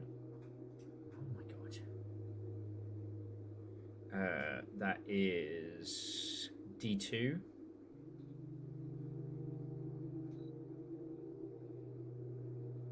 And Fred, what's and welcome. It did make me laugh this morning. Like, Will, I see you will be fighting in the Mortal Kombat tournament. Now we need a king. Office. No office. Was the office the only king room?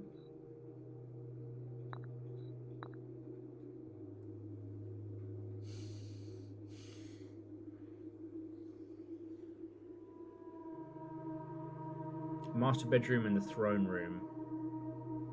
Yeah, none of the above, unfortunately. Oh well. It's just we have so many resources right now. Cash, diamonds, we have more keys than we'll ever need.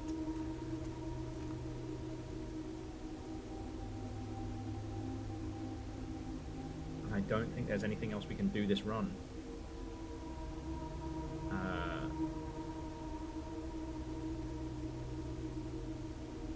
When we didn't get a break room.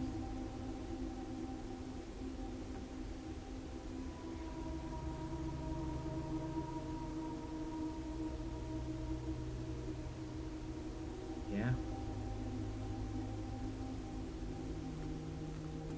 Not all the break rooms. Sorry, I get to be zooming and I keep forgetting that what we need to be doing is racking up those break rooms puzzle solves for that additional trophy. Honestly, we should do Chamber of Mirrors and then the Day of Many Break Rooms. But for that, we need to build up our stars.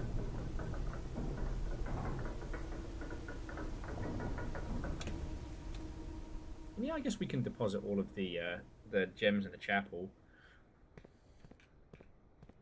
The next big thing is trying to get the fucking tomb. I can't remember if we can re-roll outside areas. Yeah, I'm going. Deposit the bracelet.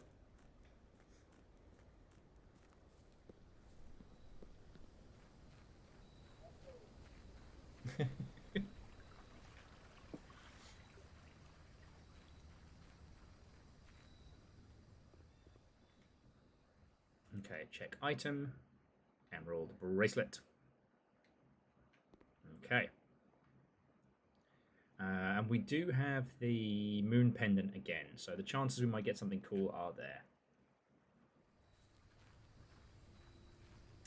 So Bronx, no big reveals today. I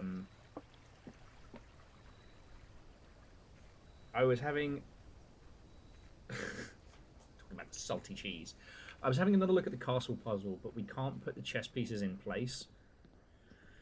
There was one theory of like castle, rook, bishop are all chess pieces with the correct amount of letters, but nothing's clicking in place yet.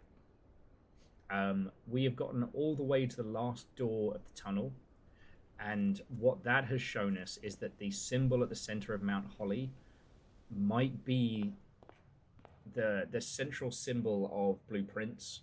Sorry, the realm of blue. It might be the central symbol of the whatchamacallit, the region.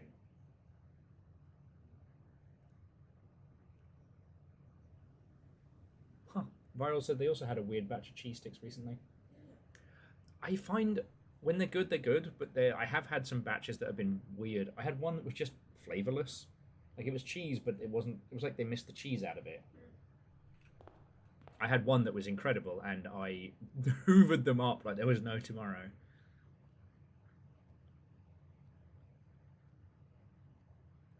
Okay. So yeah, I guess that Bronx, that was the big one. So yeah, that symbol in the middle of the Mount Holly setup, that was blue, and that is the last door. I think that is the central symbol of our rune, but I don't know. That wouldn't surprise me. That seems like the kind of fun bullshit that Herbert might pull. So yeah, going back to our master puzzle list, it's the tomb statue puzzle, which we got from the Last Will and Testament last week. The Red Crown and Throne Room we still haven't done. The Castle Word Underground. Getting the treasure trove to the outside, we now know it gives us a special chest, and we need some kind of key, and I think it's an Ordinia Eris key, which is not something we've seen prior. We're still keeping an eye on the Crown Scepter Stone combo, and yeah, we get for one more trophy, and then we get the blue tent. And Quasi, what and welcome, how you doing? Oh yeah, and just to share a bit of, like good and fun news, while I will probably be crazy busy in the next, well, definitely tonight, and then with whatever additional stuff gets thrown at us for Summer Games Fest. I'm getting to do some fun sponsored stuff tonight, which is going to be really cool.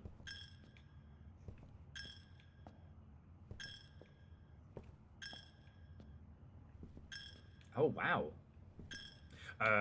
Quasi is also going like the clappers. Move is 10 days away. The PC is packed away. Am I a tiny voice on your phone? Am I a little portable Will?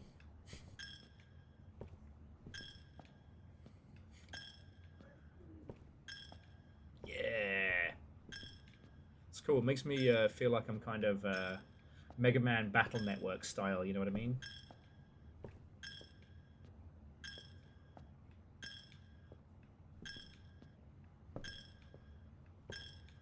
But does anyone have any theories on the chapel puzzle? Sorry, while I'm saying hi to everybody. Because I still don't have a theory on the castle. I thought some of the other stuff we'd found was supposed to be, like, slotting into it. But I think there's another kind of puzzle at play here. I just don't know what it is.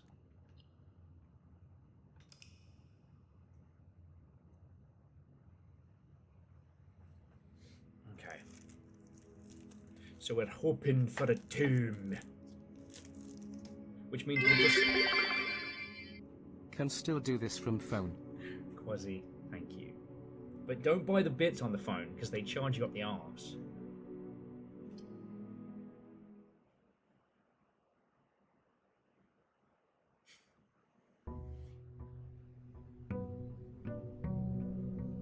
Day 95.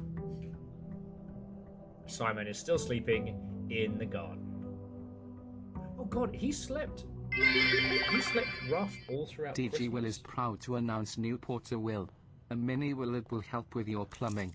He'll make sure you can flush. Akari, thank you. Okay, so we got to keep the ornate key and for some reason the wind-up key. All right, not complaining. We are looking for dice.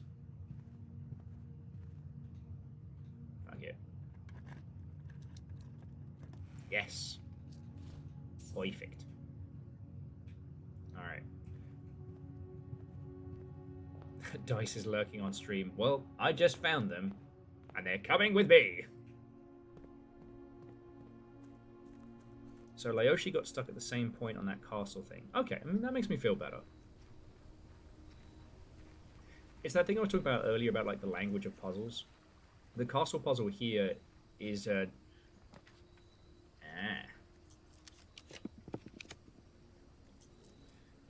language unto itself, right? Yes, Kim. Right.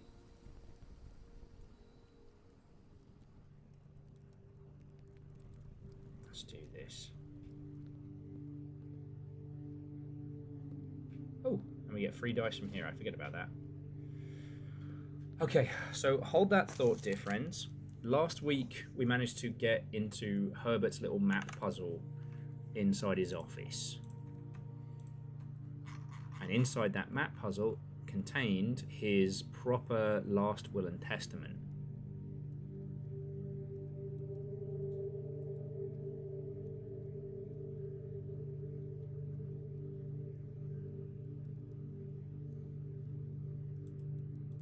Now, the last will and testament is a lot more formal than what we read with his "sorry, I'm dead. Here's a mansion full of fucking secrets."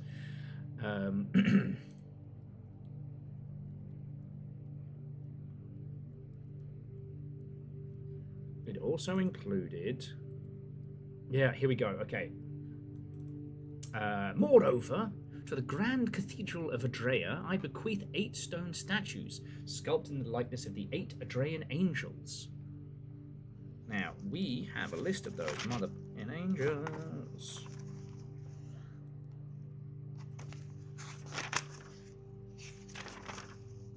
Yes, the motherfucking angels.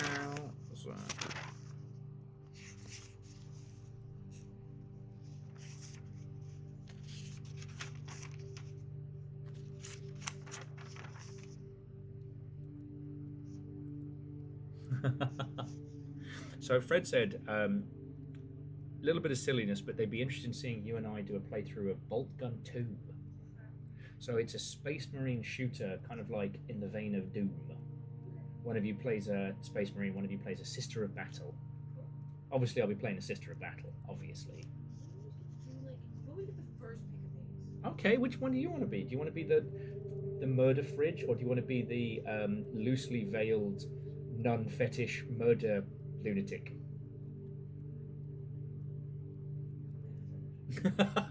Well, you get to pick who you want. Okay. Oh, Fred says my faith in the Emperor isn't strong enough to be a battle sister. Well, their whole deal, they're just people, but they're so insanely fanatically religious that it gives them superpowers. Sure. Yeah. Sure. Okay. I got this. Dozen 40k. Alright, so the order is Ordinia the priest. Sorry, blah blah blah, sculptures, likenesses, etc. Now the order needs to be Ordinia, Lydia, Ryan, Joya, Dowager, Vea, Mila, and then Draxus. Now, do you all know if we have to hit them down first? Okay. So anyway, so first up is Ordinia, Priest, Knight, Lord.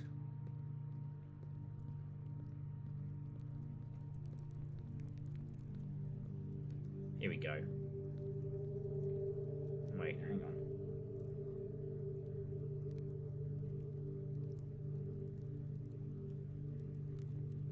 Yeah, so that's Ordinia. So 1. Then Lyda.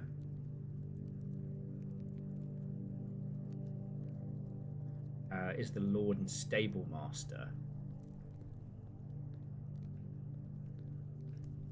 Yep, here we go.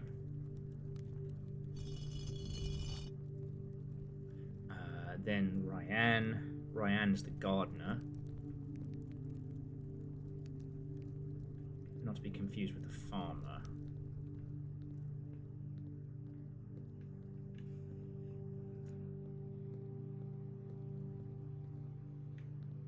So I think that's the farmer.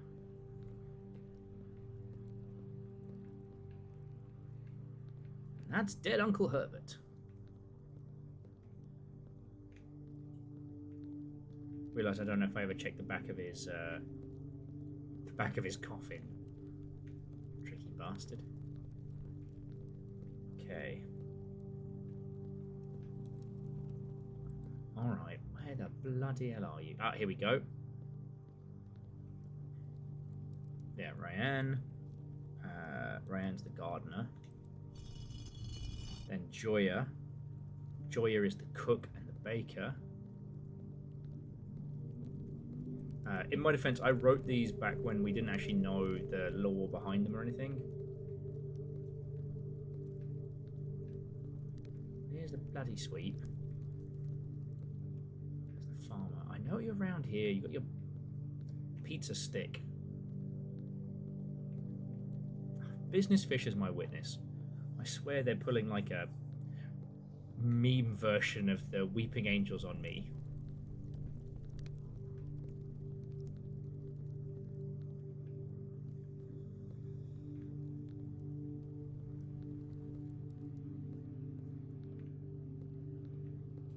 Ah, there we go. Alright, and that is Joya, the cook and baker. Next up is Dowager, the farmer. Boof. Then Vena, the chimney sweep. And lastly, Mila, the maid. Here we go. And then we go poke Draxis. It feels like a million years ago when you found the Draxis statue. It was. When did we start this? It's been a long time. You know, we've gotten to 90 hours on this on Steam. Yeah, that's your answer.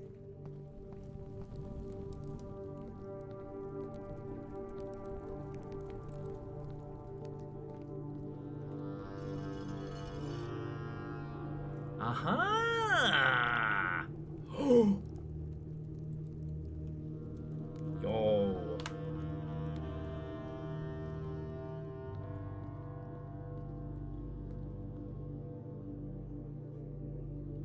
In front of you there are two books. A red book and a blue book? A purple book?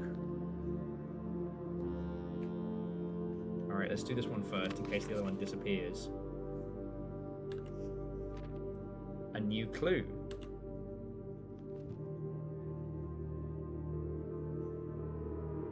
Oh. This is the original version of the new clue. All he needs to find was a new clue. Clues come together like pairs of new shoes. It's the cook and the maid. Of the evidence shown, God only, nobody knows. The dead herrings. Depart. Suspect list needed. Will add in final illustration. Double check with Kirk about documents. So if the new clue had fucking foiled us until this point, we would have gotten it from here. Alright, that's rad.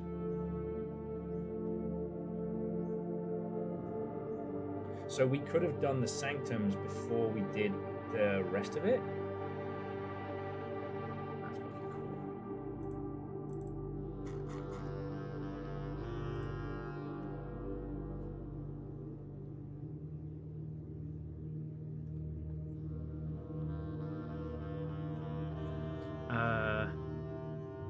Blue text. Swap the king with the rook.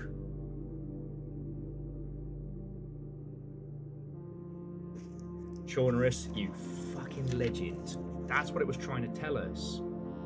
Because the statue behind is the monarch.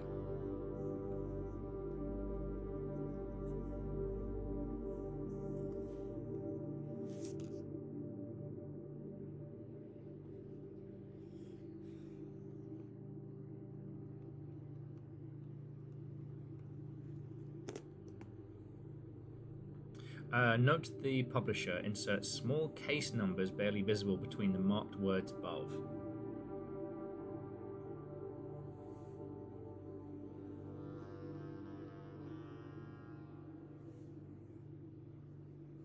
Yeah, Akari, that's what Chaunerus just spotted. It does mean...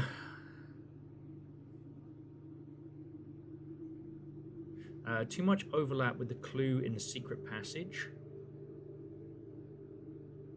Also, you'll notice down there it says, like, castle. So, the O and the T. So it's C-A-S-T-A-L. Castle, however you spell it. But then it says the other words next to it.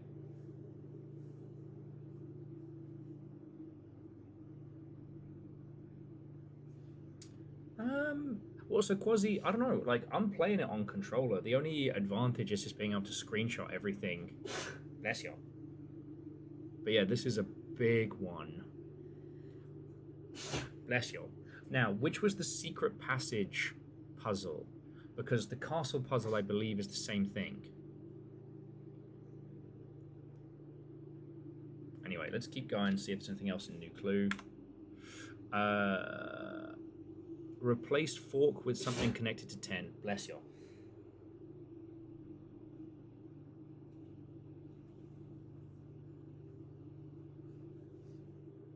Have we not found the secret passage puzzle? But we've found so many secret passages. Wait, does that mean there's a puzzle in the secret passage room we haven't found? Fuck. Alright, so, secret passage.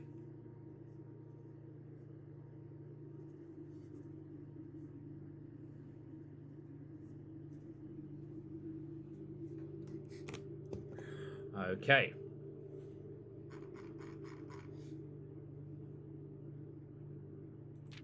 Oh.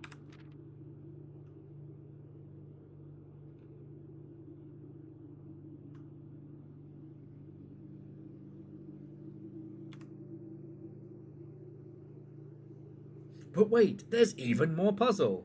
It's just dirty Kiwi. Huh. And Quasi, that's an interesting one. I mean, I will admit being at a desk and having like the notes and everything and being able to like get weird with it.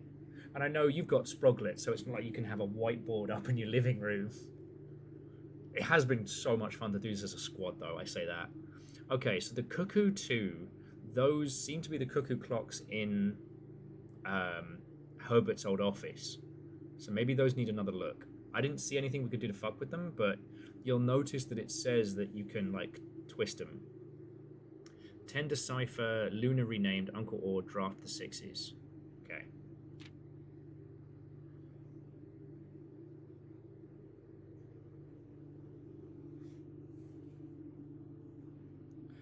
The Nooks is too obvious, and under beds, I think we got to start checking under some beds. Huh?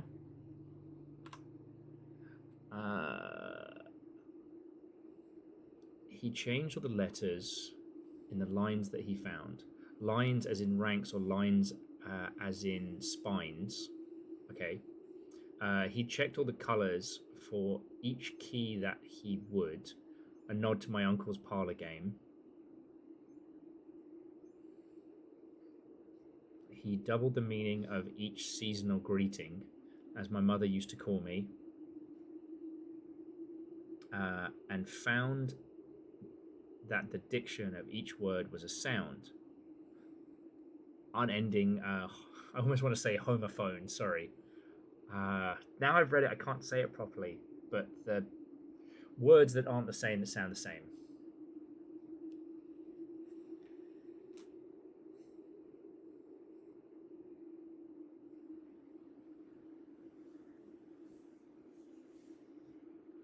Removing the sound puzzle.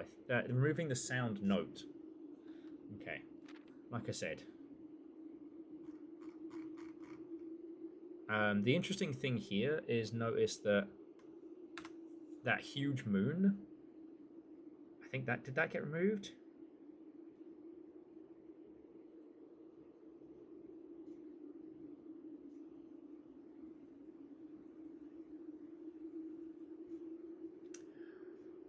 Hononym. Thank you, Fred.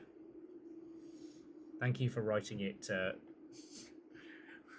in a way I could read and would not cause... Okay, so he stayed up all night, he studied the map, he laid out the floors, and he measured the gaps. And his directory was a trajectory, nothing short of a full mental lapse.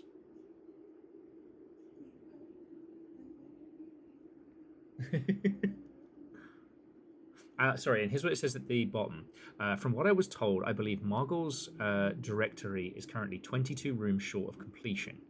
No cause for concern yet, as Uncle has thankfully removed the pump room from the draft pool. Alright, that's the entrance hall.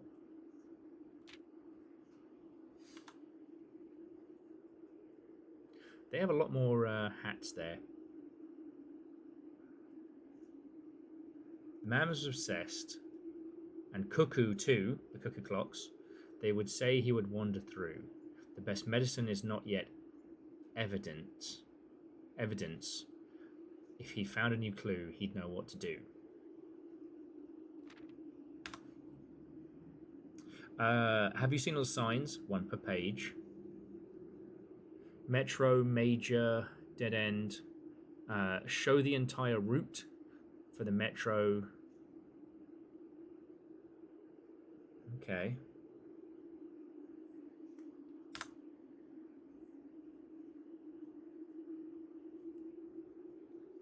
Or is there perhaps something now, or something due? Something overlooked, but now in view? Have you really found it? Can you find it be true? Alright, we know the new clue, but the other detail says, remove sign from this final illustration, platform 8. What's platform 8? The suspect is a blank, blank, blank, blank, blank key. Remind Randolph to set this up before we leave. The suspect is major is handwritten, and the subject is minor is typed. So the red notes are someone else.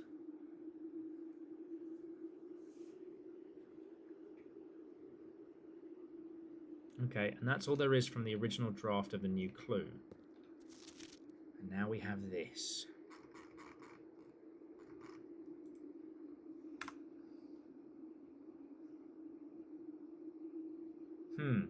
Yeah, red handwritten are true and red typed are false. Here we go. This is the original version of the Red Prince, which we know was censored. So this could be a big one. There was a Red Prince. Not once. There was a Red Prince who sat in a red throne. Who had a red crown of rubies and a red castle made of stone. Okay, now in this, that is clearly the throne room. He is wearing the crown, he has the scepter, and he has the cursed fucked up stone. Alright?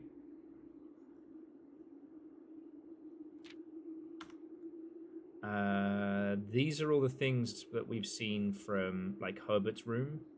You know, the wagon, the apple, the rose. Those are all in that little thing, and that theme repeats. Well, Bronx, you know, there might be some people who've come on in, and they might have seen Blueprints a couple times, but they might not know all the technical terms, so I try and use its full name, the really cursed, fucked up stone that looks weird and makes your game bad hard. Okay.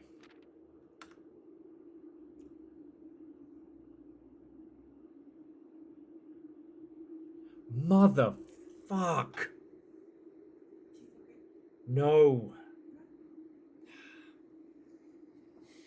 So every one of the nations is not just a colour, but every one of the nations has a representative bird. So all the fucking birds that we've been seeing all around the fucking place, in the pictures, in the fucking carvings, are all allegorical, all puzzle. The fucking birds! The crows represent Oris Ordinia, the hidden country that fell. The canary and the swan, and birds can't look up.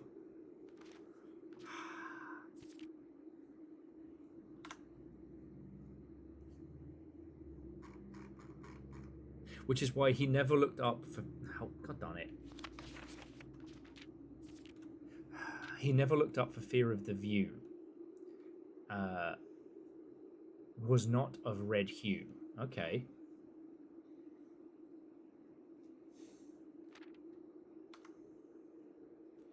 He didn't see the birds or the changing of the leaves, and he never saw the signs of life's many symphonies. Well, now we know what the birds represent. He couldn't see beyond. The red shade was aware. He never caught a glimpse of the world I had to share. Ooh. So this is a story about his mum trying to teach him not to be a tiny baby racist, but indoctrination of children is real, and she's trying to teach him about the stars. Now, that bird on her arm, that is a fancy-ass fucking bird. 50p in a bag of skips, that is a bluebird that she was trying to teach him about. Now, the space stuff, we now need to find out what that planet is called in the planetarium stuff once we finish documenting this. But one day, the prince saw something new, and if you look closely, you might see it too. The blue butterfly. The skies parted and the clouds withdrew. The prince had a new favorite color. The color blue. Now, I'm starting to wonder if, like, what we've picked up is basically ruler of the fucking earth crown. The allegories of, like, you know, the symbol and all the different realms around it. You know, the planet being blue and all that. Are you Aquaman? Is that a smudge in the bottom corner, or is that something we need to look at with a microscope? Fuck. Sorry? Probably. Okay. Okay, so the bird that she was trying to show him on that page here... Sorry, let me just... Let's go back to our geography.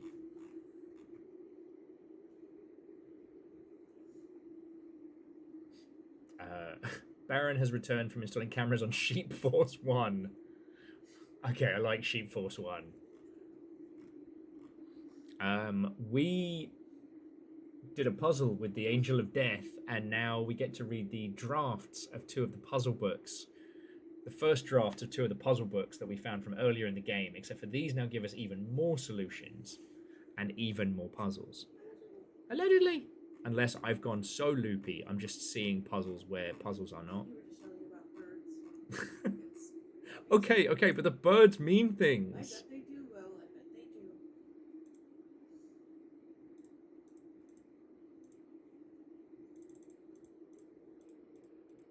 Oh, you son of a bitch. Me. I'm the son of a bitch. Okay, so here are the things.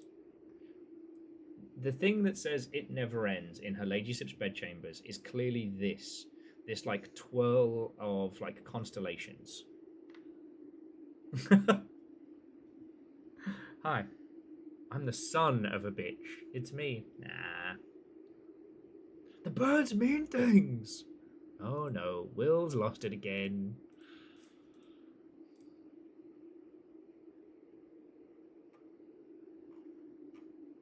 Hang on, I gotta bring up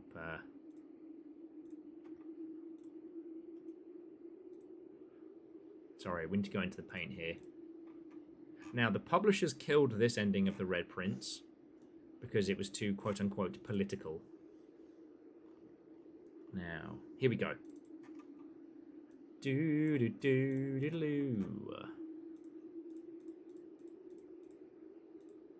There we go, alright. Okay. I think that planet is named after one of the gods.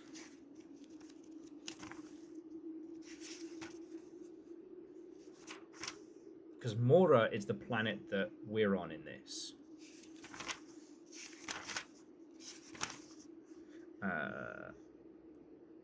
I think that one is Dowager the Farmer. I think that is the planet that she's trying to show him here. But also the bird. It could just be trying to show him the solar system. But now we know that the birds mean things. Canaries equal these bastards, who I forget.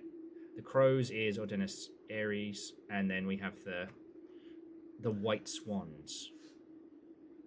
The birds mean things! The numbers! The numbers talk to me!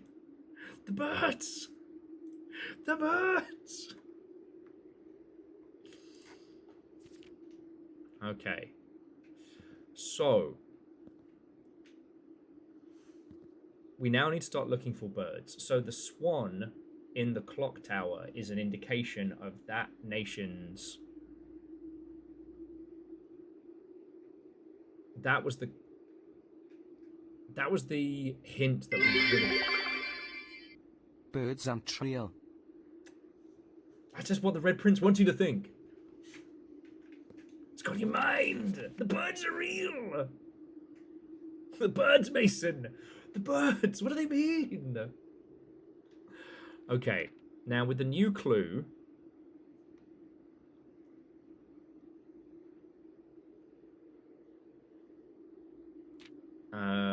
There was... The big one is this one. All right.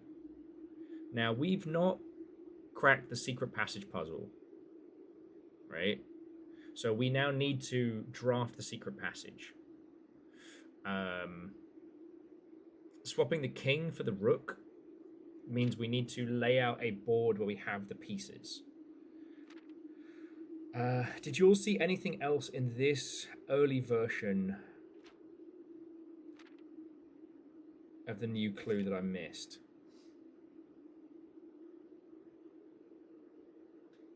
And yeah, in the new clue, there's a little squiggle there that is language. I just don't know what it is, so we need a magnifying glass to check it out. Okay. Thanks, Death. You're welcome, Will.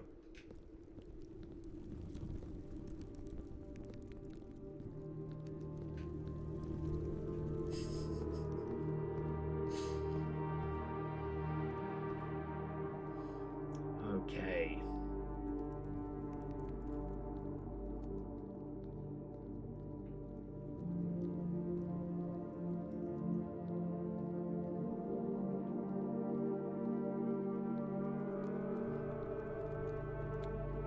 I guess that's where this game ends up being so good, is that even the runs that kind of feel like a bit of a nothing sandwich, there's always something to be found.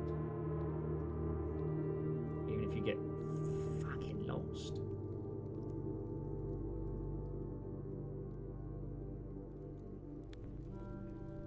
Huh. The key is still here, but the book is unlocked. Fascinating.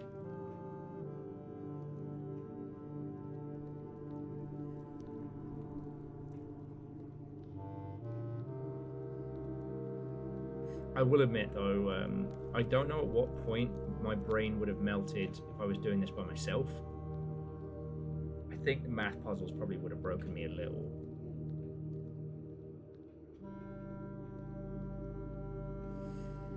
Okay.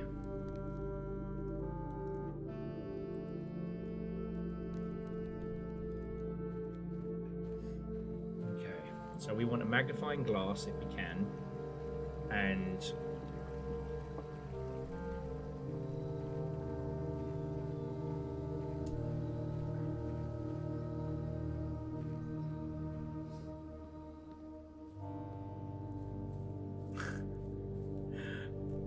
Kari, are you suggesting that I would have abused my powers in Discord to at everybody? Okay. What do the fucking birds mean?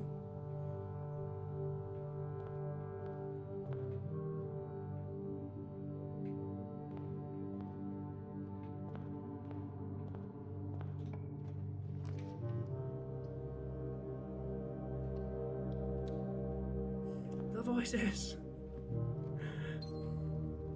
So yeah, so we want to try and get his lordship's bedchamber. Let's go for boudoir because we need more dice rolls. And we're getting to the point now with the conservatory where we've kind of adjusted things as we need them.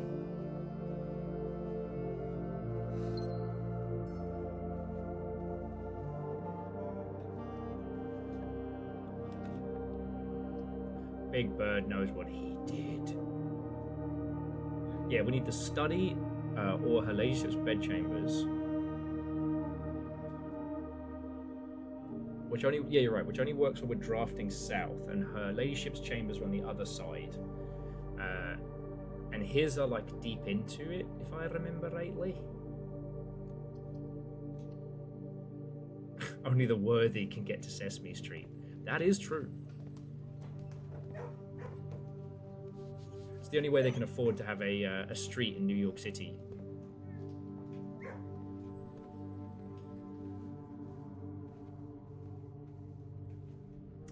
Okay, so Herbert's bedroom can show any time if we are drafting. If we draft north. You mean drafting south?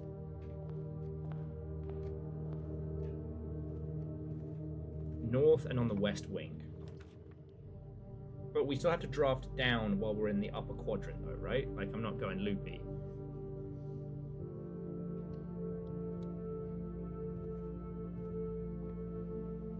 Okay, it might be going loopy, but like in an unrelated manner. I'm not going puzzle loopy.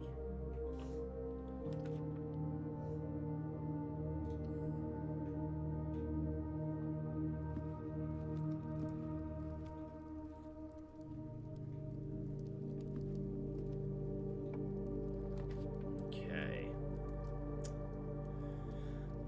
It pains me to pass up the coat check. Hopefully it will come back.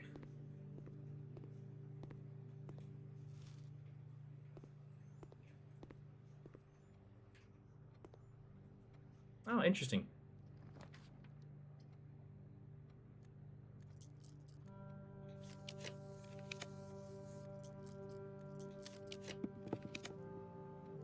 Oh, come on. Quest bedroom is not going to cut it, is it?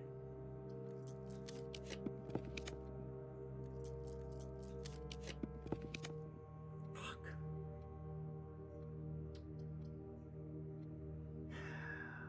All right. Well, we'll go higher and come back. Yep. Wait, no, this isn't the break room. Fuck.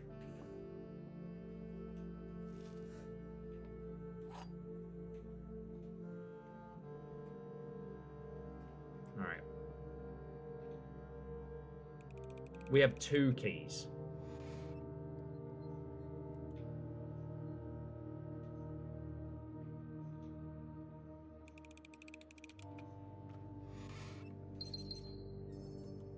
And I need to get rid of them because if I end up with a bunch of them coming with me, I'll gum up the works if we do manage to get anything good. Alright. Alright, back down to the hallway. Yeah, the office and the throne are king. Well, and also I believe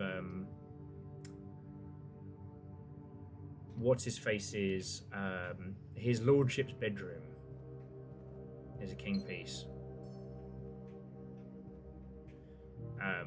So yeah, we need all of them, but then we're going to swap the rook and the king. So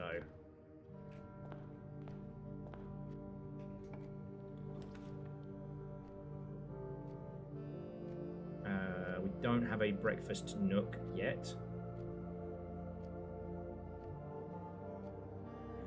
Well,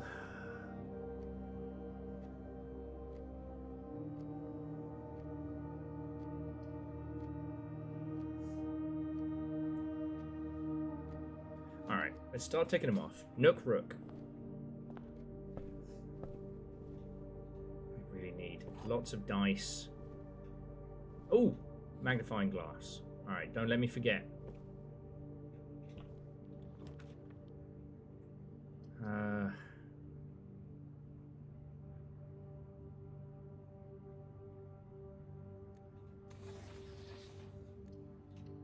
We'll take the kitchen. We're good for steps now. Let's see what's on the menu. Oh, it's bacon and eggs.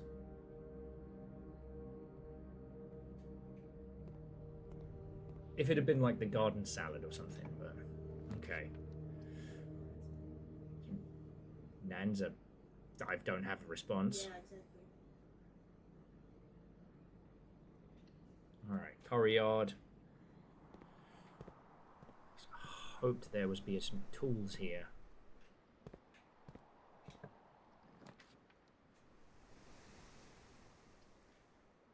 Chapel equals bishop.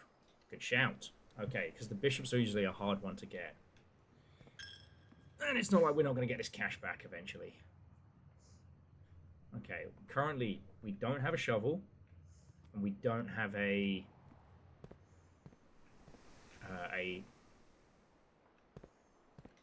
coated area. Alright.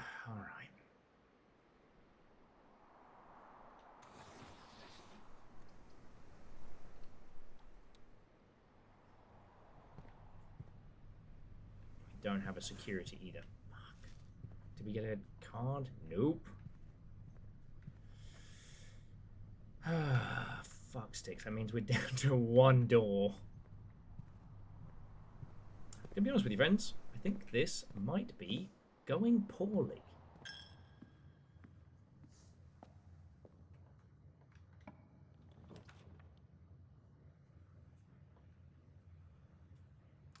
Observatory is the night, so I'm going to throw that in now.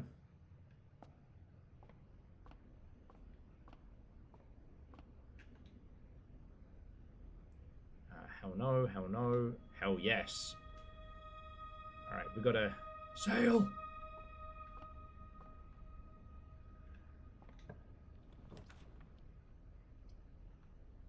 Okay, need a commissary. Still got loads of slots, salt shaker, and a shovel. Okay, that's going to help cut down on need for keys. We are currently at one door. Let's go, drawing room. Let's go.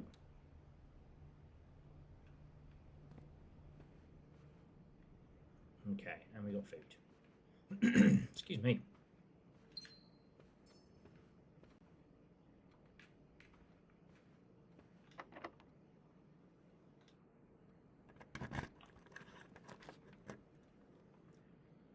Okay. No. Forget the locksmith. We can buy keys when we need them.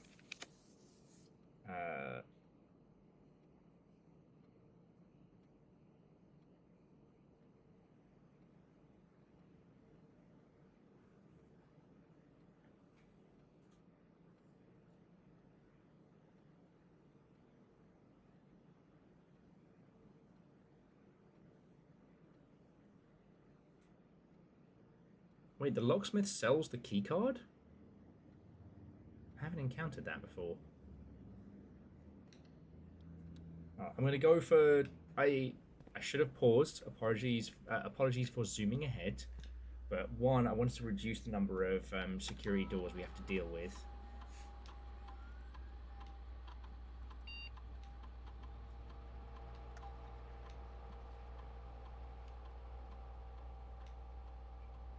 And also, I wanted to try and get us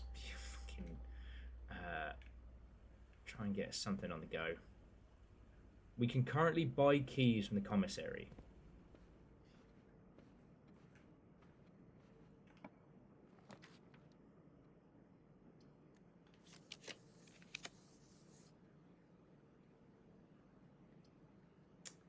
I knew I should have chopped the price on that fucking...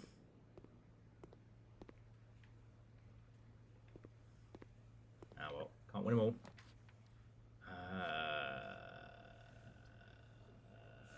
Shit.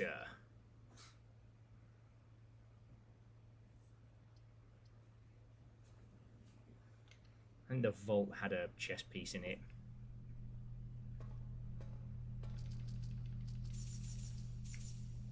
When they're all dead ends, which do you pick? Yeah. All right. So we've got our. Piss, it's another rook though. I'm not liking our chances. Hopefully we can get into the foundation.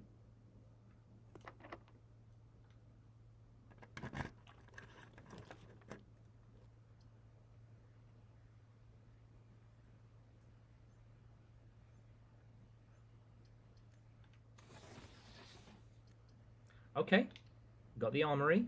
We're in. We have no keys or gems. Well, so Kari, if we take the breaker, then we've locked off one part of the foundation, and then we've only got security on this side. What we have is cash. We can buy more gems and we can buy more keys.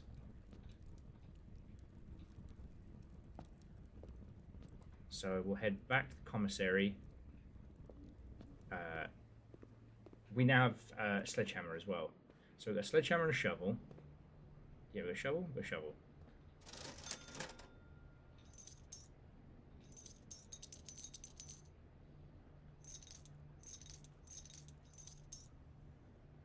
Okay.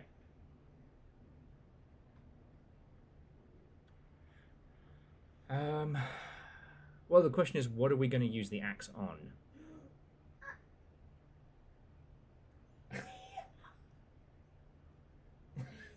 Bees? Are you saying bees or beads? I don't know why that skit always makes me laugh. All right.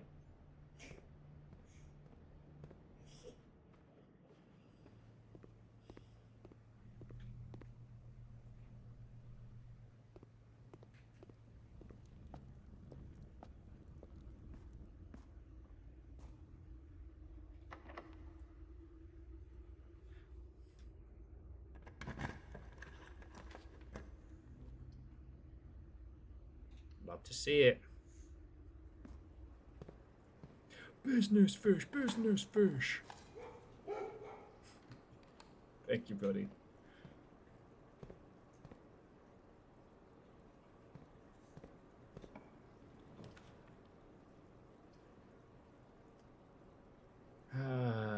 Garage doesn't have anything, and if we take the coat check, that cuts us off from 2 rooms. But the coat check means no longer having to spend money, but the observatory gives us a chance to get her ladyship's bedroom, which we need. So, yeah, I think it's got to be the observatory.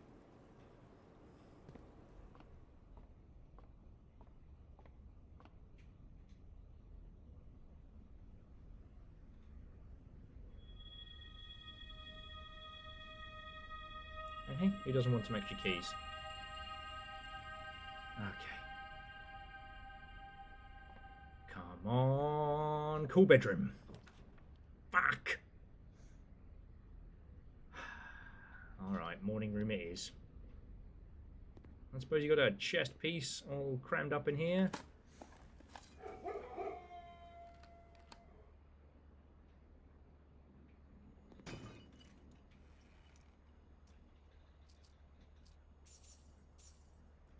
I'm starting to feel that this isn't going to be a chess piece winning run. But that's okay.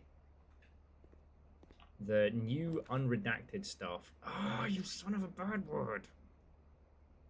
So it leads to a random room of your choice, right? Except for it's in a dead end. Okay. And I'm asking dead serious now.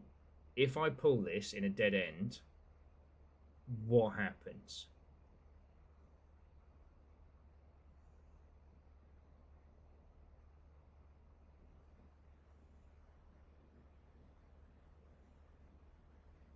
Opens to a closed off door. Okay.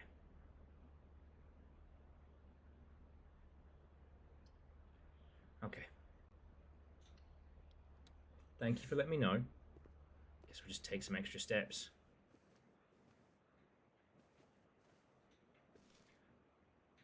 I mean, the bedroom's another pawn.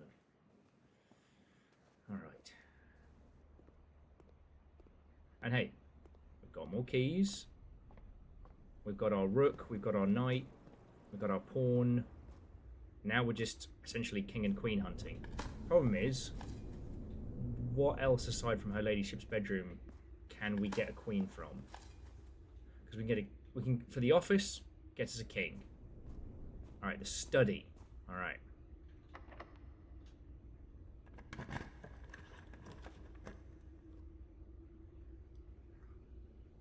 Okay.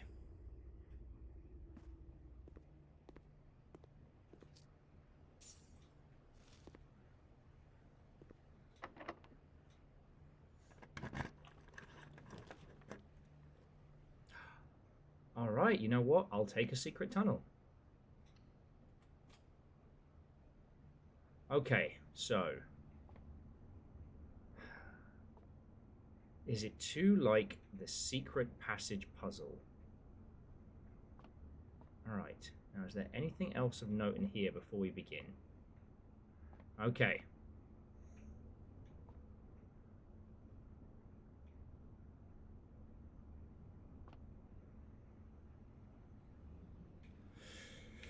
Okay, now which one was supposedly... Wait, have we tried getting the secret passage outside? Do you think that would even do anything? Am I losing my fucking mind here?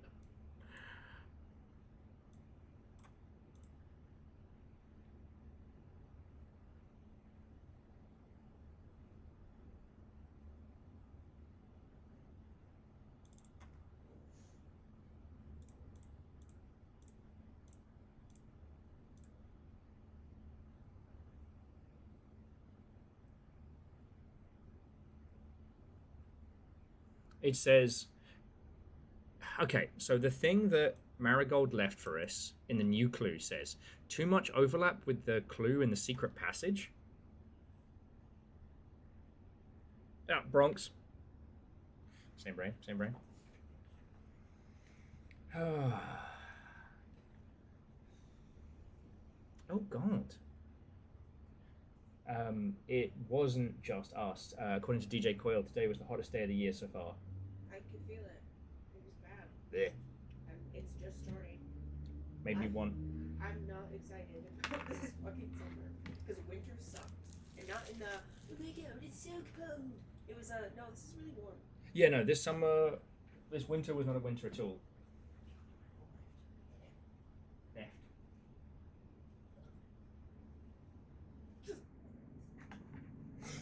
Thief.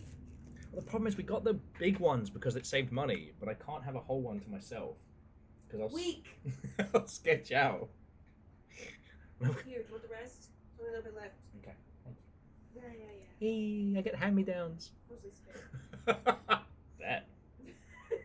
Baron also screamed, "Weak!" Literally.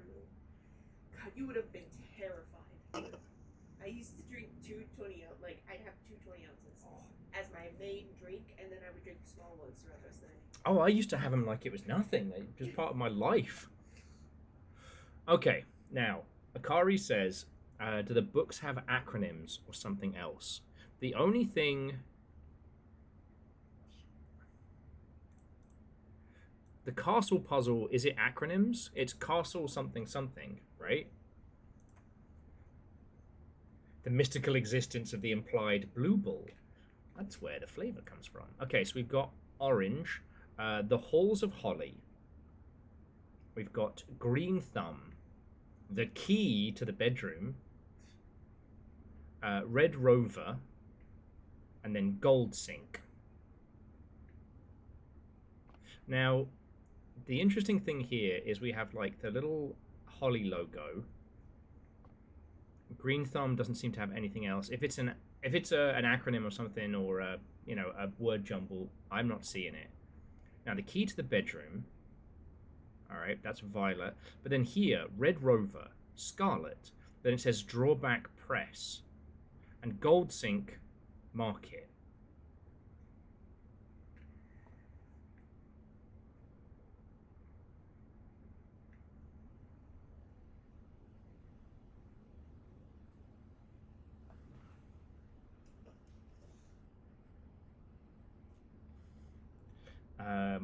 Am I faking me? Or does that blue book beside the halls of Holly look weird? They're not fecking with you.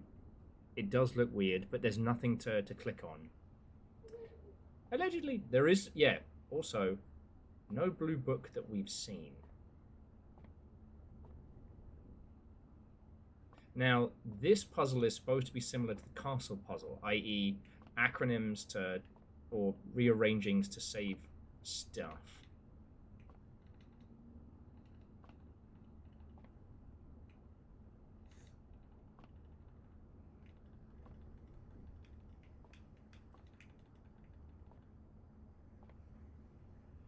I'm not mashing the action button. What are you talking about?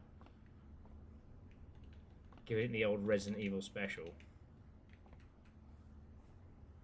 Oh, Bronx thought we were saying Bluebell instead of Blue Bull. Now they want ice cream. Yeah. Like a small one. We'll go to the store. Do you want to go back to the store? We'll go to the store. Whatever we get, though, we have to eat. Like, it has to be ice cream we eat today. I think it would get. I just want to get like the small ones. Okay. I don't want to get like a big thing. I won't eat all of it.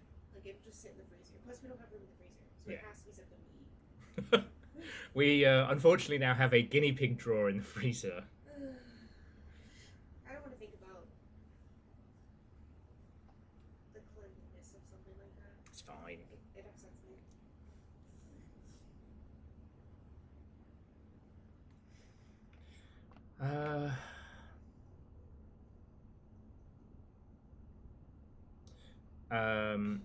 Kari says we should try Miss idea from entering from behind. I mean, we can. We've got to go. Unfortunately, we've got to go round from security and pull our way back.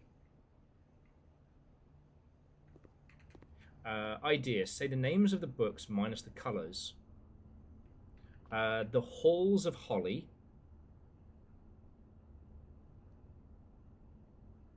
The Key. Red Rover, Gold Sink.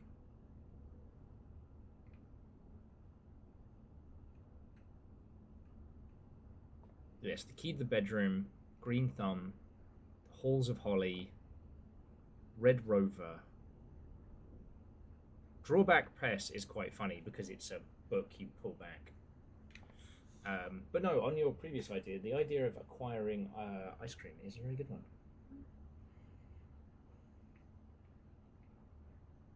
I will say the amount of mental load required per stream of blueprints is definitely increasing. I'm not against it, but like I feel my brain turning to soup. Like we haven't solved the castle puzzle, and now we've been told that the castle puzzle is has too much overlap. Sorry, maybe has too much overlap with the clue in the secret passage. Now, here in the secret passage, the only thing that I'm seeing are the books. What soup? Holly, Rover, Key, Sink.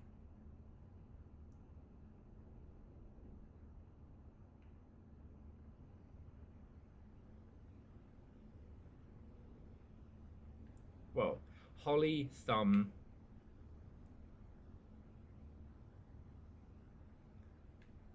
Yeah.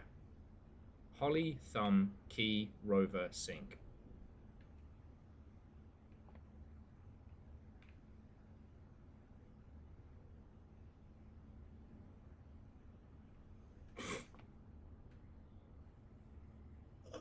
Kari Zero, I will have you know, with my full chest, that I ain't no hollaback girl. Why did Gwen Stefani have to turn out to be a piece of shit? I'm not saying the signs weren't there, but I'm still mad about it. Okay. Now we take a step back. We have a bookshelf. We know the central part opens. The rest doesn't appear to have anything else in it. You know, the hatchings up there aren't correspondent to the color hatchings. Holly, Thumb, Key, Rover, Sink. Thumb, Key, Rover, Sink.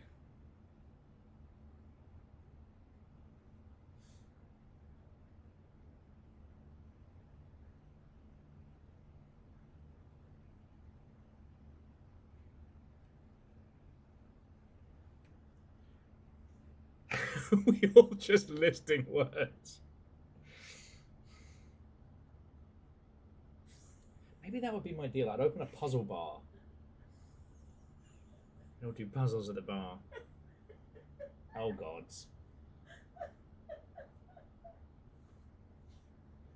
So it's this couple, they're doing these like aerobics things, right? God. Great. But the comment is just a nice walk around the bush.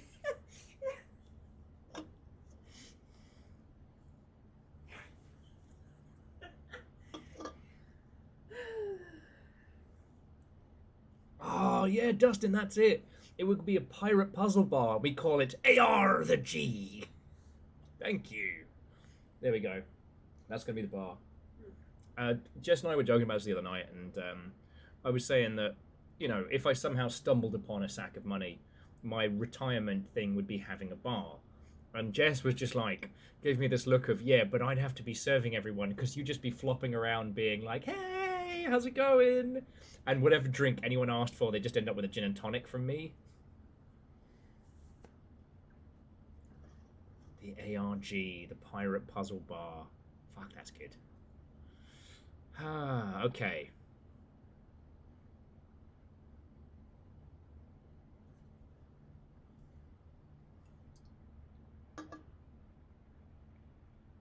Get a gin and tonic by a ginger in a tunic. Drink hard and tabard.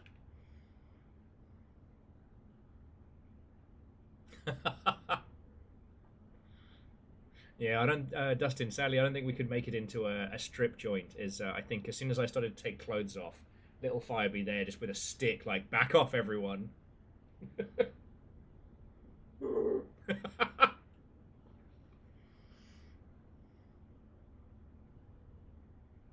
Okay.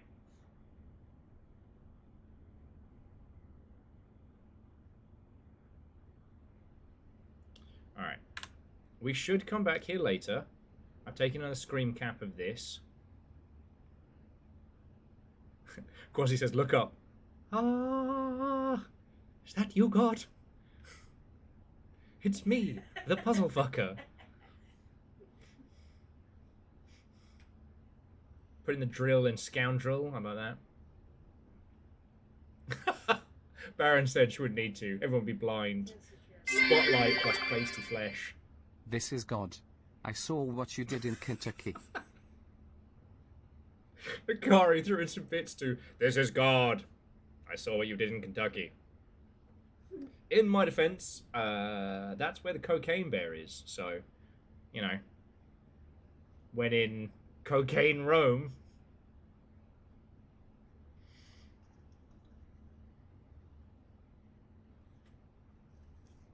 Yeah, I do understand that in the event of a spotlight and my naked torso would result in basically like a flashbang.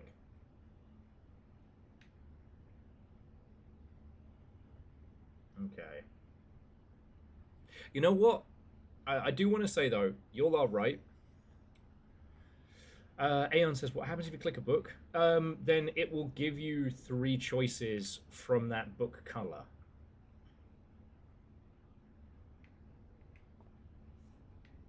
So, it's kind of... Yeah, now, the door on the other side will not be locked, which is good. Alright. You know what? I do agree. We'll come back to this one. We've got plenty of steps. We're just lacking in keys. So, we want to open up the pit a little bit on the other side. But again, we need the office and the study.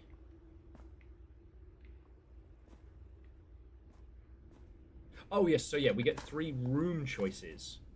Bees? You saying bees or beads? I like my women like I like my coffee. Covered in bees. No thanks. That beekeeper skit still makes me laugh. Like, how do beekeepers go dating?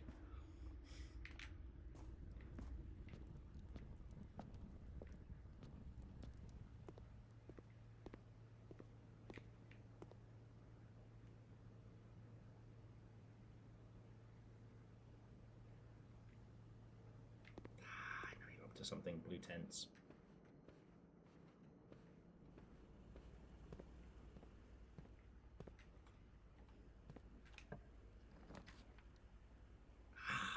sticks. So the locksmith would obviously be a massive win, but that means that we are entirely reliant on whatever comes out of the secret passage.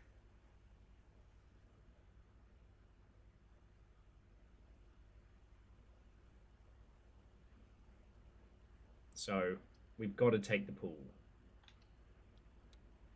But we may not have keys enough to make it much further up. So... I mean, so Akari, I have a feeling that... Oh, okay.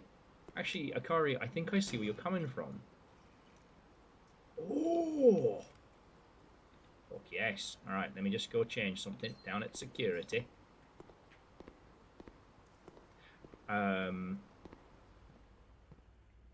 Yeah, so basically what Myth and Akari are suggesting is that we come at the secret passage from behind, lol. The reason being is that the back door, lol, is usually opened because you open it when you grab something. However, if we come back around, we'll be able to see the back of the bookshelf, which probably has a bunch of hidden puzzle shit in it, knowing this game.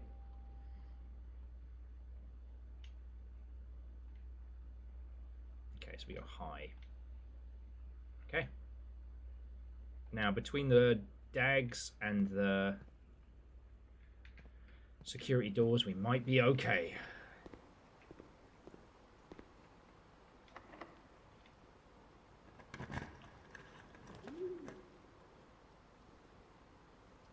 Okay. The showroom. Because we might have enough to buy the master key. Because there's a sale on. Yes! Son of a bitch!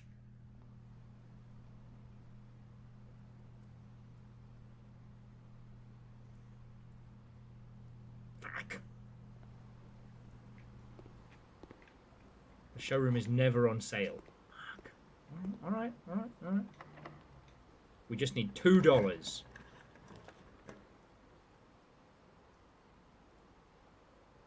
Okay, master bedroom is what we need.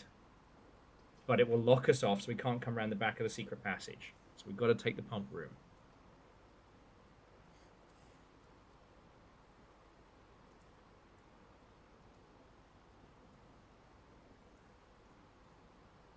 Yeah, Akari is having a discussion with Akari right now. Yeah, the master bedroom gives us... gives us the king. But the pump room allows us to come around the back of the secret passage.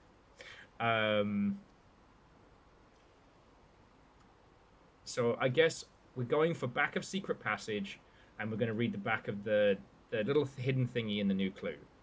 Like, oh, you had to, it doesn't have a king. Oh, okay. There we go. That's probably something very telling. But thankfully there's dirt on the floor, which means the dogs have it.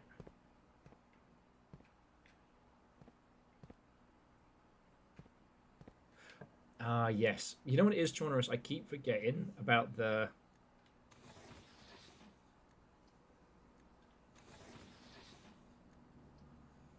Oh, come on. Now you're doing that on purpose. Not you, obviously. We don't have a lot to combine. Honestly, the workshop and the boiler room are going to give us the same fucking shit. We can't rotate the boiler room so it's facing out, up, and sideways. It's only up or across.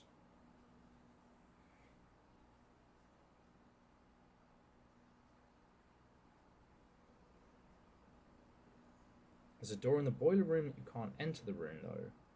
It's part of the room's puzzle.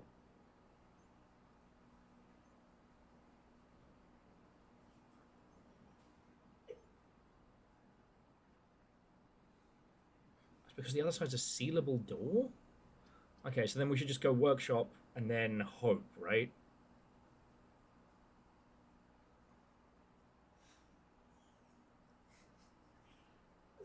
My sister said the bathtub takes a long time to drain. She's like, oh, it probably needs Drano. She's like, God knows what's down there. She's like, oh god, there's bugs down there. Drain spiders. I was like, yeah, they wait until you go to sleep so they can nibble on your toes. It's just, how dare you? Drain Why spiders! did you say that? Firstly, drain spiders wait until you're sleepy and you're having a pee. That's when they get you. Everyone knows that. Okay. I mean, Sledgehammer's not awful.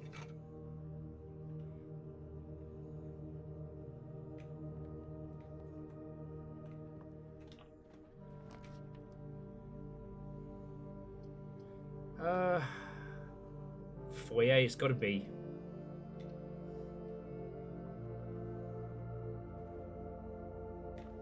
William Epson, Baron Sinclair, Major Nicholas Key.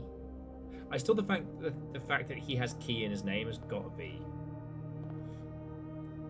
Ariana, Edwin, Isaac Gates. Okay, come on. Fine, I guess we're taking the passageway. So glad we used this 4-way room for 1 way. Oh, good. Okay. Son of a bitch! Oh, wait, no. Okay, Night Shield. Archive. No, Night Shield, weight room.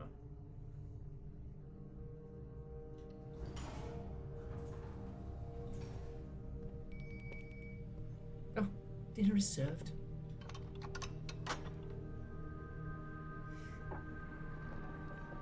But this is good. We've never come in the back of the secret passage before. I gotta stop saying it. Okay. Oh, but rotate that laboratory. Rotate your owl. God, I'm just.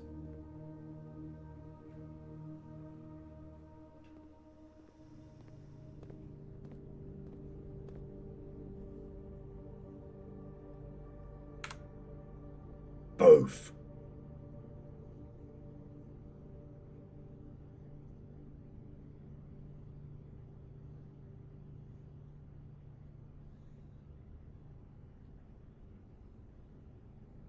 Leo, she was saying finding this without that book clue is such a pain. It's part of the castle cipher.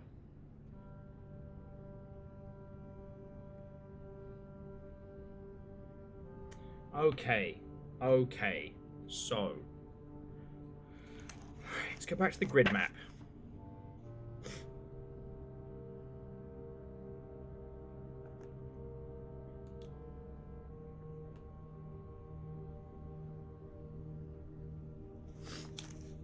Okay, so that does mean that the double O and the OR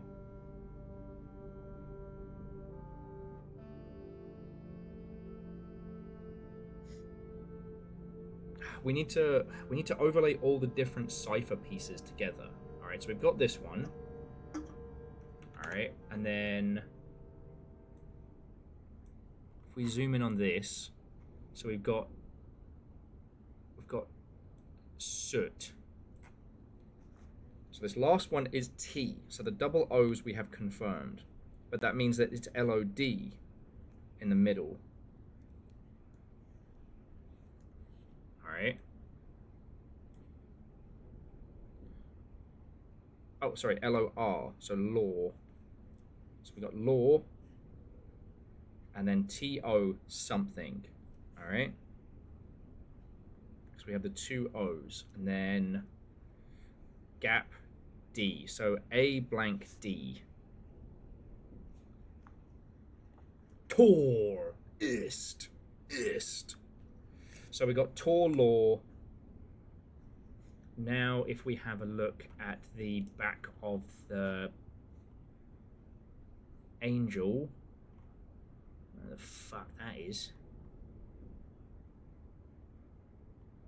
I know DJ Coyle was saying that they've actually organized their screenshots into like specific little folders. I cannot state how smart that is, because let me tell you, when you're looking at 1059 screenshots, Lore about a small hill? Cool. Yeah, well, obviously the phonetics are going to be it, so it's lore. I don't know what tour would be. Oh, a tour of the grounds. Or is that just my accent coming into play? Where's the fuck are you, Cloister? In the cloister with the buttons. I don't know where this accent is from. Okay, that's way later.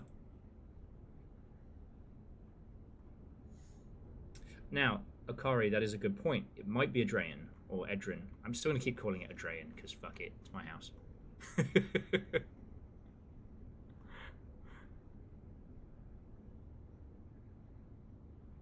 Yeah, English, Roman numeral. Now we have the cat,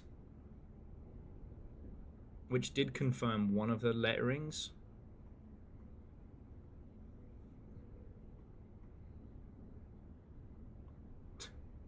So many pictures of business fish, it's almost a little weird. Almost. But then a whole business fish is tied as I go to sleep. It teaches me business things. I probably have a problem. Oh my god, alright.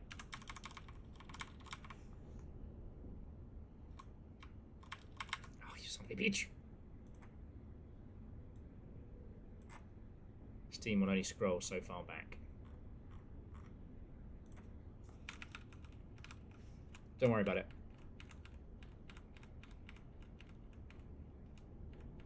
Okay, God, alright, that's a little too far back. Periodics, original version of the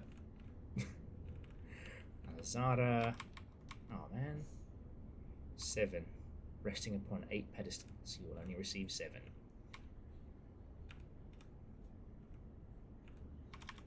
God, that was only day 11? Alright. Well, we definitely...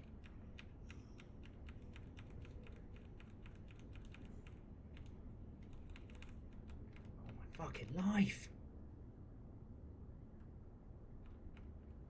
If any of you want to play some, like, hold music or something right now...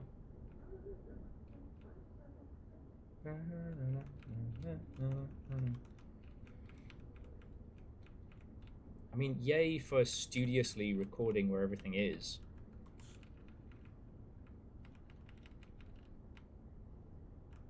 Okay.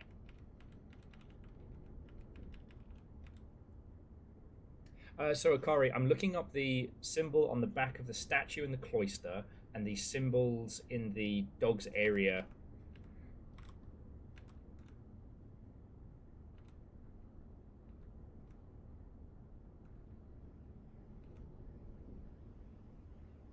Yeah, see, the moon pendant is missing from the final version of the new clue.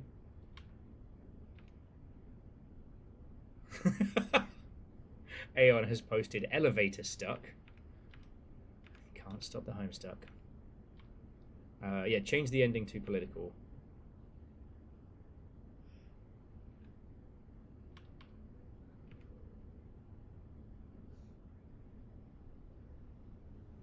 Yeah, we still haven't...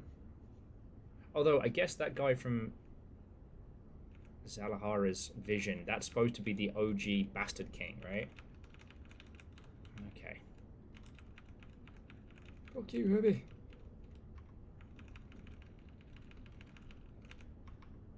Oh, this is when we got into here.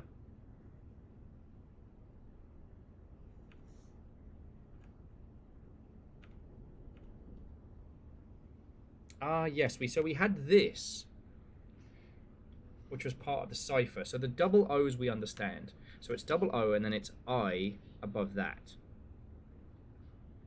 And then blank and then I again. So at the top we have that CI. You know, Aeon's still trying to gremlin zoom you.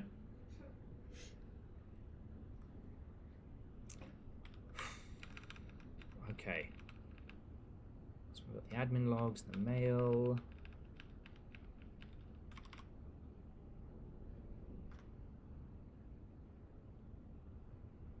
Oh yeah, and some of the Red Prince details again, like how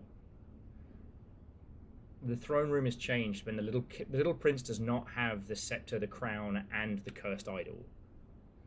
There's a couple of things missing from that. He could not stand in the sight of canary or crow. He could not stand the weight of the snow. Yeah.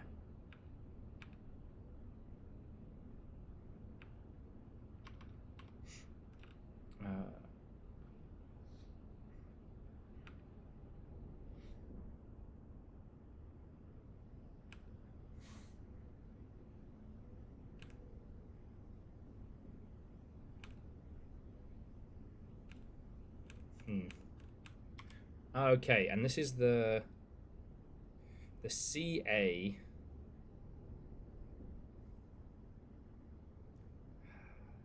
Okay. 1, 2, 3, 4. So that's the bottom row, but 1 in. Or maybe 2 in. We're now pretty sure that last one says maybe eat. Okay.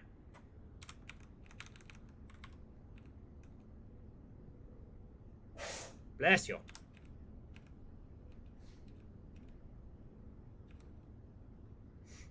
You know, I still feel like with the Royal Museum,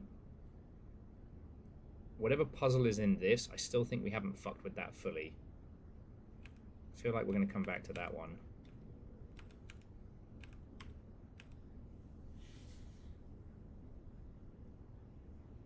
Oh yeah, and so Akari, the 8 from the submain map was where we start. It's always 8.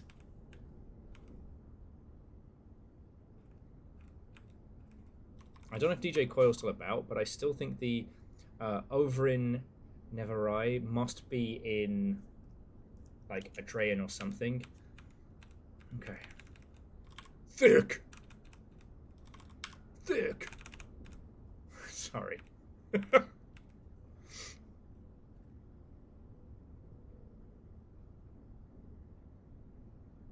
Yes, and Akari, I think the video that we found in the security was another path to lead us to the underground. Like, I think she left us multiple paths, like multiple clues towards where we were going.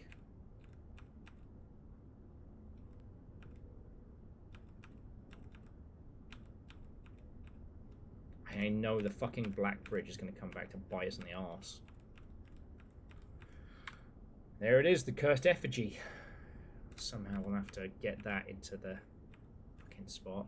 Alright.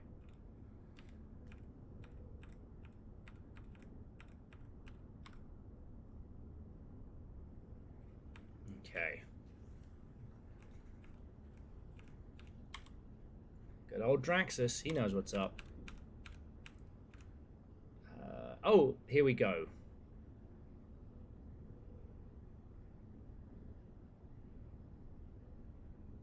Oh, drafting 19 dead ends in 1 day.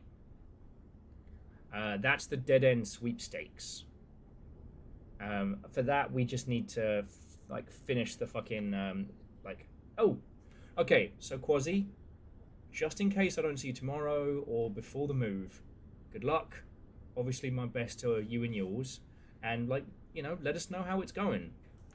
Don't dox yourself, obviously, but feel free to post stuff in Discord because we all, we all like to hear about it.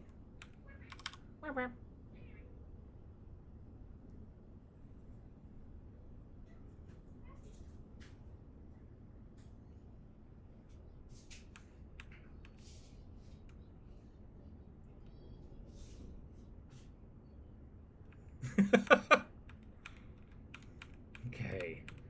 Alright, there's Castle. Yeah, I know this is drastically exciting to watch, dear friends. It's riveting. There's Dowager, which I was trying to look for earlier, but we proved that one.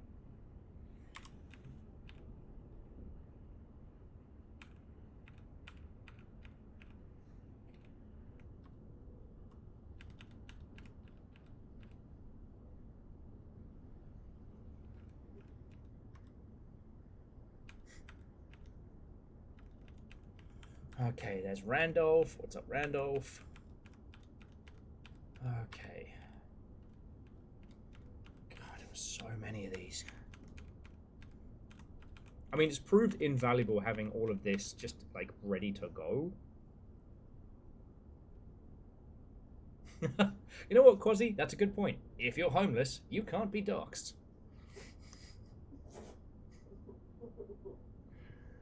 And yeah, Chaunerus, I should take some time to arrange these screenshots into different places and details and whatnot, but it is very unlikely that will happen between now and next week. Well, because we got the thing tonight, then... No, that was sarcastic. Oh. What is this sarcasm you speak of? No, it's a little too high up. Yeah, too cerebral.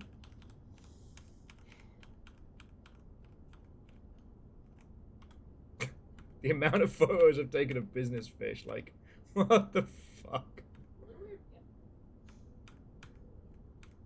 Dear Simon, we're writing to you because we're concerned about the fucking fish.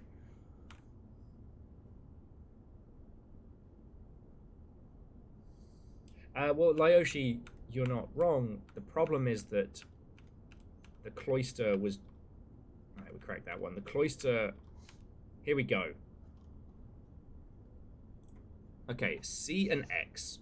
Alright, so we know that now. Alright, I'm going to stop guessing myself. I can always start a new page. Okay, so the top row is C, I, X. We know that. We definitely know the X. We know these two O's for sure.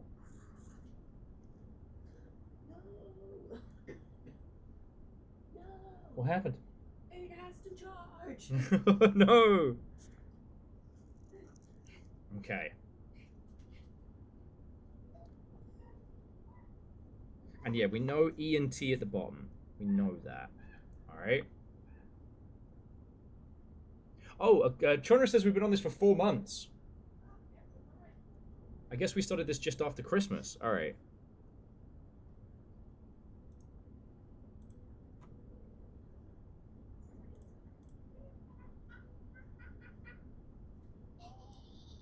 Yeah, and then we add this on here, so we have the OO.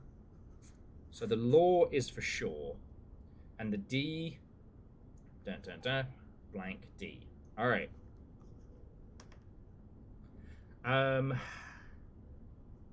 Oh, and the I's come from the, like, I blank I00, which we thought was binary, and it's not. Okay, so if you want to have a look at what I've got so far, this is what we have for sure.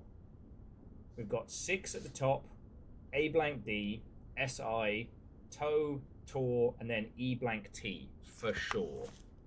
Alright. Now, is it 6 phonetically, or is it Roman numerals 109? Oh, the locker room as well. See where that locker room is. I know it's in here somewhere. Yeah, there's the cat, which is how we know for sure about the T. Oh, Chaunerus. That's heckin' cool. 16th of January is when we started this. Wow.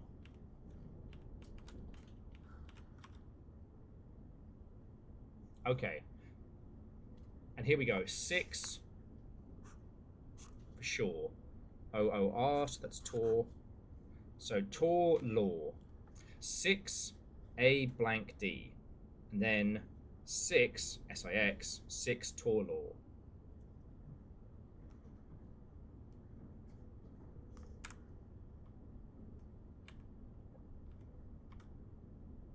This puzzle is harder than it seems. I can remember that one. That's a great thumbnail.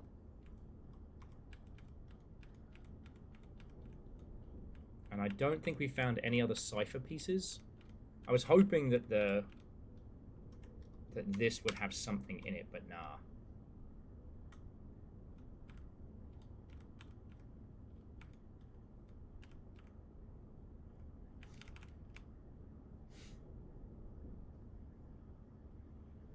Blam. And now we're here. Okay. Okay.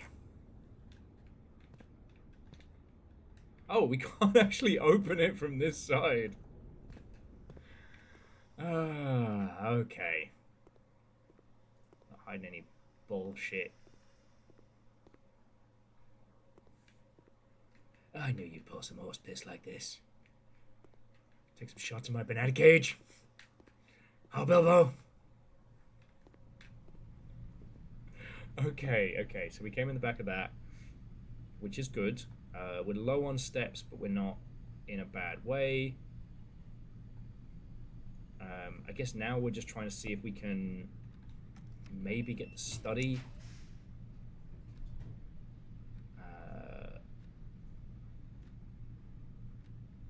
Treasure trove gets us into the fucking spot. Oh, and we can go buy the master key as well. So, brilliant.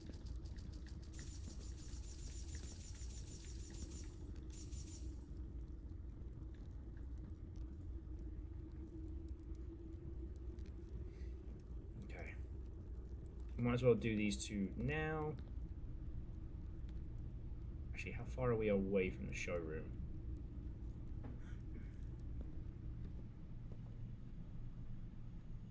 Oh no, I'll rush back if we need to.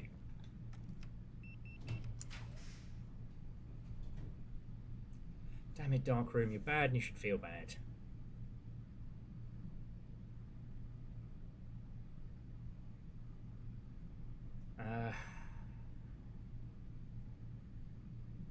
Piss!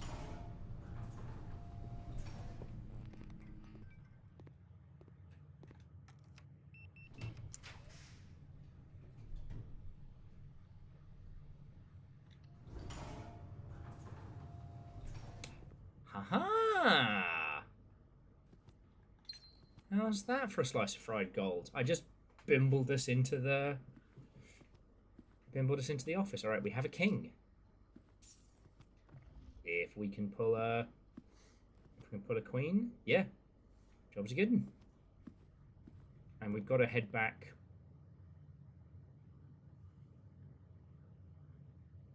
Oh fuck!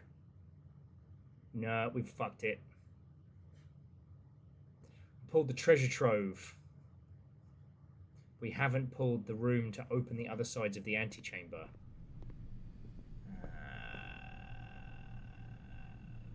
Fuck sticks. Alright. Well.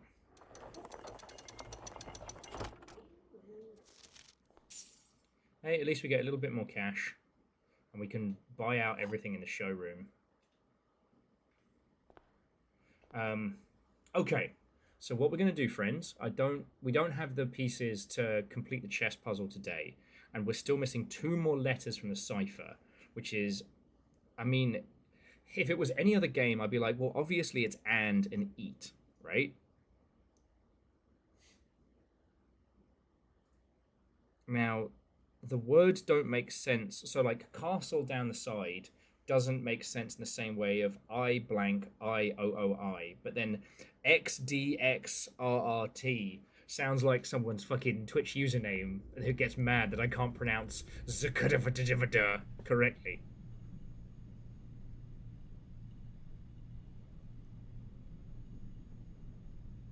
Yeah. So Chaunerus, we're missing AD and ET. Whatever is between those. Now, if we have seen those, and I'm just blanking on it, then, you know, it's a group game. You all know that. Okay, now actually, we have the... Oh, damn, I don't think we've actually got anything we can combine. Fuck.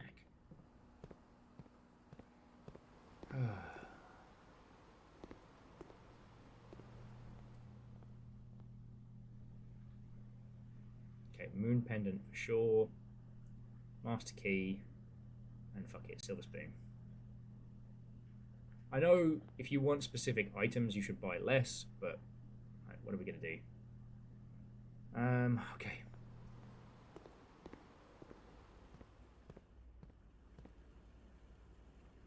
I opened up Vault Key 143. Let's go have a look. So I don't know. I think there are some parts of the vault we still haven't opened. Currently we have opened we've opened up 149. 149, 370, and 304. If there are any more on here to be opening, I've either bimbled the key, I've either fumbled the key, or we haven't seen it.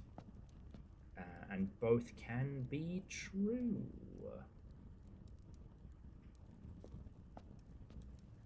Oh, okay. And again, this is why we play this as a group. We talk it through as a crew. So, Fen Eris.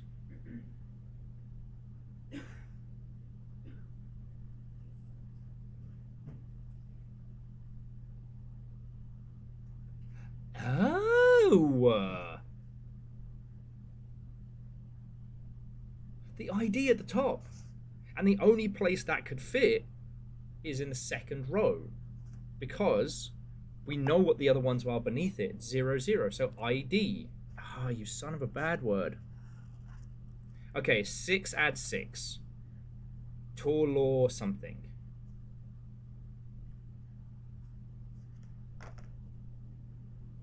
Six add 6. 12? It's not 8.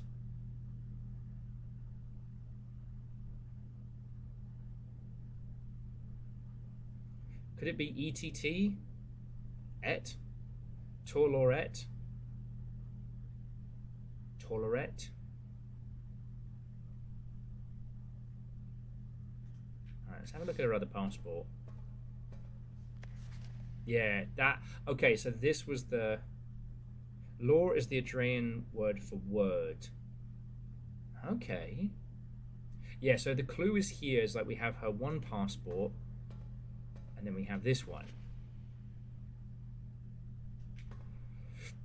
Okay.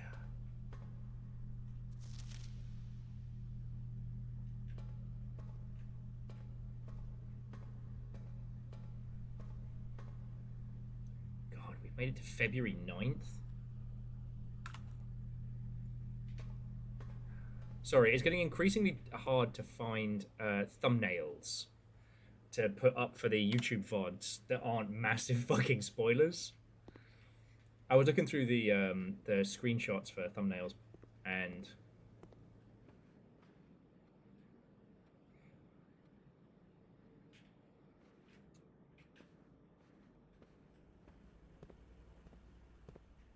so et is an Adrian word. It means east. Okay. Now I'm not. I'll pencil in the additional T because it's not eat, but we know law and tor are Adrian words.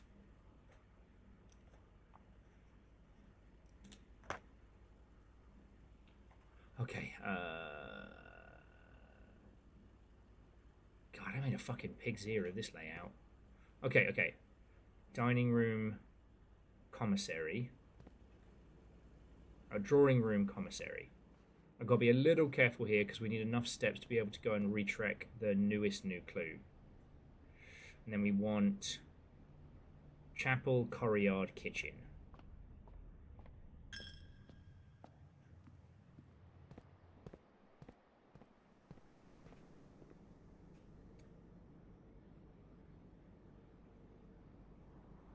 The spacing on the cat clue is very specific.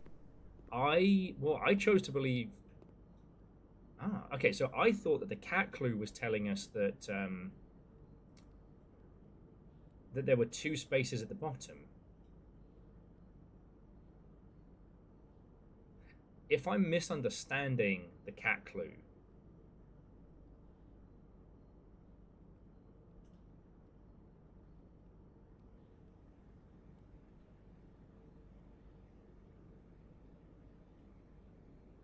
you know, if this is the Downy Feathers of fucking blueprints, then I'm more than happy.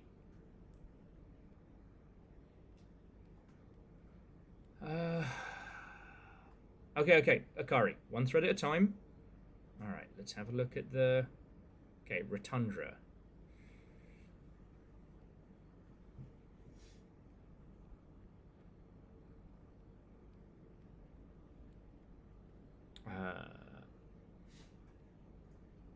Sorry.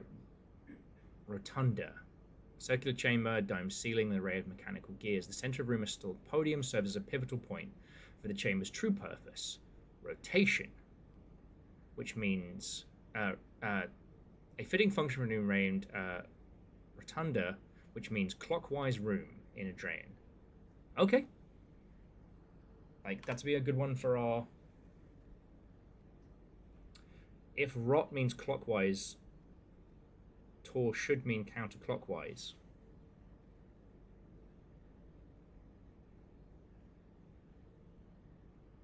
DJ Coil, what are your feelings on this one? Because you've kind of been our... Wait, can I use the axe on anything? Not just stuff we've drawn?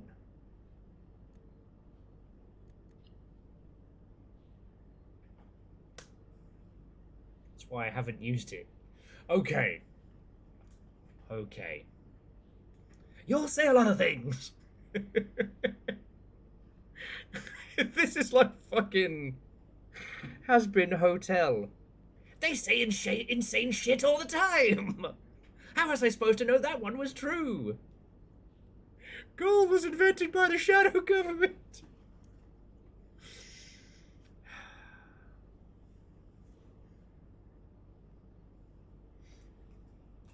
Okay. So found floor plans.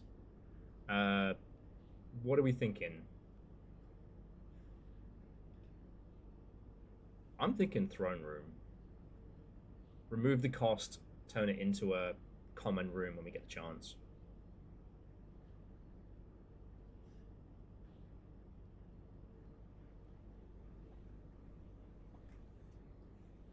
You know what? I'm just going to do it. I'm just doing it.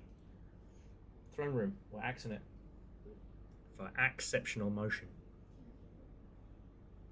Sorry?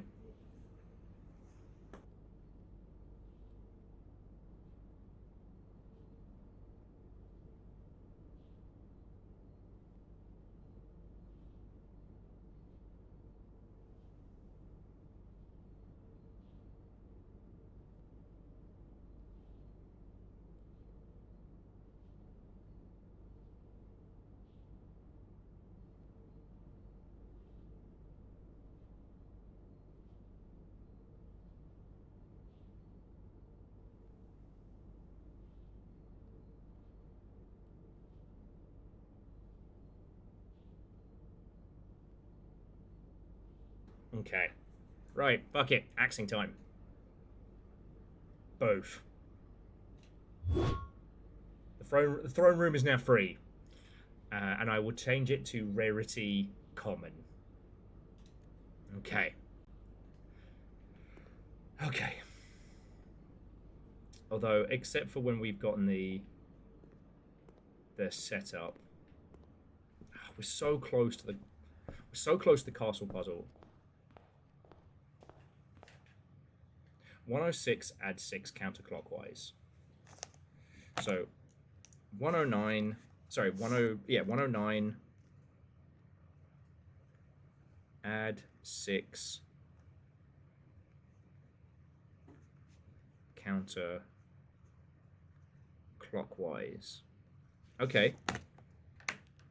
Where?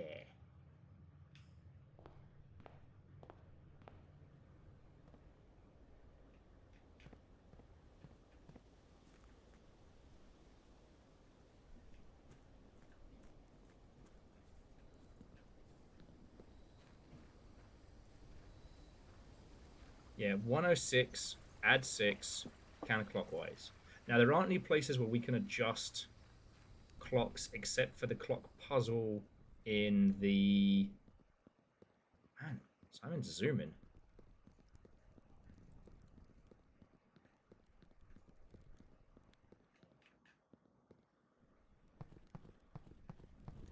So the word east is also part of the solution.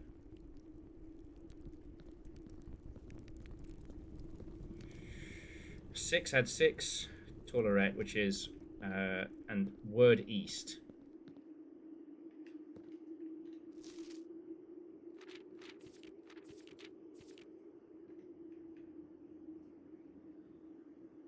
It's just a squiggle. Fuck. Sometimes a squiggle's just a squiggle.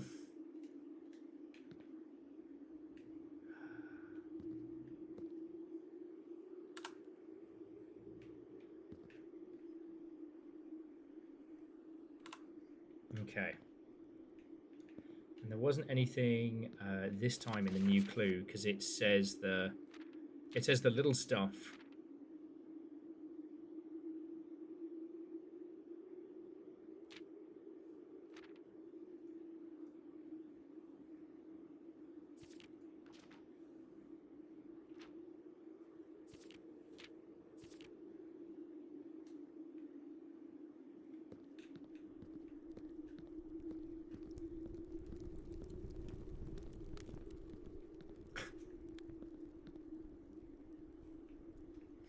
God, remember when all the puzzles used to be this easy? Good times, good times.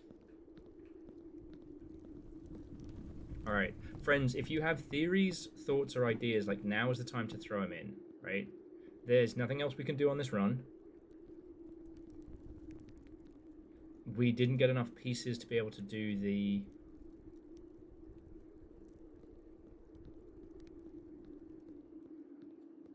chess puzzle this run. And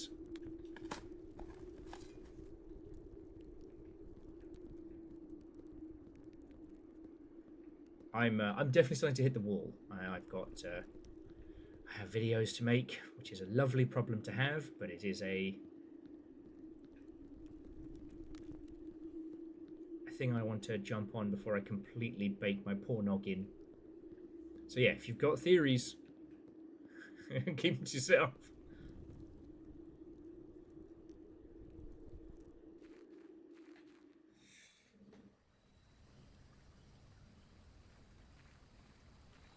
Yeah, no, and Jonorous, I mean, that gives us some nice, clear goals for next week. We will be we'll make a move towards doing the castle move, i.e., get the chessboard and then swap the rook in the castle.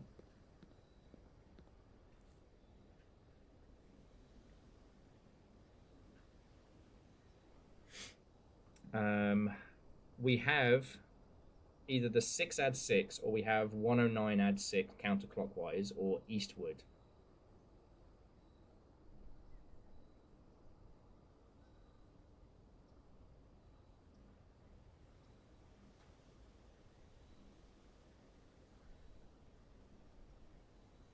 Okay. 6 does become C9. What about the others? Because there aren't S numbers of things along the row.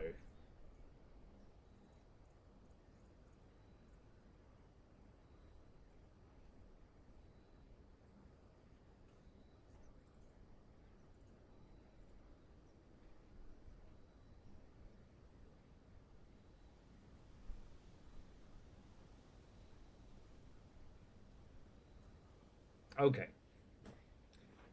I think this is a good place to bring our adventures to a close. We've cracked almost all of the castle cipher.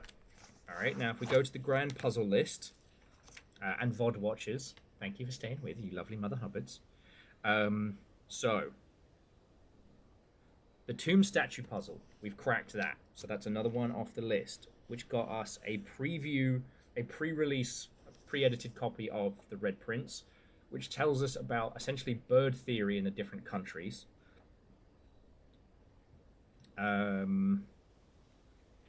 We now have the castling maneuver for the chess puzzle. Oh, and we did the secret passage puzzle. Well, it wasn't really a puzzle. It was just the back of the secret puzzle door, the secret tunnel door. But that was a good thought. That was a good thought. Oh, we did the tunnel outside, which led to nothing. Forgot to cross that off. So we're still working on the castle cipher. We're still working on trying to find where the scepter is, so we can do the crown, the scepter, and the stone. And we need to do a lot of math puzzles next week. And Fred, welcome back. But we're just bringing our adventures to a close. I'm sure there are some lovely Mother Hubbards I can pass you all on to. You know? Look, today has been a bit loopy bananas, but in a good way. It's been chaotic and everywhere, but not in a terrible manner. So, you know, thank you. If you've got theories, scribble them down. We'll be back here next week. All right? I was about to be like, damn, I'm so sorry this has been such a short stream. And I looked up and like, no, it's been 6 hours. Yeah. 4 hours of blueprints. My brain is about to leak out my nose.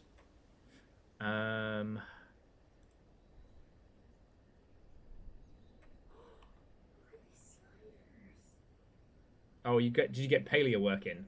Oh, well, this game is insane. Expect to be hearing more about Paleo World Oh soon. my god. So look, friends, I can offer you Vintage Story, or I can offer you Hunt Showdown. Those are the two things I can offer you tonight. Or game dev. Or game dev. But no. I know I said it at the beginning. I want to say it one more time. I'm sorry I've been on another one of Will's roller coaster weeks. A lot has happened, but you lot have been consistently lovely throughout all of it.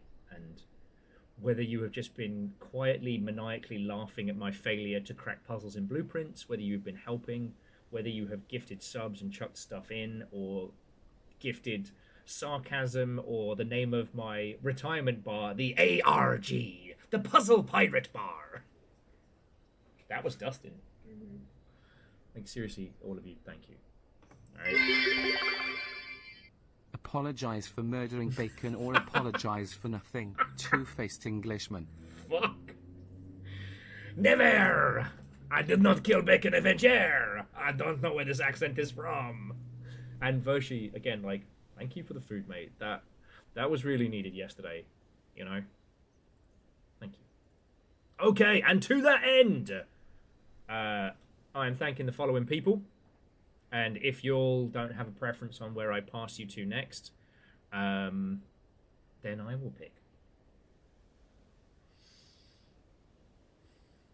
But yeah, so a lot of you were celebrating 91 months, and a lot of you were hunted by Yeti and members of House Carl.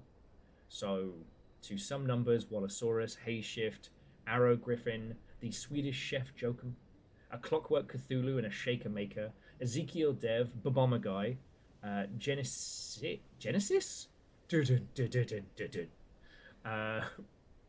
Brave New Tunk, Verdant Tash, Wolf, Great Game of Dota, a Toaster Archer, and an Akari Zero.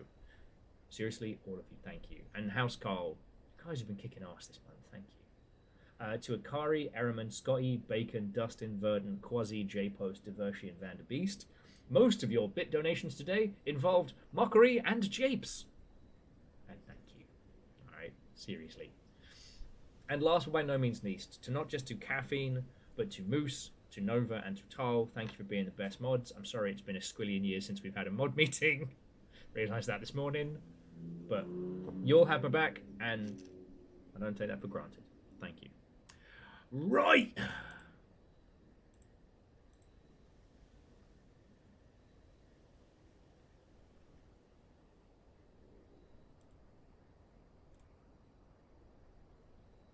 You know what? I was talking about my friend Alex earlier today. I'm going to pass you over to the indomitable Octo Pimp. I know it's a larger stream than we usually raid into, but Alex is a good bloke. And yeah, the reason I was on Hot Pepper Gaming a squillion years ago. But that's a story for another night. Friends, I'm going to yeet you over pretty much in just a second. Have a lovely rest of your evening. Thank you, you beautiful puzzle sickos. And I'll see you tomorrow for some dungeon crawling. Yeah, dungeon crawling, Will. That's what I do. Oh no, it's the return of my terrible impression of Ringo Starr. That's how I knew I had to end the stream. All right. I'm just going to